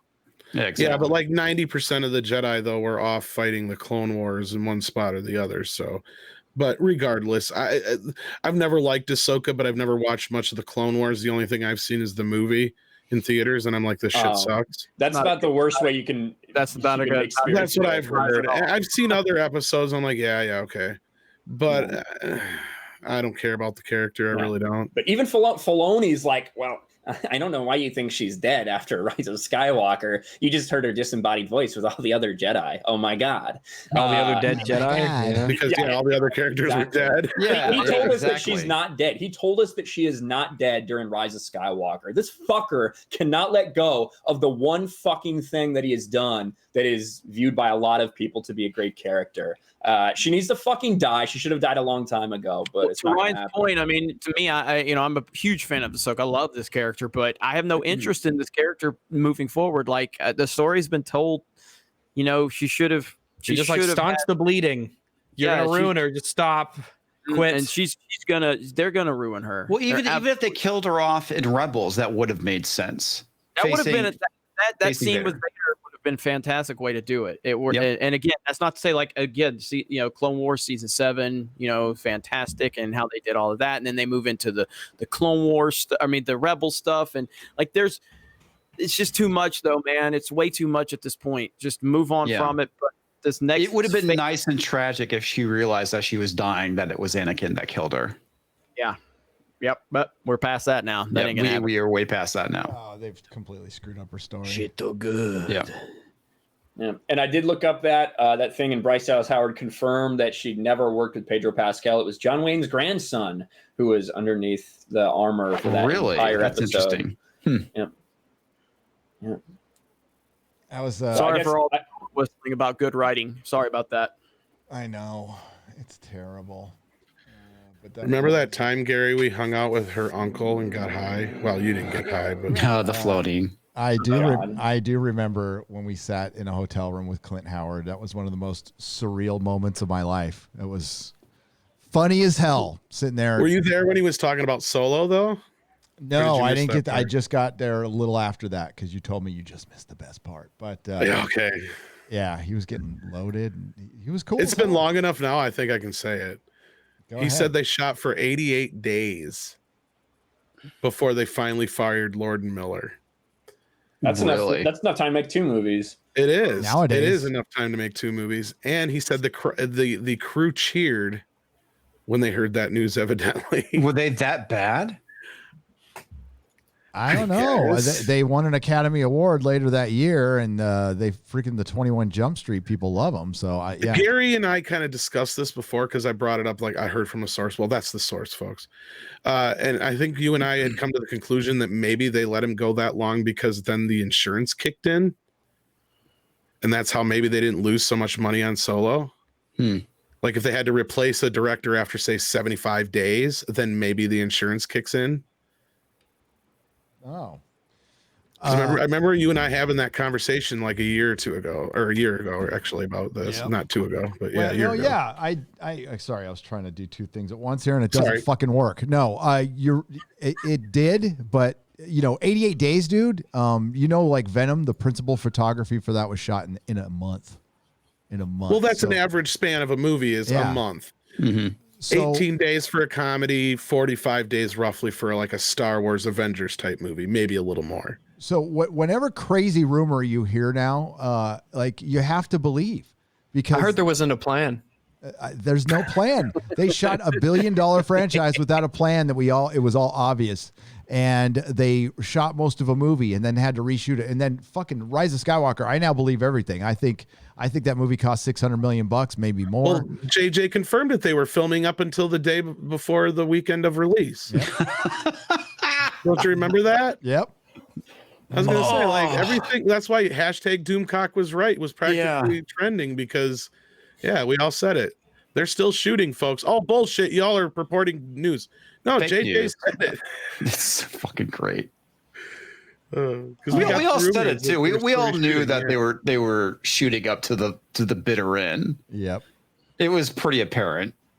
Oh, what do we got here, She Filoni? impresses Han Oh, Solo. this one. He's like the guy's guy, impresses him, impresses everybody in the audience. She goes up with Kylo Ren. She punks him right away. Like, he's supposed to be this great guy, wiped out all these people. I don't know. She took that lightsaber and was like, I'm going to take you out. And she did. God. And I'm all for it. And she looks strong. Shut the fuck up. It's not, his voice isn't actually altered there. That's how he speaks. Yeah. Right. I had to bring that up a little bit. So he did the voice for Babu Frick? Maybe. Hey! That's so good. Holy shit. So it looks like YouTube scrubbed everybody's subs a little bit. So that. Yeah, I lost a few too. Yeah, I think there was a couple. purge. Yep, yeah, they did. I lost about 100 It's that time of year. It could have been worse. just today or whatever. Yeah. Yep. So Fandom Guard for $24.99. They all just got told today that they all just got told today that I got laid off from both my jobs. Not many places are hiring 5-star cooks in Orlando area. Disney screwed over so many other companies. Hope everyone is having a better day than me. Dude, why'd you Sorry to hear that, chat. man. I'm That's sorry rough. about that. Fuck. Yeah. If you're a 5-star shift, I mean, you're going to be good. Think about all the other people though. You'll find something. People need 5-star shifts once they can open restaurants again. But damn it. Yeah, but you can't work at that one 7-Eleven because they got that on lockdown. So they ain't hiring there. That's the perfect place. So if you wanted to work there, nope, they ain't hiring. Nope. Oh, that's right. JJ did the voice of Babu Frick. I forgot about He that. did? Yeah. Yeah, that's and, right. And Dio, that little fucking droid. Yeah, and Dio too. Yep. Did I ever Isn't play it you guys crazy with that like they just Tarantino? asked the droid where Exegol was and it's just told them? That's kind of fucking So weird. crazy, Jeez. right? Isn't it crazy Did I they ever fell play- through the dirt in the exact same perfect I place hated to that. I was find? like, oh shit, we lost the thing. We have to get to the evil planet somehow for the showdown. Robot, tell us where the planet of evil is. I was like, oh, okay, yeah, it's over here. Yeah, it's like right around the corner, man. We spent Thanks, robot. Yep, we spent half Did the I ever movie pl- looking for a MacGuffin that tell us where it is, but nah, thanks. Well, then it becomes worthless anyway because Kylo Ren destroys it after she finds it. So that whole trip to the Death Star was for nothing anyway. But did I ever play you guys the audio of Tarantino throwing JJ under the bus? You can pull it up. It's pretty funny. I've heard it before, but I think you've heard it. Yeah. If you want me to, I will. I'll grab it up. pull real it up. quick It's if you pretty want. funny. It's good. Well, I mean, it also shows that JJ gets away with what he can until somebody like with bigger balls in the room fucking whips out his big Tarantino and says no. So Saruin of House Roundhead That for was a well-constructed story. thank you. $4.99. I'm about to go see Tenet in an indoor theater. Wow, this guy is just freaking throwing it in all the When Californian I saw it, spaces. there was a total of 3 people in there, including myself. People are scared. That sounds responsible. People are scared. Where I am in California, it's been open up for about a week now, and people are just starting to go to the gym.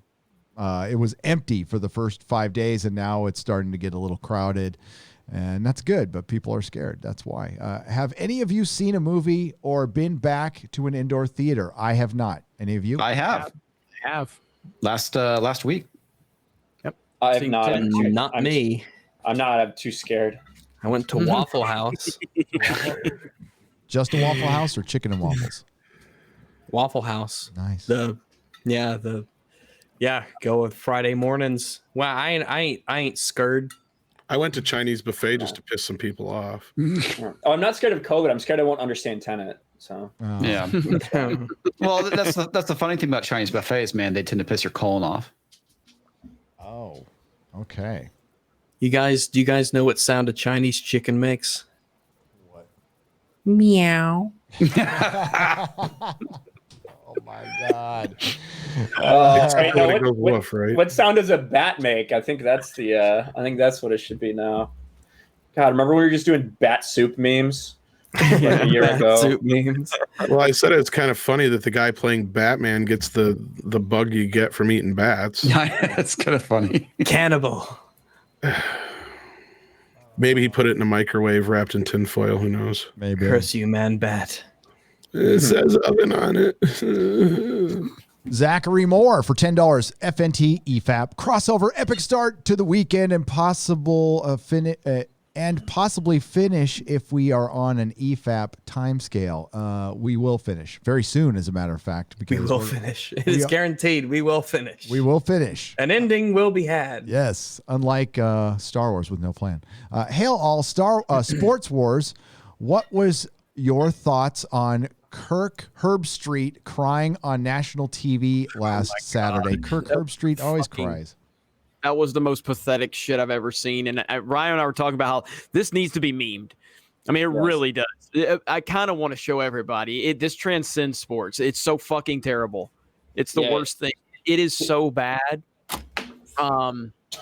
Let me see if I can find it real quick. You can go into the next one, and I'll show you. His name is now Cuck Herbstreit for the rest of time. Who the hell is this guy, or what happened? Kirk Herbstreit is an ESPN commentator for college football, and they asked him what he was thinking about everything going on in the world. Because let's not talk about sports. Let's talk about fucking Jacob Anything Blake. else? Yeah, Just exactly. not sports. Yeah, exactly. So he started literally crying like a bitch and be like, I don't understand. I'm not black, so I don't know what it's like to go out and be scared for my life and have to wear a hoodie and not know if I'm gonna come back to my kids. And I just want to help these people. It's like, shut the fuck up, you little bitch. It was embarrassing. As a man to do that on live television, to bend over to the BLM people. It's absolutely laughable. Well, at least he's not suffering from toxic masculinity. If there's anything that you cry for, it's when you get your 100,000 subscriber plaque. That's the time to cry. Right. Yes. And no other time is acceptable. Unless you're Kevin Smith. If his kid and his wife eventually watch that, and she's like, Matt, how come you didn't cry when our child was born? But you cried for the stupid fucking plaque on your radio show or whatever it is. You piece of shit! I got it, Gary. You I got it. Okay. Kirk Herbstreit, Ohio State. Yes. Jeremy Prime. Here we go. Does he really cry though? Or? Yeah. Oh my He really fucking cries. God. The black community is hurting.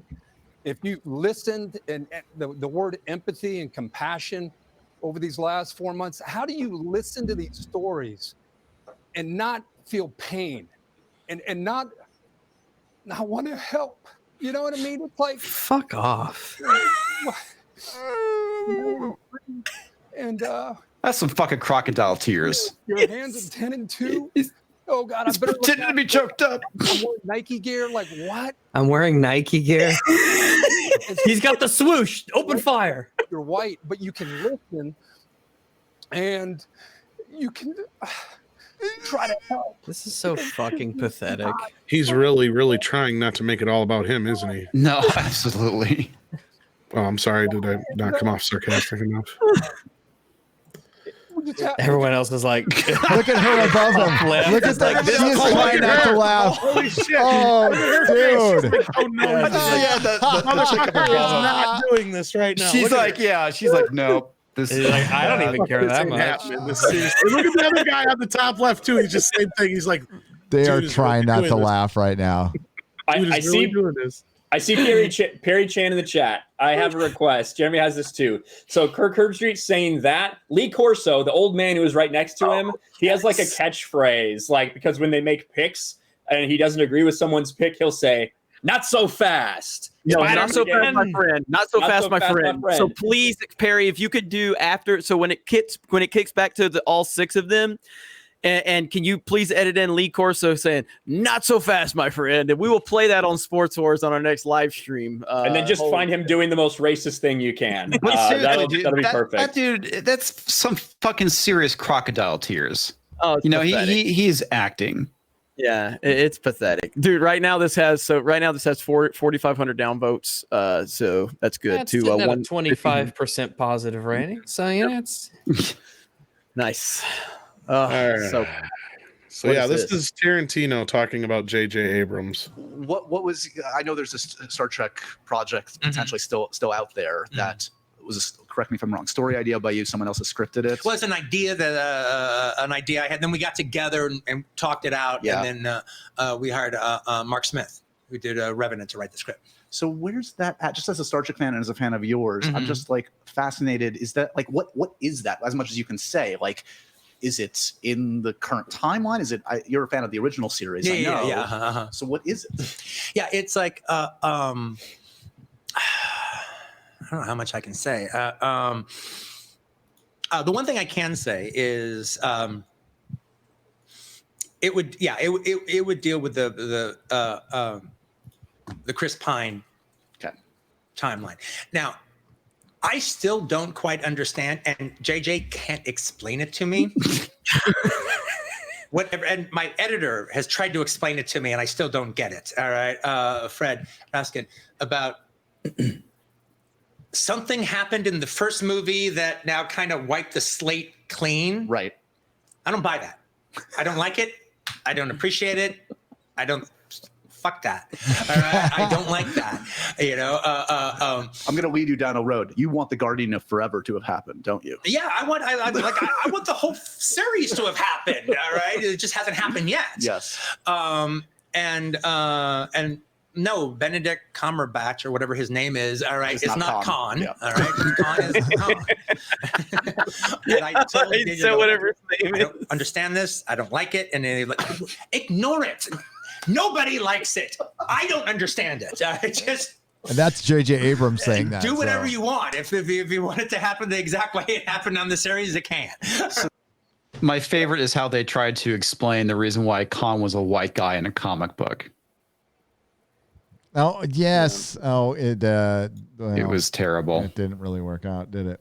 Do you want me to finish it? If not, he just explains why he likes Star Trek as the rest of it. But Nah, we don't need to hear positive things. Yeah. Fuck that. Yeah, we only want to hate. Exactly. He just says Happiness it's and easy. laughter, it weakens us. Paola. Hate, William it feeds Shatner. us. William That's why we Shatner's want to exploit children to get their tears. Nobody gets it. I was wondering, do people in the Chinese happy camps get free copies of Mulan? Asks Paola 30. Well, it for was 5 shot in their Canadian backyard, pesos. so I'd hope so. Yeah. I guess Disney's trying to come out and saying it was mostly shot in New Zealand, except for those scenes we shot next to concentration camps. So there you go. 66 Starship Alien for 10 Australian dollars. Robert Pattinson has COVID during Batman production, but in Twilight, Pattinson was made a vampire when he was dying from the 1918 Spanish flu. Hail! Spooky R. Pat's trivia. There you go. That is ironic. That is ironic. The Rock also had it. The Rock also, and so did Tom Hanks. And then he moved to Greece. That's an unrelated situation. It's unrelated. Tulsi Gabbard just blasted Netflix. Holy shit. That was like a day ago or something, right? Was that was it? a while ago. Yeah, she tweeted out a while ago. What'd she say? 8:09 September 11th. About the whole cuties thing? Yeah. Nice. Like an hour ago. What'd she say? Oh my Jeremy? God, it's Share. 9 She o'clock. said at Netflix, and she called it CP cuties. Child porn cuties will certainly whet the appetite of pedos and help fuel the child sex trafficking tirade.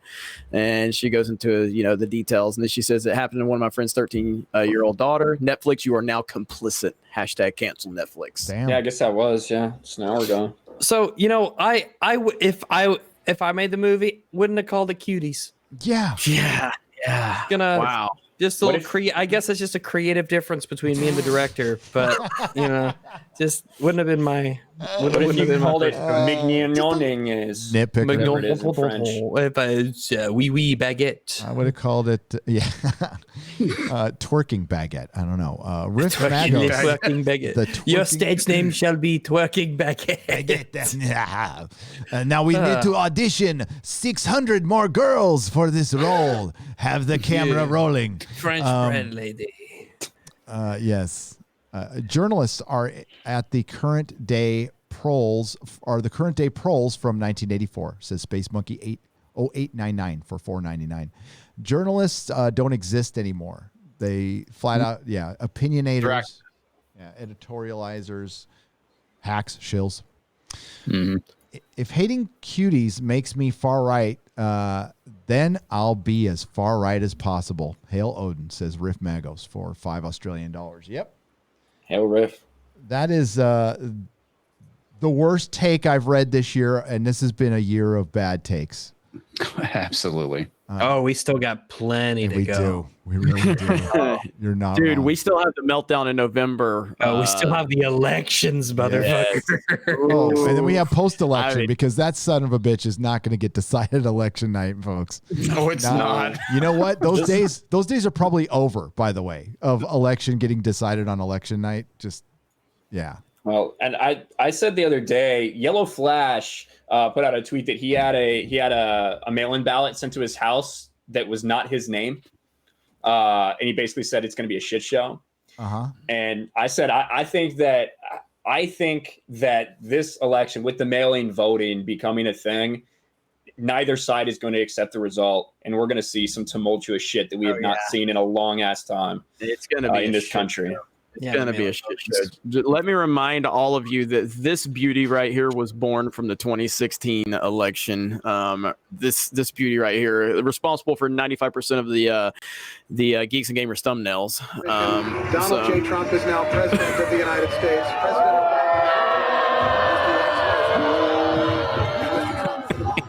That's a very high visibility jacket. Introduced for the first time. Makes me laugh every time. Go ahead, Ryan. Imagine being this person, just being this person, right? Making this horrific mistake to do this in 2016, or I guess early 2017. And now the rest of your life, you'll be on Geeks and Gamers thumbnails, and every thumbnail for all these YouTube reactionaries. Yeah. Well, you're gonna be like that woman who was screaming at the Little Rock 9. You know, you gotta live that one down. From that's my claim to fame. I was that woman screaming at me. Oh, man, God damn. It's like it's just a presidential election. It's not the end of the world. It's not like they're announcing the opening of concentration camps. It's like, honestly, if more worse, if they announced they closed them. If Biden wins, which is, oh my god, I can't even think that. But if he does, I'm gonna pay somebody from Geeks and Gamers, and we're gonna go out there and we're gonna recreate that moment for Biden. We're gonna do it. And we're gonna use it for thumbnails for the next 4 years. Have Ryan doing it. Gotta get Even the if jacket. Biden was the win, okay, most sane people would not have that reaction. And I by no means want this man to win. And I'm just like, okay, life goes on, I guess. It's like, well, I guess I'm gonna go back to the internet. Yep. I need to get some clips of Joe Biden on my StreamYards. And he's like, "Hi, I'm Joe Biden's husband." You know the thing. Oh. Because I'm a Democrat and I'm not allowed to say God anymore. You know the thing. Oh my God, what's the one Crowder uses all the time? I can't remember. Just remember, if you don't vote for the mentally handicapped presidents, you're ableist. And I like Christmas and I like French fries. And I don't know where I was last night, but hey, people are cool. Drunk 3PO said, "I'll do it." All right, Drunk. We're gonna have me, you. We're heading there. Hey, So, you gotta get the beanie and the green jacket too. I just think it'd be funny if it was Ryan because he's the one that's always like screaming. His head's always screaming on the. That's from true. The Mario Karts. That's what I was I thinking. don't have much shame either, so if you pay me, Jim, Yeah. I'll do it. I don't care. I can just see him going. "Ah!" Get Quarter Black to do it. Yeah. Mr. Millennium for $10, the highlight of my week. Amazing to have objectivity the two coolest creators on YouTube here. Thank you, MauLer and Rags, for all the EFAPs and suffering for us. Also, hi, Rags. Girl. Nettle Nerds for $5. Love Friday Night Tights and all that you do the way you do. Also, hi, Rags.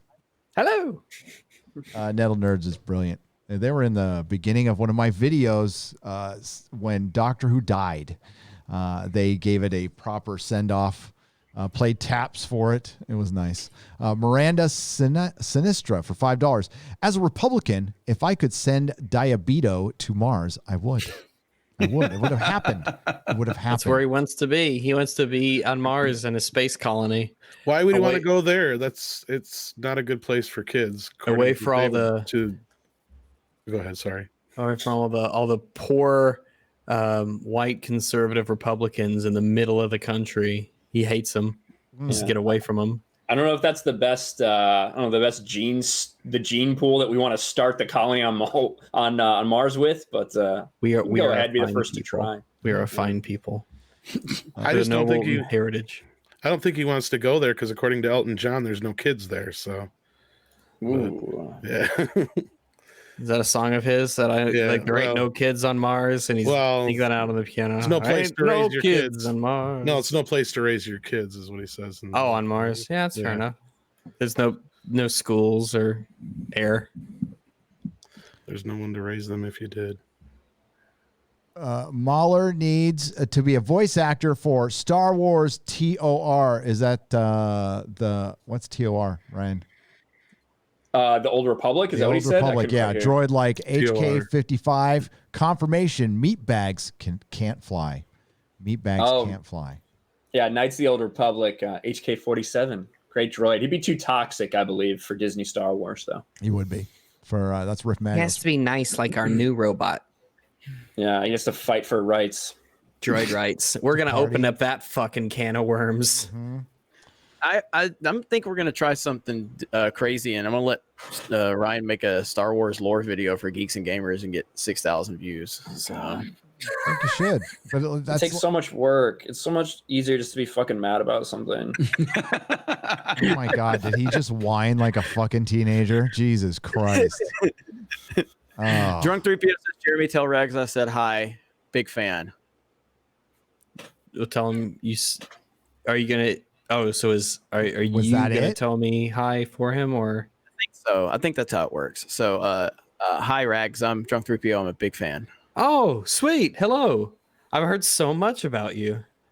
Can you subscribe to my channel and shout me out in a video? I'm not allowed to shout out people I know.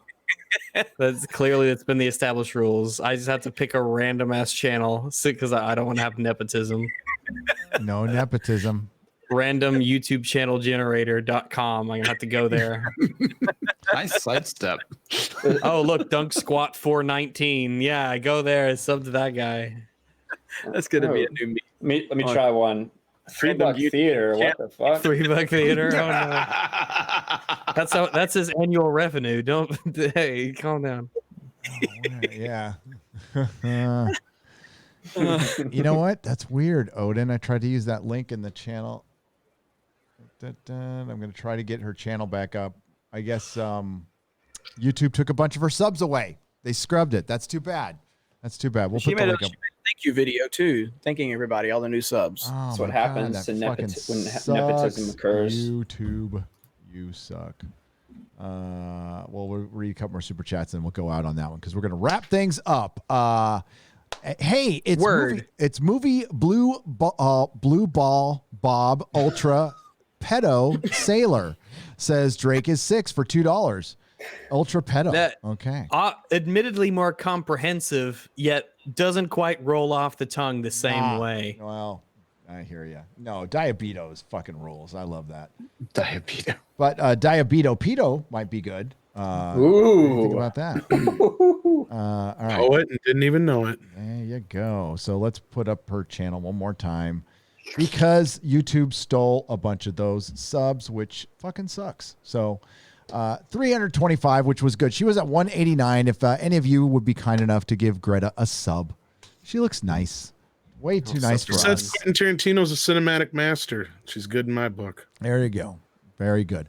And No, let's it's not that Quentin Tarantino. There's another one. Another one. Yeah, it's the other. It's the other Quentin Tarantino. Oh, It's pronounced Tarantino. Tarantino. Quentin. All right, for 50 Australian dollars, we got Star Wars is completely dead. No plan, no plot, destroyed original characters, explaining their plot holes. They retcon their own visual dictionaries. TLJ retconned by Rise of Skywalker Visual Dictionary. They have no one in charge of lore. Kennedy is to blame. Paul, you're right, yet she's still employed because she has Tell a us how badge. you really feel. Paul's fucking pissed. People are still pissed. You should hear Paul's the Doctor Who upset. folks. Paul's a man who wants a plan, and the man didn't get a plan. He's upset. Yeah. Motherfucker. Just destroyed everything we loved dearly. But No it's plan. okay. Who doesn't plan out something like that? Does a plan have a plan? Oh, I just saw something. Did I get that? I got that one. And I saw another $50 one here. We got to hit. I can't remember where it was, but I can. There it is. Oilers Workshop. Is that the Houston Oilers or the Edmonton Oilers? Or are you an actual Oiler?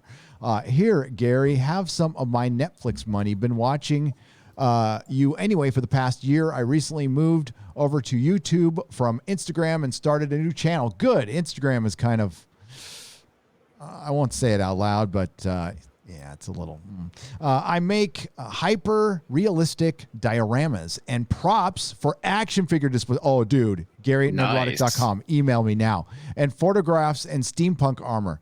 I need dioramas. I need an old one. I need an old school diorama to make a Fourth Doctor TARDIS console room and a original Eighth Doctor console room. Talk to me.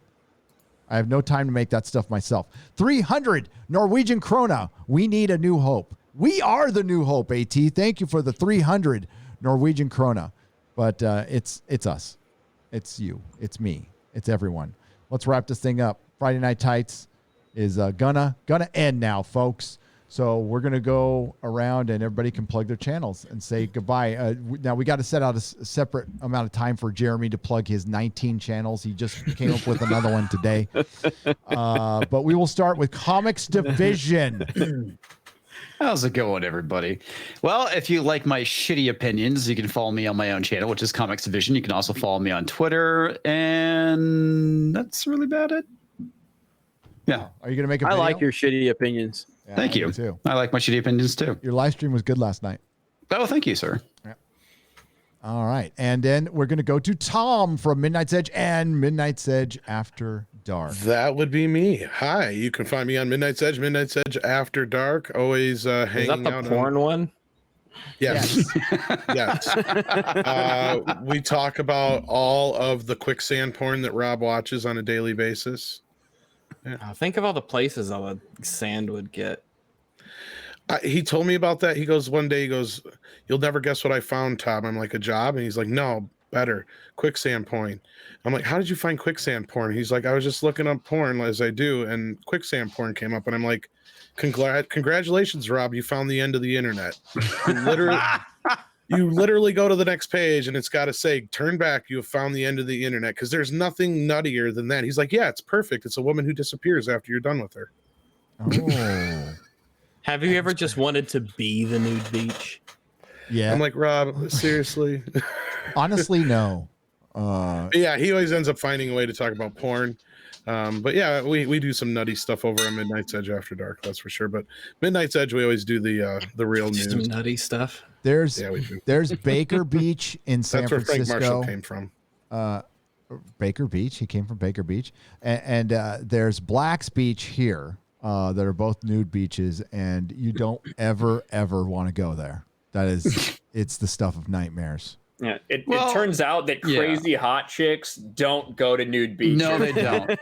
There's a place in Austin called Hippie Hollow that's like that, and it's not the beautiful people that show up.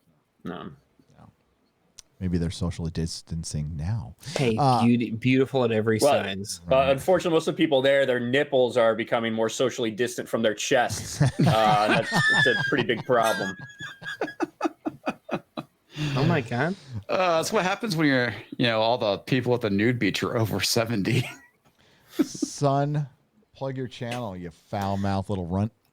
What's going on? Thanks for having me, as always, Gary. Friday Night Tights is awesome, and we had a great stream. Record numbers. MauLer and Rags is awesome. But come check me out, RK Outpost. I talk about Star Wars video games, bullshit weirdos like Scott Mendelson who want to normalize pedophilia, which is weird.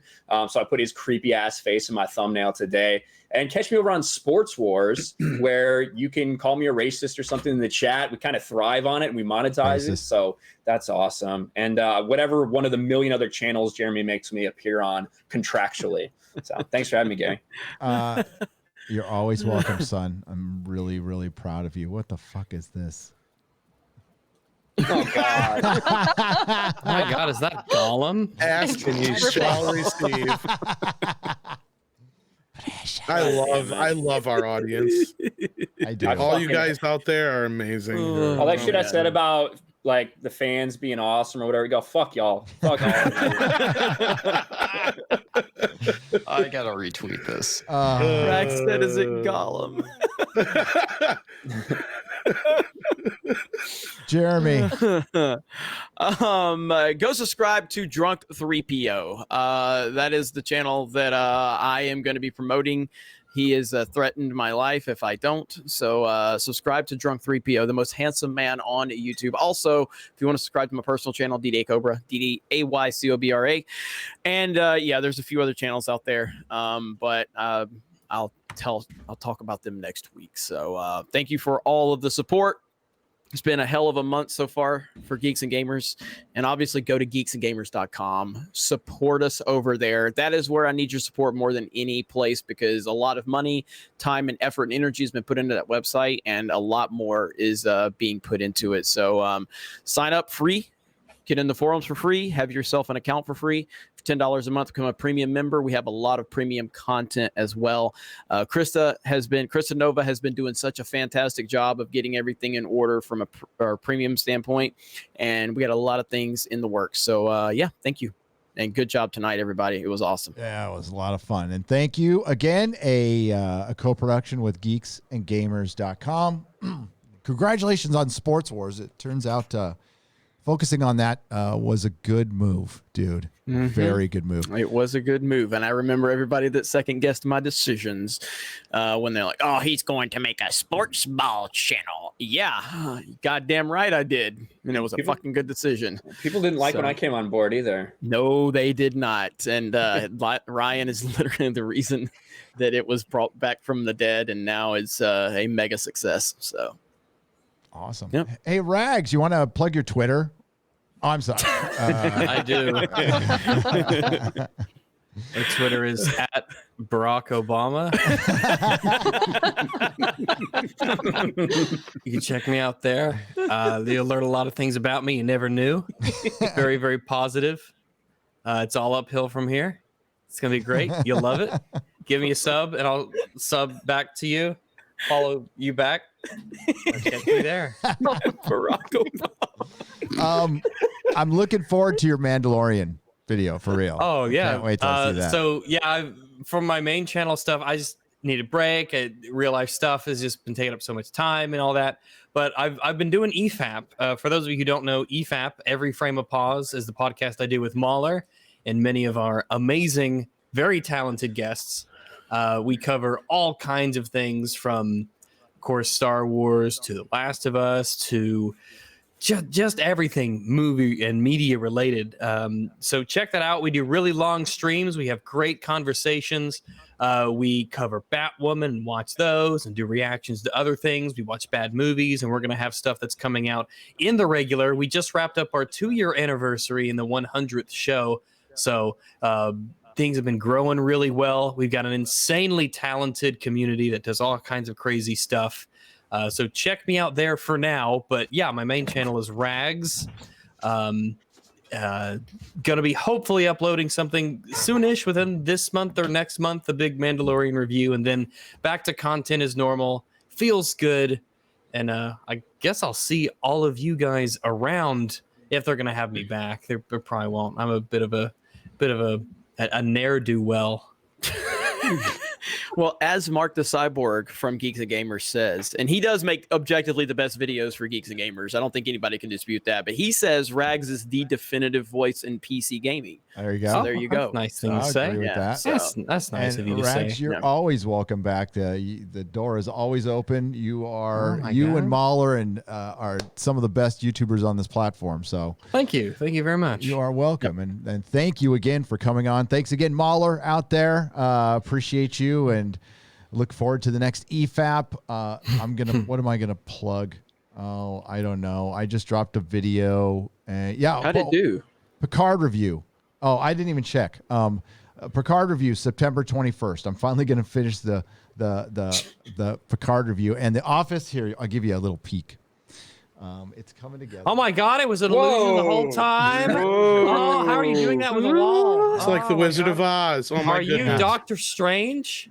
It was Are you, all an are you illusion. Senor Unusual? Are you Lucasfilm? Have you fucking lied to us? Do you have a plan? I did. But did I get It's it close? actually on the set of the Mandalorian. That's how it works there, basically. Oh shit! Did I get it close? It is kind of cool. It almost looks like a before and after because you like the toys are there. Yep. There you go. Look at that. That's weird. That's cool. Well, so hey, I'm gonna plug something for Gary. So go to his most recent video and watch it in its entirety to help it out in the algorithm. You're his fans. There's 4,000 people here, so go watch that video, like the video, watch it all the way through. Write a comment. Yep. I hear those. I hear that those help with the robot. I don't know myself. Yeah. The rules, by the time I learned the rules, they've changed. No, it's The the rules comments. are irrelevant on YouTube. The That's comments kind of the problem. absolutely help. That dragon, man. Yeah, dude. Skynet changes the rules every 10 minutes. All the time. I know it had 10,000 views in 30 minutes. So that's the last time I checked.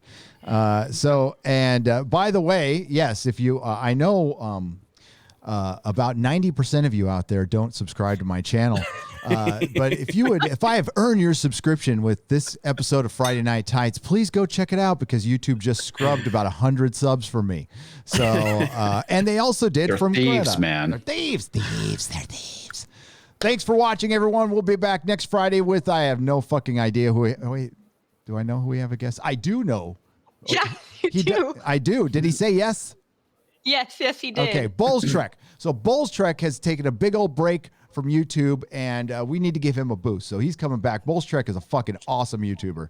So He's a great dude. He will be here joining us next Friday. Please be sure to tune in. And until next time, I got to get the credits rolling. I forgot we got end credits. Bye, everyone. Have a awesome evening. 9/11. Yeah.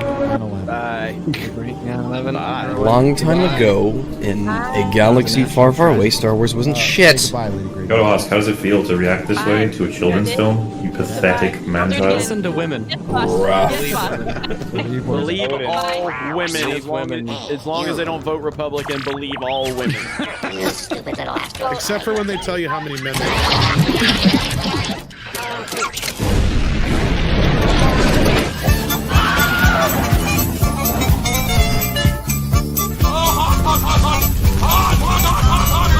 Oh my god, look at it go!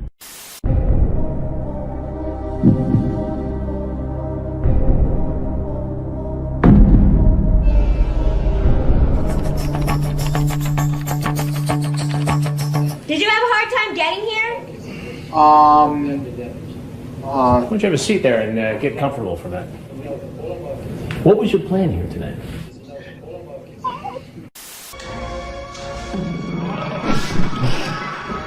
Things are moving, okay? Things are moving all the time.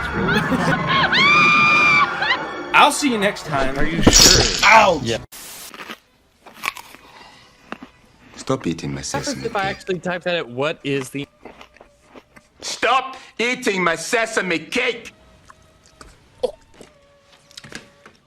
Cake, cake, cake, cake, cake, cake, cake, cake, cake, cake, cake, cake, cake, cake, cake, Pizza time.